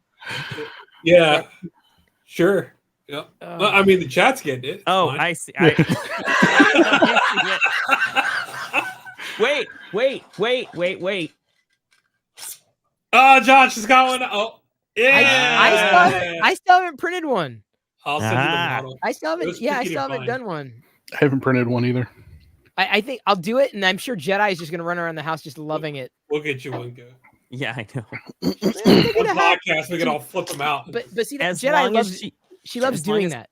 As long as she uses it in the correct context. Well, she doesn't need one of these then. Well, exactly. She uses the correct context. It's key. Oh no! What'll be great is when she really learns how to properly context that, and Chris tries to tell her to do something, and she just whips out the finger. Yeah, but she'll do that. She'll like drop the F-bomb and then kind of look at me like slyly, like I just said the F-bomb. Like, are you gonna react? I'm like, I never do. I'm like, it's fine. Just use it in context. That's all I need. I'm good. I think finally we've reached the end of a podcast where I don't feel like I've completely botched and screwed up the whole thing. So thank you for that. Thank you everyone for that. That's my love language. I love language is making sure you don't screw things up. No, you did. It's just you've gotten to the point where you just don't care anymore. It's washed over you at this point. Completely. Me? No, I promise you I haven't. It's kicking myself for the last 2 weeks. You will stay awake up at night tonight. Mm-hmm. Think about all the derailments you have caused. Well, now it's going to be the anxiety of, well, now I've got to save my topic for next week. That's fine, because I might have one more thing I might add to this of research that I might do for this topic, which has to do with antennas, because the whole thing is about live TV. Live TV, because that's my biggest crux, is all these other services have cheap options for on-demand shows. It's about the live TV when it comes to sports, award shows, anything that you want to see live. That's the key part that I can't seem to figure out. I still can't figure it out, but at least I can tell you the struggle I'm having with it. Live is the bread and butter of traditional television these days. That's the only thing that gets people to show up. Yeah. Yep. For over-the-air stuff, my over-the-air is non-existent. I have 2 television hubs on either side of me, east and west, and I am on the edge of both of them. Like they kind of like overlap where I am, and I'm at the very tail end edge of it. So anything, trees, all kinds, anything taller than the antenna screws up everything. I can't get a signal at all. It's ridiculous. Let's just let this be a teaser for next week, because I'm not going to launch into the whole thing. Vanessa's on her way home. We got to eat soon. I just had to turn the oven on. You know, what you making? She made chicken pot pie. Ooh, nice. Without chicken, with a fake, chicken, quote unquote. So you're having pot pie for dinner. Pot pie. She made it yesterday, and we're having more of that tonight. And it is fan-frickin-tastic, though. I made a homemade. After eating it, it's homemade, good stuff. What? I said, how do you feel after eating a whole pot pie? Do you feel mellow? Yeah. Oh yeah. Mellow? Very, very. Just. Okay. It took me a minute to get that. I actually finally got it. It took me a minute to get that too. Actually, to be honest, I feel completely paranoid and insane. That's how I would feel. Wow. So you're not thinking about nothing. On? Golden Globes is saying they are going to stream on Paramount Plus, so that's starting to change now too. Yeah, you're right. Paramount Plus, and then there's Peacock has NBC. The streaming services are starting to incorporate a live element as well. There's a lot of live that's going to streaming. I mean, even Amazon's picking up NFL. We're going to be looking at NBA rights here soon. And then, people don't necessarily put wrestling in all of it, but wrestling is live. And it commands actually a lot of money. And for one of their flagship TV show is up for rights here soon. And they're kind of biding their time, seeing what's going to happen with some of these other players to see where they go and what kind of money they can get out of it. And streaming is an option. I mean, you can kind of stream like a couple of a week or so later. I think on Peacock it's up to 30 days later, but the streaming is going to be an option for the live component of that. Yeah, that's good. That's It's an helpful. interesting topic for TV, like for sure. I mean, especially when it comes I think to we all talk about it. yeah. But that's been my biggest thing is like the live thing. Like I you know, we have no problem paying for these, like, well, they're getting more expensive now, so they are starting to add up. But the Disney Plus, the Hulu, not the live component, the you know, Max, we have that. Like those things have shows that we want to watch that are specific shows that we want to watch. But I mean, then there's the I mean, not that I want to bring this up on a podcast, but you know, there's other avenues to get things. Oh, yeah. Things. Yeah. So when I look at legitimate streaming options, I mean, I try to play the game. So the Hulu thing that I try to tell everyone about that no one listens to me on, getting it for $1 and then getting Disney Plus for $2. I mean, I'm getting $3 and I'll have that for the full year up until. See, look, I really wish Vanessa hadn't paid for the full year of Disney Plus before all the Black Friday stuff, because she paid the whole year already. Can you not cancel it and get your money back? I don't know. I'd have to find out, because I see they have bundles too with like Hulu. Yeah. But then that might push us to do the Hulu Live TV as well. Well, because no, Hulu just Live TV has. If you can cancel your Disney Plus subscription, check it, look into it, see if you can and get your remaining money back, and then just do the add-on on Hulu for Disney Plus for $2 more, and then you're ad supported, but you got all of both of them for $3 a month. And then for Peacock, awesome. I did a deal for $20 for the year, so I have a full year Peacock for $20. Oh yeah, we tried to do that, but for some reason we ran into issues with that. I think it was because of she didn't have enough email addresses, and then I didn't step up. So, that was kind of on me. And then if you really want to play the game, there was a deal with either Hulu or Disney, I forget which one it was, to get a discount through Walmart Plus. Get it for like $40 or something like that. And you got like Hulu and that for free or something like that. It was a deal which you added it on, and then if you have Walmart Plus, you can get Paramount Plus for free. Right. You're just ruining my topic for next time. That's what he does. No, these are. This is my love language. You just ruin everything for everyone. Is this our new? Hang on. Is this our new thing? It's my love language. Love language. Is that? Welcome to the Ball Busters portion of the podcast. These are highlights of what we'll be discussing. So freaking frustrating. This whole thing. I'm trying to give Jennifer a taste, just a little bit to I think she knows. She definitely knows. She's been waiting, so she knows what to expect. The first thing that we talk about. Yeah. Josh, if you don't deliver next week, my God, you better. Great. Now the damn it. She's still here. She's still waiting. This has turned on to it's. I guarantee it's. I can almost guarantee it ain't gonna happen now. No. What's not gonna happen now? The topic. Well, I thought you didn't want it to happen now because of everything we've already gone through. That was 30 minutes ago, Josh. That's what I'm saying. It's like it's way too late. Even I'm starting to feel like That's like what I mean. That's what I mean. I didn't think that's what I'm saying. I didn't want to put anyone through this. It's like, No, I think that's Mike. There's they're merging Hulu with Disney Plus, but only if you have both of them for the moment. Eventually, the whole thing will be merged. Not sure when that's going to happen, but right now it's only if you have both of them that you get the access to a Hulu tab on Disney Plus. However, that also means that you're not getting the same deal that I am with $3 per month, because I believe that means you have to have Disney Plus and then bundle it with Hulu. So that means you're still paying more than the $3 per month that I tried to get Chris to do, and he refused to do it. I didn't refuse to do it. It wasn't a refusal. It just he looked at me like I was a dumbass, and then I'm like, but you're paying more. How do you know I looked at you? Tune in next week for Josh's part of the podcast. God. Will you guys stop talking about this already? There's going to be nothing left. And I'm going to have, basically, we're going to end up with a half-assed topic, because we're going to opposed to what we did this week. You heard my USB talk, right? I mean, you were here for that, right? Just saying. I was here for that. That was probably the most put together part of this podcast episode. That was on track. Things were on track. We had a yeah, there we go.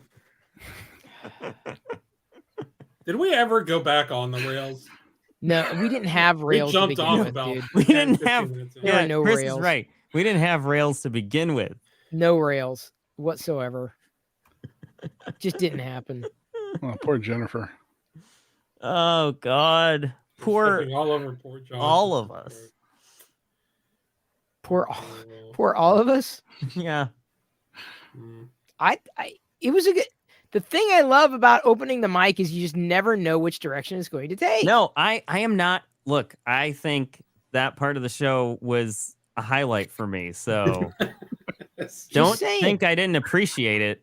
I Just did saying. appreciate. I appreciated all of it. I appreciate all of you. Quality time, love. Just saying. See, we're just here for Chris right now, keeping him from having to go to sleep. Yeah, that's what this. Honestly, that would- I don't want to go to sleep. I hate it. I really, when I get to bed, I just like, I don't want to do this. I don't want to do this anymore. I'm done. I don't want to go to sleep. Just put Don't make me Fraser go on. to sleep. That's what I leave do. Fraser on. I put Frasier on, and Well, I have put Frasier on, but then you like, get through once you get through 3 episodes, you're like, oh man, now this is just sad Why? because you're just laying there awake, and it's just like, then it's like, where's this going? This is like, What, the show? no, I mean my life. Yeah, of course, I'm Like, wondering what am I that. Where's doing? this going? Oh, dude, I don't need Frasier to do that. Frasier helps me from having to think that. No, I know, just- but once I zone out. once I get through, once I'm like, okay, I'm gonna put on 2 episodes. By then, I'll be sleepy enough, and I'll go to sleep. And then after But it won't 3, happen. I'm like, this is just, it's almost sarcastic at this point. That's why I say, you just leave it on repeat, let it go until you eventually fall asleep. See, Noob, don't get them going about love again. No. And Honestly, Mike, no, but here's the thing. None of that discussion actually had anything to do with love. No, I know you're right, but it was None of it. It was love adjacent. Yeah, love tangential. Yeah. Mike, Love it, Jason. I will be wearing the Christmas sweater next week. I don't See, think it'll be I already coordinated for knew. everybody. But I already knew that I was projecting toward next week when everyone else has the sweater, and then once we're all wearing sweaters, then we'll be on the rails. I don't. So the question I is, don't do you plan have to be in a a sweater. different sweater? Well, yeah, you live in Florida. It's I'm still, not- yeah, I'm not gonna- 95 degrees down there. I'm not gonna wear a sweater. It's actually chilly tonight, thankfully. Once the rain That came sounds through, good. Chili sounds great. chili is good. Let's actually. do that. You have beans, so I do. you're halfway there. No, once the It's terrible. once the rain came through, it rains, it gets warm and humid, and then once it's done raining, then the cold air just blows everything out. Wait. And it gets it cold again. Hang on a second. Do you send all of this to the editors? The editors down. Yeah, the editors download every they grab it and they make the shorts or they're Oh, wait, I don't know know, what but- the hell they're gonna but- pull out this week, but At some point, are they just fucking? they're gonna with me? quit. They're like, what the hell happened? Chris is going to send him the videos, and he just gets an email back, just says, no, nothing No, here. yeah, no. But those, Try honestly, again. but the thing is about the thing about clips are if you pull out the funny moments, those are the things that get accelerated. It's not Right. the common stuff. Your only So, clip this week is going to be this. That's all you're going to get this week. the cable. It's That- going to be the innuendo of cable is what it's going to be. That and this maybe. Yeah. Yeah, gonna Josh be is going to make your a new cable. coral reef, so that's good. Just Mhm. saying. Mhm. Yep, Just saying. I know. What does your wife think of all those? I think she's pretty supportive of it because this is basically my only social life these days. No, Oh, I well. meant of all your trash. Oh, I thought-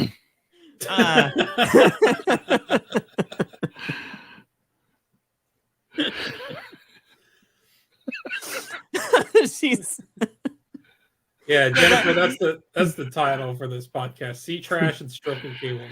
yeah.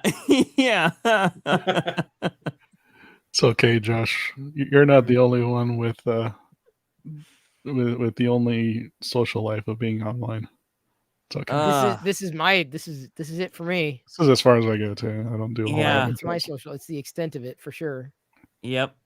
That's pretty much it. Why do you think I do movies every weekend? Like movie night every week that no one shows up to except for last night because it was a classic. I showed up last night. That was just fun. last night. Saturdays are tough for me. I can do Sundays. You weren't there for Aquaman. You're right. I missed that. I was. There's a reason I was not there for Aquaman. Aquaman was good. I don't care what. No, it wasn't. It was a fun movie. No. Blue Beetle. I'll give you this. Blue Beetle was great. solid. And again, you wouldn't listen to me when I said you should watch it. Yeah, because I've been burned so many times. DC this, DC that. But Blue Beetle, I tell you, it had me laughing. And like some moments, like this has got like charm. It's really good. Was charm to Blue Beetle. Aquaman was fun. I liked Aquaman. That was a fun one. And watching it again, this is only the second time I've watched it since it came out in the theaters. I was like, man, I forgot how fun this movie was because it was like there are moments in it where it felt like the director was channeling elements of a 90s action film in there. Yeah, okay, I can see that. And especially with some of the music and some of the montages they did, and I'm watching, I was like, man, I forgot how fun this one was. Like, it didn't take itself too terribly seriously. You still had the superhero elements and stuff like that, but once it was done, it was just like I had fun watching it. I don't know, I enjoyed Aquaman more so than a lot of the other DC movies, that's for sure. I think I agree with you. Actually, I think I did enjoy watching Aquaman too.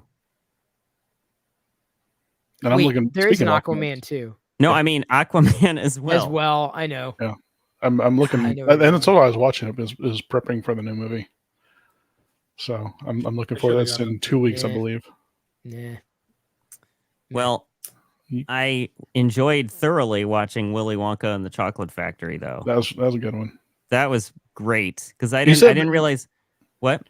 I was just saying, you said that was the first time you watched it since you were a kid. Yeah, I think it's been the first time, definitely the first time I've watched it since I think I was a little kid at some point.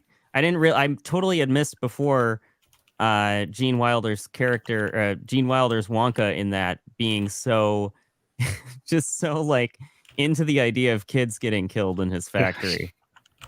Yeah, he knew what was going to happen. It was great. And watching it as an adult, you really can see those elements of it. Like, this guy knew what was going to happen. Yeah, and he's like, "No, stop, come back." See, that's the real Willy Wonka. That's the true Wonka. Yes. I love, probably my favorite moment is when Mike TV, they're trying to take him to the taffy puller after he shrunk himself. And like, he's just whispering and they're telling the Oompa Loompa what to do, and the Oompa Loompa's whispering back. He's like, no, I won't hold you responsible. Yeah, He just goes off. Takes the mom with him. That was amazing. Yep.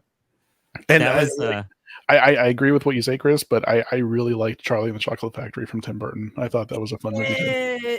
It's not classic as this one is, but I really liked it, and that part of it's probably because I'm a huge Tim Burton fan. So I like Tim Burton, but like, I liked it a lot. It was fine. I watched that movie prepping for the new Wonka prequel. So I'm not expecting a ton from this, mostly because it's supposed to be a prequel of this movie. At least that's what it's presenting itself as. So I'm not expecting a ton out of it. I just hope it's fun and not horrible. And yes, Mike, I have watched the Snyder Cut. It is very good. The Snyder Cut of what? Aquaman? Justice League. Justice League, yeah. I didn't know. Yeah, I didn't think there was a Snyder Cut of. Unless there is. I don't know. Snyder didn't make Aquaman. Right.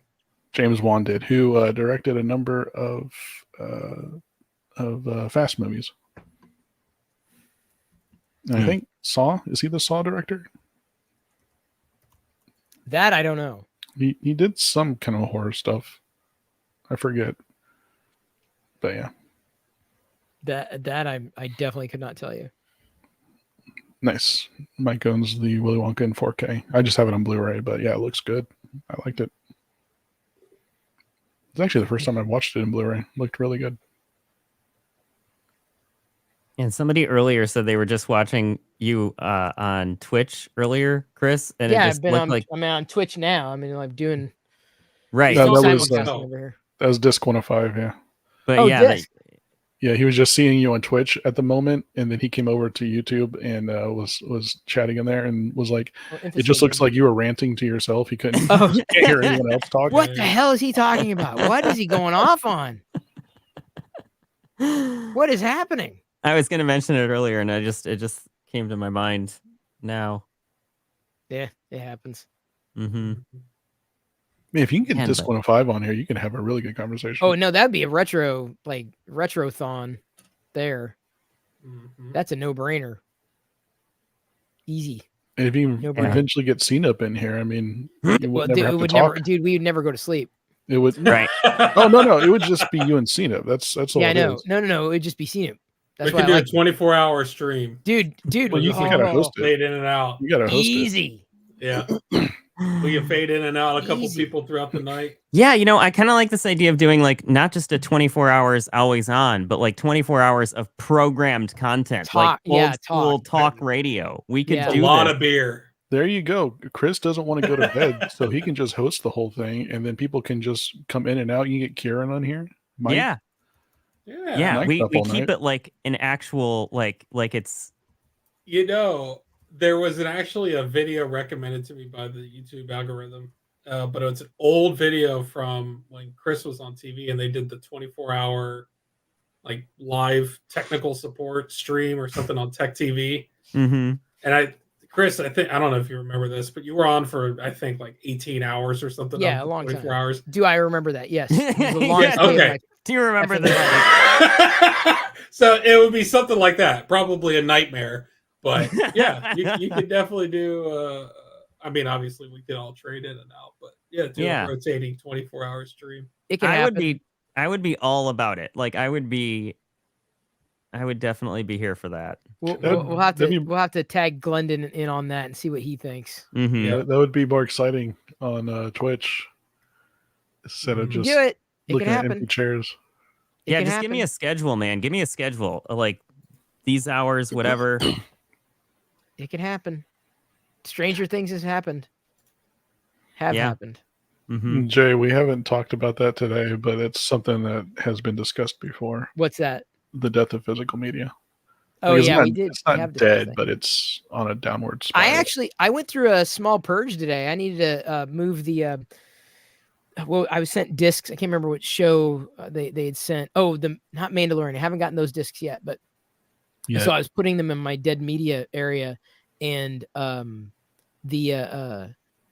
was looking. I was like, I was out of room, so I ended up doing basically getting rid of like a stack this big of like CDs and jewel cases that I'm just like, yeah, I'm never gonna.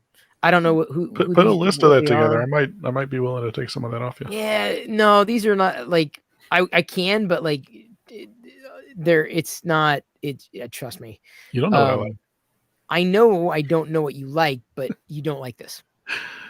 Because I couldn't even tell you who the problem was. They were like no name, randos that I don't know how I collected over the years. I don't know where they came from. Not like big name, like known quantities, outright. And my mom apparently at one point in the past when she stayed here, alphabetized. So all my CDs are alphabetized. She's like, I'm going, what the hell? I'm like, I thought I was anal, and I'm just like, they're alphabetized. It's Mine are great. alphabetized. Actually, my Blu-rays are all is all alphabetized. I've put them in these totes that I've gotten from Walmart. These clear totes, so I can kind of see through the top and stuff like that. And I have 3 bins of DVDs. I have 4 bins of Blu-rays, all of them in alphabetical order. Wow. Dude. I have an idea to do that with like all of my stuff, like not just Blu-rays or anything, all of my stuff. To have like alphabetized bins that I put things in. I'm glad you emphasized that because I was thinking you were talking about everything you own. So like Yeah. the couch should be alphabetically from the fridge to the washing machine. No, but like the random stuff that you encounter, you'd be like, oh, what is this? Well, that starts with a whatever. I'll go throw that in the bin with, or like have it be like the library where like you have everything cataloged, and you can look stuff up. Like, oh, that's in A2, and then you know what I mean? Like organize things that way. I don't dead. I mean, I have dead media. I just don't pay attention to it anymore. It's not dead to me. Well, yeah, but remember, vinyl's not dead. Yeah, vinyl's not dead. Not. It's back, baby. It's back. I have CDs. Like I have all my CDs still. Going all the way back to when I was a kid. CDs, no offense, I also don't understand. What, really? Why? Well, I mean, if you're an audiophile, I can get it, but outside of that, they're fine. Well, no, because I feel like I don't know what the point is when there's like better quality digital stuff. And then on the other side, they're not analog, they're digital still. So like, I don't know what you're not getting like I don't know what you get out of it other than like the artwork and the cases. I don't know. For me, it was just, I don't hear the better quality necessarily. It'd just be my setup. I don't know. So CDs, I'm not saying there's anything wrong with keeping your CD collection that you have. I'm saying like when I go into... Yeah, you are. That's what you're saying.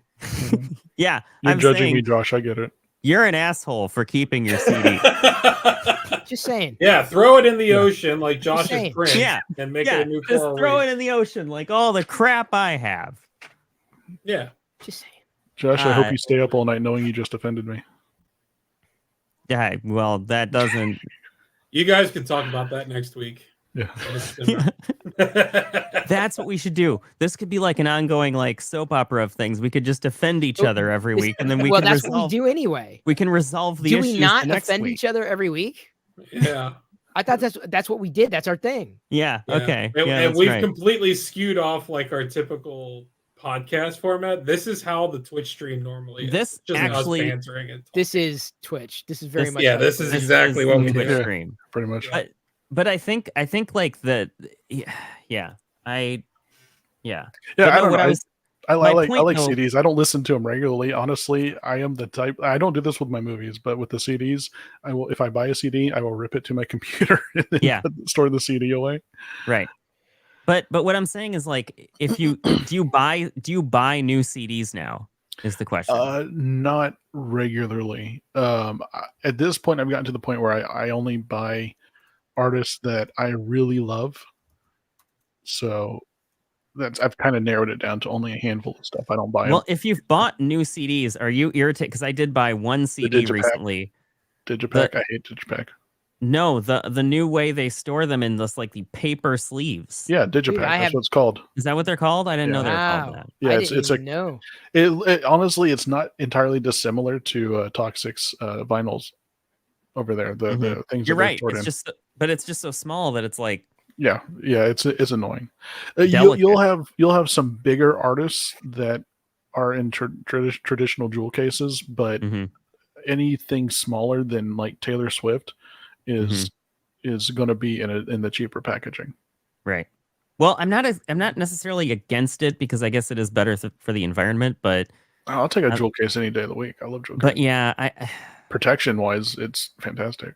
Protection wise, it's much better. It looks as good as the CD. It's going to sit there nice and shiny. And then you're going to pull the CD out and like, ooh, look at that. Yeah, Jennifer, you're right. My brain is like tonight's format. Yeah, that's how I think too. That's why it's very difficult for me sometimes. Very organized. That is exactly how these things play out, or should. Poor Mike. He would have loved to be here for this. Usually, the tangents don't go on for so long that there's no coming back from them. Usually they go for a little bit, and then we kind of come back to it. But this time it was like the tangent, the departure from the normal subject was so much more radical. Deep. Yeah. So that I felt like not to do next week, Josh. It felt, what's the word? Banal. Banal. It felt banal to come back to just like, so anyway, you can get an antenna. It's like I was thinking, because I was running this through my mind when you were in the deepest parts of your rant. Well, I don't want to call it a rant. Well, it kind of was. But you were in like the most serious parts of it. Topic. Your topic. Yeah, you're in the most serious parts of the topic, and I'm like, this just seems like so petty now. Like, I don't know. Like, just watch TV or not. I don't care. Do whatever you want. It is what it is. I know. It is what But it it's is. like We you can start wind talking down. about Dude, life, like- the universe, and everything, and then it's like, well, this doesn't seem. I mean, nothing we've discussed aside from Chris's topic Disgust or means anything. disgust? Well, Disgust. what as we in- listened to. Tested. It wasn't a discussion. We just listened to it. Mm-hmm. But I'm joking. But no, I mean, in the grand scheme of things, how much do cables really matter? I know. They do what they need to do. That's about it. Right. Fun Right. fact: if we end in about 45 seconds, we can have this podcast be 4 hours and 4:20. 20 minutes long. Yeah. What was your topic, Toxic? I talked about cars, Oh, okay. EVs. EVs specifically. That was good. Yeah. I wanted a Tesla like really badly, but I'm glad I didn't get one. Yeah. Well, 'cause- you know what? Yeah. Some of us got one a little too soon. Yeah, apparently. It's okay. Well, it's not my fault things went so crazy. Like, I didn't know. I thought, like, oh, this is a good time because I could sell my car for, a decent amount. And yeah, I don't want to get too Yeah. much into that As topic. long as your body panels on the car line up, you're good to go. They do. They do line up. I was surprised after hearing, because I heard so much about that issue and I many heard about others that too. that I was like, shit, this is going to be an ongoing issue for me. I know my luck about electronics and everything else. I'm never going to be happy with this. And then for some reason, that car has been fine. So, Jennifer. She learned a valuable lesson tonight. Well, at least somebody got something out of it then. I got something out of it. I found, I feel a little bit, Yeah. What? a little more, you make a good point about, what you gain in the not Half of latter life. years. Yeah, you just latter. the older you get, the more. Yeah. Mm-hmm. The more is true. grumpy you are. You identify patterns better. You can figure things Yep. out about yourself and about what other people. Actually, it's funny when anytime we get into like an argument, Vanessa and I, or like things. Usually it's me being the one that's, like I'll get into these unhealthy thought patterns or something, or I'll say it'll start because I was in a bad mood, essentially. So I was essentially in control of how Yep. sideways things went. But Yeah.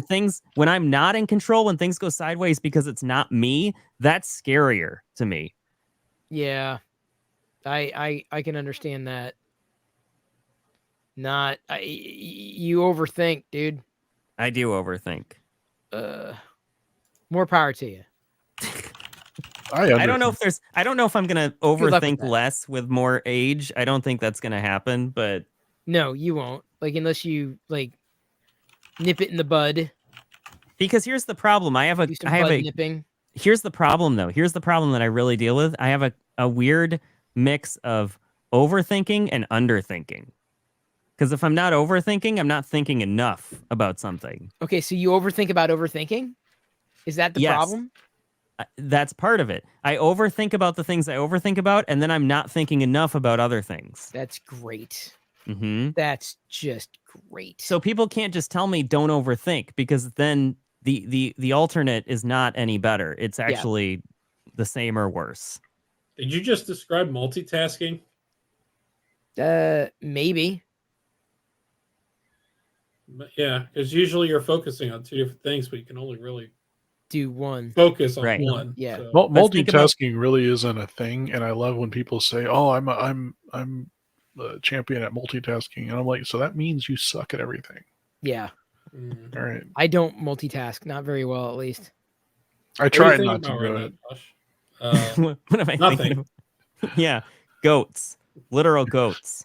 They're great. Goats are great. I love goats. Yeah, no, because I that was one of the discoveries I was going to mention at some point, but I found this stream of goats and ducks and geese and puppies and all kinds of stuff. Oh my! And yeah, I know. And so I can just go check in with the goats at any time, and it's great. And you know what? I was thinking about them when you were talking about how you can ask, what are you thinking about? Nothing. I can look at them and they'll just be staring at the wall for like 5 hours, and they're fine Like with the it. goats. Yeah, just like, what are they thinking about? The men who stare at Nothing. Absolutely nothing. And it's so funny to me because they'll just be like idle characters in a video game sometimes. They'll just stand around, sit there, lay there. It's You amazing. can beat them. Right. Oh, And then goats. but I want to save that too for a discovery in the future. I'm just gonna blow through all my topics all right now. Yeah. No, just wait. Just wait. Tune in next week. We've been having no topic for the past hour, so I know. Mhm. Jay, the best Star Wars soundtrack is Revenge of the Sith. Seinfeld episode. That was a good soundtrack. Actually, Attack of the Clones wasn't that bad.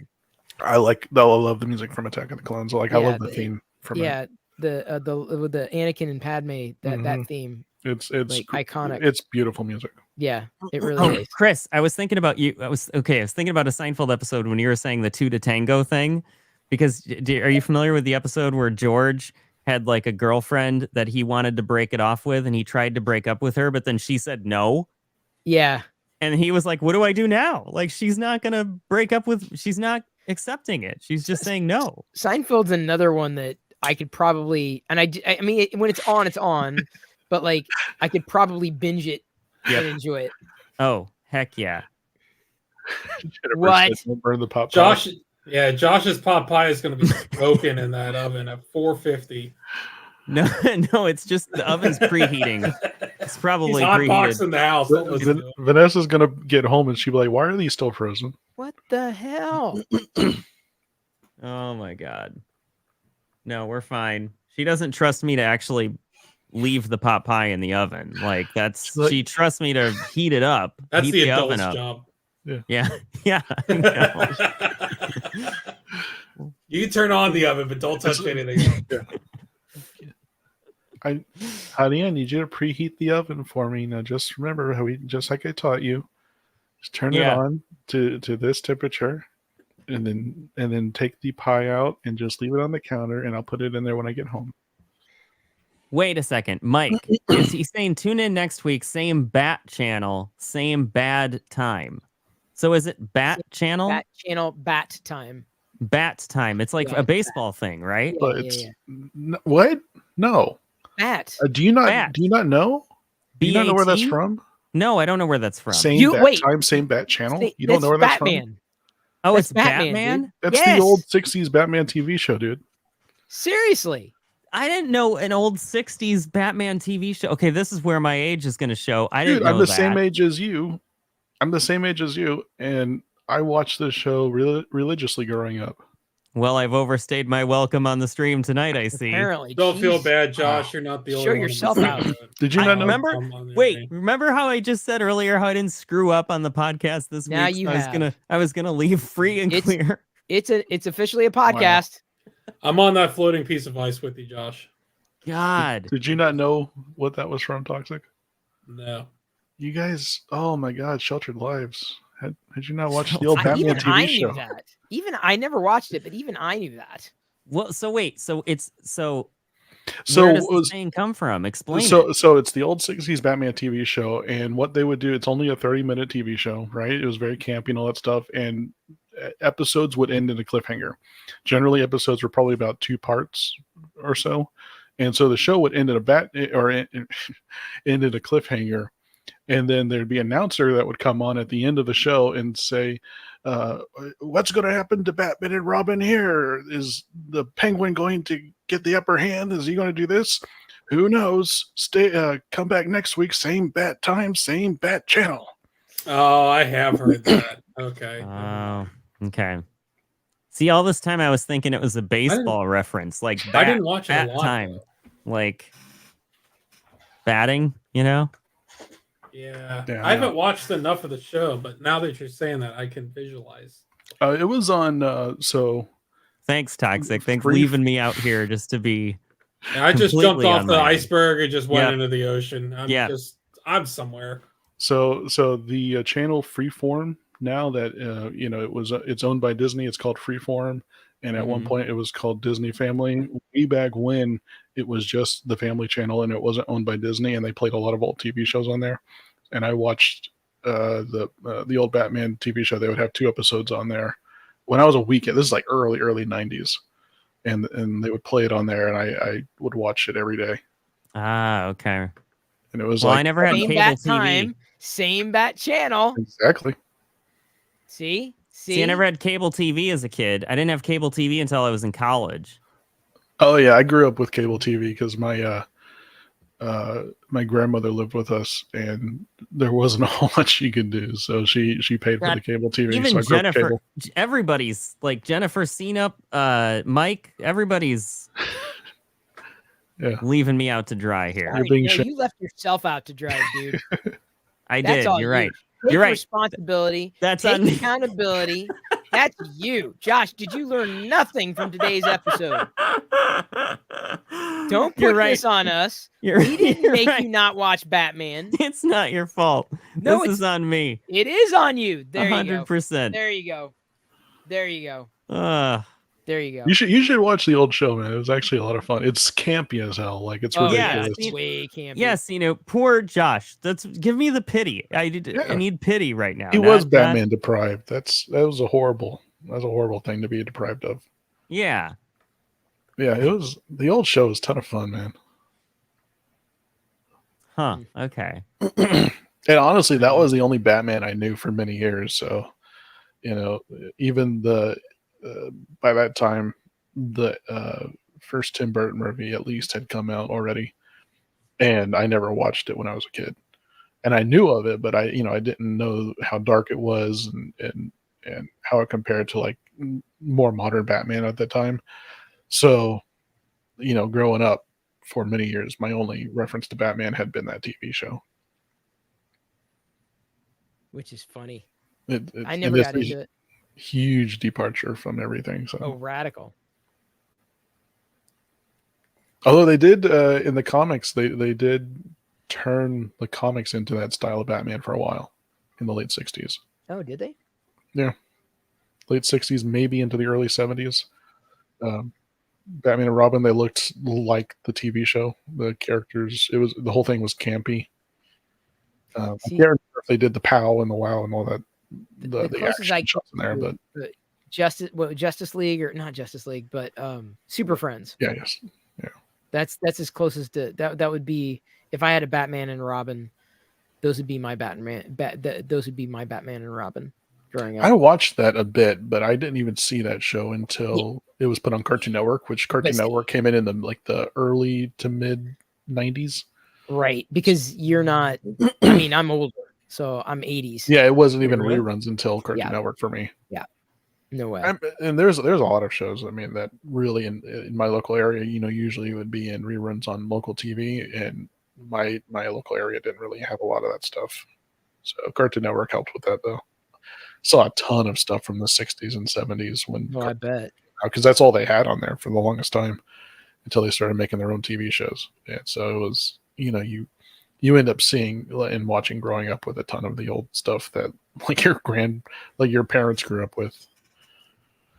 So it was funny.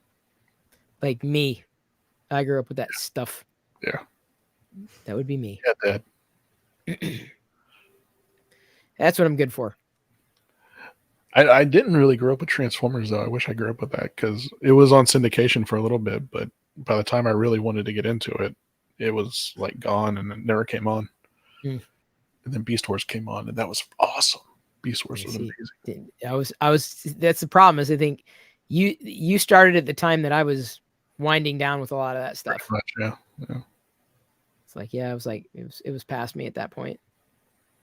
Well, it's the same way with me in like the 2000s. Like, there's a lot of stuff that's really popular with people just maybe 10 years younger than I am that love like SpongeBob and a bunch of the stuff that came on Cartoon Network and things like that. And I'm like, I can't stand any of that.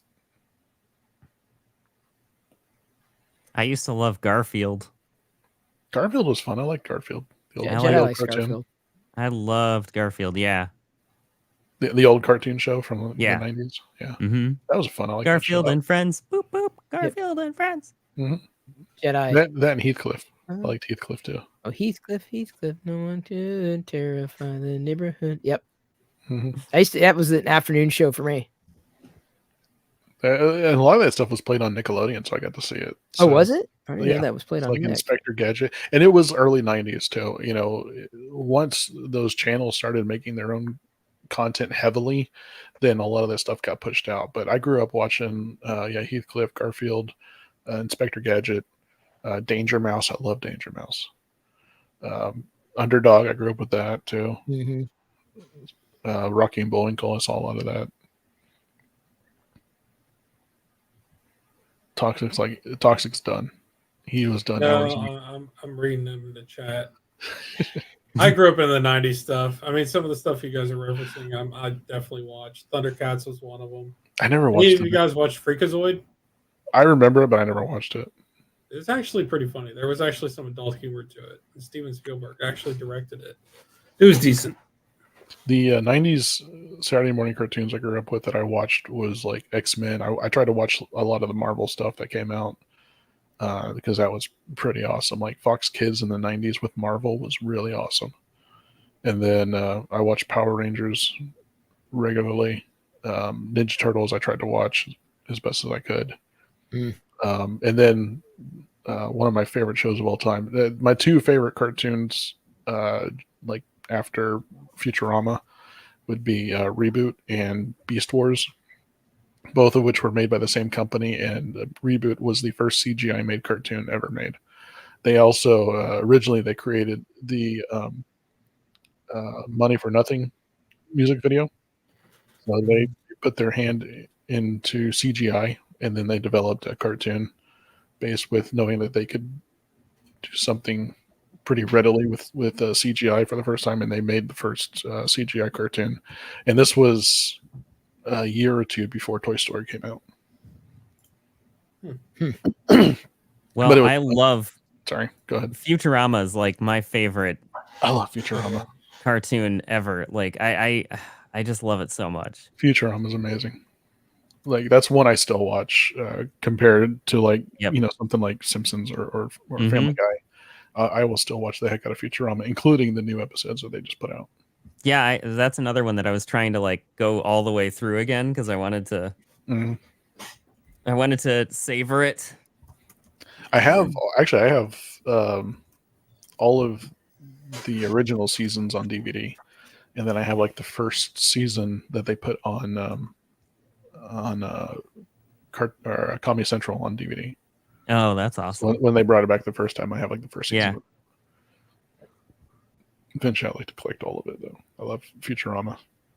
God, I love Fry. There's like so many Fry things that I just love. Like there was one sticks out for some reason that I just thought was so funny when he's like, it was like a time travel thing, and he was already in the room, and he walked into the room, and he's like, "Oh, I'm sorry, I didn't realize I was here already."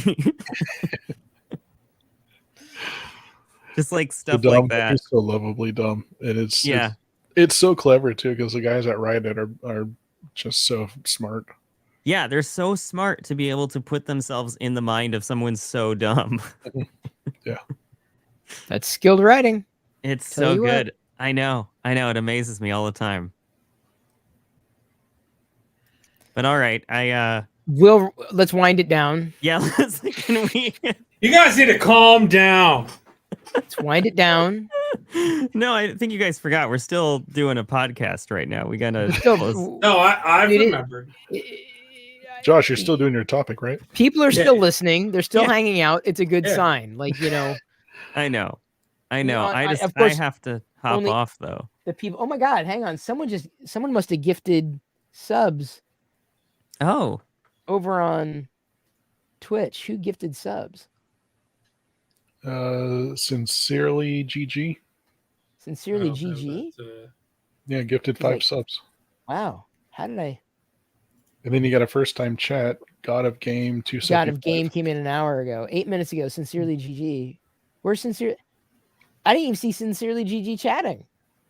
I don't know. It just like that's the most recent thing that's on my. Yeah, on your moderator panel. No, not even moderator panel. I'm just on the Oh, just on Twitch. Page. Yeah. And I keep up Chatterino all the time too. Oh, so. Chatterino, yeah. Smart. Yeah. Yeah. Orion Spectro is saying hiya, Chris Barillo. Oh, He's yes, the Orion. latest person that talked, but at 23:56, so just about 10 minutes ago, since early GG gifted 5 subs. Yeah, yay. Huzzah. Cool. Huzzah. Yeah, that's one thing I one little discovery this year that I've dove into it a few times before, but not like I have this year, but just Twitch in general is just so I absolutely Different. love it. So I can tell you a quick little story that I got into Twitch. I got into seriously watching Twitch during my divorce because it was right when COVID hit also. So I had the double whammy. And oh man, COVID, or not COVID, but Twitch was the element that allowed me to feel like you had someone else there, and you can, and it's different than just watching a TV show. Like it was very comforting to some degree, and of course my likes and dislikes of what I watch on there have evolved very quickly. But yeah, I liked watching a lot of the just chatting type stuff and things like that. So during that time is when I found Chris on there too. So he was watching old commercials. So I was like, which I haven't done in the longest. I mean, I haven't pulled up now with Makuder, but you pulled up old commercials with Makuder. Exactly, with yours, yes. Exactly. Yeah, you want to talk about the mountain of regret that I hadn't discovered that Chris was back doing Twitch stuff. Like that could have been participating years ago already. Since the early days of, early days of like late 2000s or whatever when I first was. Ago. Yeah. I got into watching a lot of Lego streamers, which is what got me back into Lego. And those are some of the best streams I've watched. Those guys are fantastic. Later, C-Noop. See you, C-Noop. Later, C-Noop. It is 1 a.m. where we're at. Oh my God. Okay. It's only 12. Cool. It's only 12. We're just getting started. Down. It's 10 o'clock here. Josh still has to give his topic. What the heck? Yeah. I'll just leave my chair. I'll put the Blastoise punted. Here. You guys can... We're punting. So anyway, you could do YouTube TV, and that's Sling. Are you going to talk about Sling? Sling is a good one. My friend Sling. Sling. Sure, let's talk about Sling. Cable TV. Cable TV. I got my friend into Sling. He was like really on the heels of trying to figure out what to do about television because it's so expensive, and I got him into looking stuff up like Sling. And his wife, so his wife was the very reluctant one because she, like, even though she's about the same age as the rest of us, she for whatever reason refuses to play with technology. So anything new that is technological is she can't understand, but it's more like she refuses to understand it. Right. And so Sling was the best option to do a streaming live television service that felt just like regular television. Yeah, but there's a so major tune in next channel. week for Josh's topic. Just there's saying. a major. He's gonna need a new one. Anyway, isn't there a major channel like that's missing off of Sling though? I mean, there's a few of them. Sure I know plenty. Fox was on there and it's gone now because he used to have Fox. Yeah. It doesn't have everything. I'm not saying it's got everything that you used to using on cable. Oh, it just says ABC, Fox, and NBC are local. I don't know if that because I've tried to watch Fox on his account and I can't do it. Like it says, I take that back. You can use, like, if you have cable accounts and stuff, you can use that to log into cable channels websites and stream whatever shows, which includes streaming live. and I've tried to use his account to log into Fox, and it used to let me in, but it no longer does. And he says he doesn't have access to Fox anymore. So, Yeah, that'd be why. Oh, CBS is missing. See, all the contract. That's the problem. yeah, this. Yeah, it's best to have a streaming service and OTA, so like a antenna. If you can get Don't it, agree with, I don't disagree with that. if you can get OTA, good. Well, that's what I'm trying. Must That's what be I'm nice. trying to do. That I Must can't be seem to nice. get OTA here, like Goat. It's like they kind of come in, but I don't know if you have a house or what you have, but if you could put up a very large antenna, and I don't mean like massive large, but tall. Like if you can put up a tall antenna and stick it up, maybe just above the tree line of where you're at. We just rent this place, so I don't know how much I really want to. It depends on how much it would cost. So that's the one piece of research I wanted to still do, is figure out like how much it would cost to get an antenna on the roof. You need height, and you need powered. Right. You need to do a powered antenna to get those miles. Yep, I know. So I just, and that's what I'm just not the type type to be able to install it myself, though. Yeah. So like I'd have to. Yeah, I get that. But we did put a little bit of money into. We paid a couple $100 for a guy to put in an outlet in the garage that we can use to charge the car, which we figured would pay it for itself because we wouldn't have to go to superchargers all the time. I think there's some like antenna mounts that you can extend so it can be smaller, easier to mount onto like the side of your. Is it a house or is it a townhouse? It's like a townhouse. Townhouse. So are you on the end where you can put it like at the end of a house or something like that? You're in the middle. I don't know how to do that then. I know. It's like, yeah. You put it on I don't know. On a tree? Do you have a tree in the backyard? No. Okay. I don't Stand know. outside with a pole. We don't even really have a backyard, so Just get a tall ladder and just hold up an antenna. That's all you gotta do. It's right. easy. That's easy. That's great. And just get a DVR, like get a Live streaming. DVR. Actually, Mm-hmm. I still, what was there was a service. I should just save this frickin' topic. tune in next week for I'm Josh's- telling you. Jen, I hope Jen's here because he's just going to talk about it. So just stick around. And Jay says that pot pie is going to get cold. I know. I have to go so we can eat. I haven't eaten yet. It's 10:15. Jennifer's still here.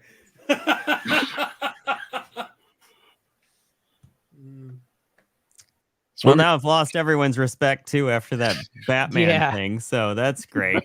You assume you had our respect to begin with. Oh my god! You know what though? I respect myself, Chris. That's all I need. Yeah. I don't need to outsource. I don't need to outsource anything. Okay. Mm-hmm. It's empowerment right there. That's right. Don't need no justification.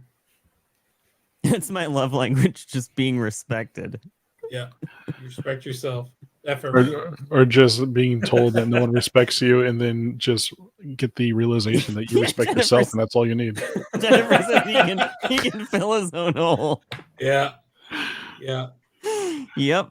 Yeah. He's stroking his own cable over there while in his own hole, Y'all. eating his pot pie. Y'all.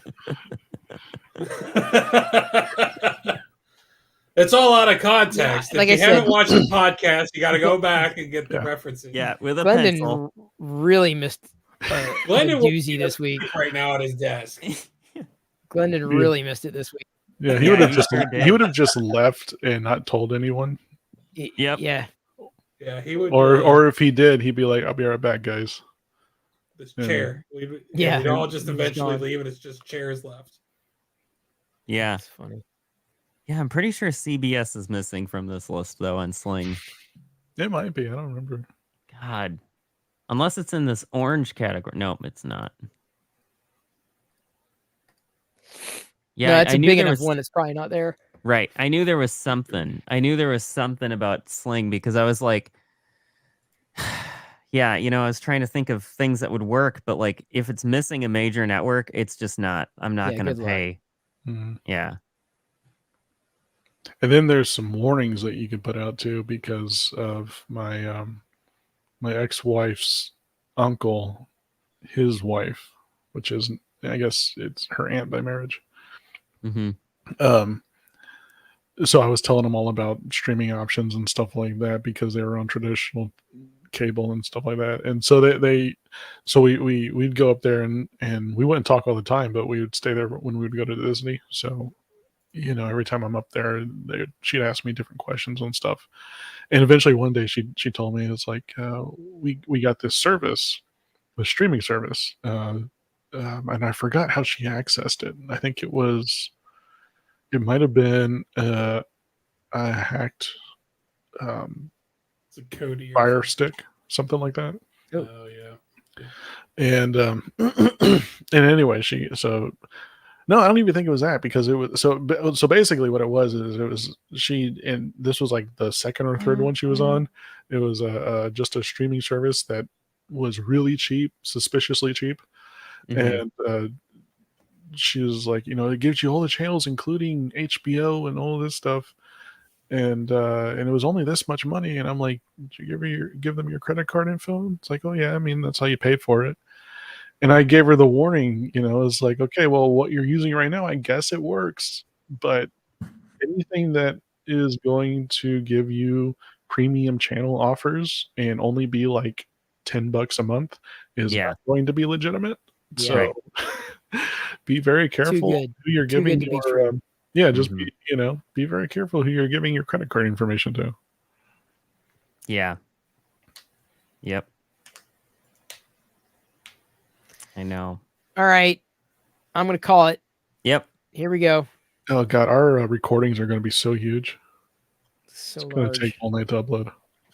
So how do we end this? What's going to happen? We say thank you for tuning in, and next week it's probably going to be just as much of a long form. You never know which way it's going to go. I don't know. I have no idea how many people are going to tune in after it's live. Hence me doing it. You know, just choosing to do it. Oh, no one's coming here next week. They already know. They're not going to do this again. We don't know. Same bat time.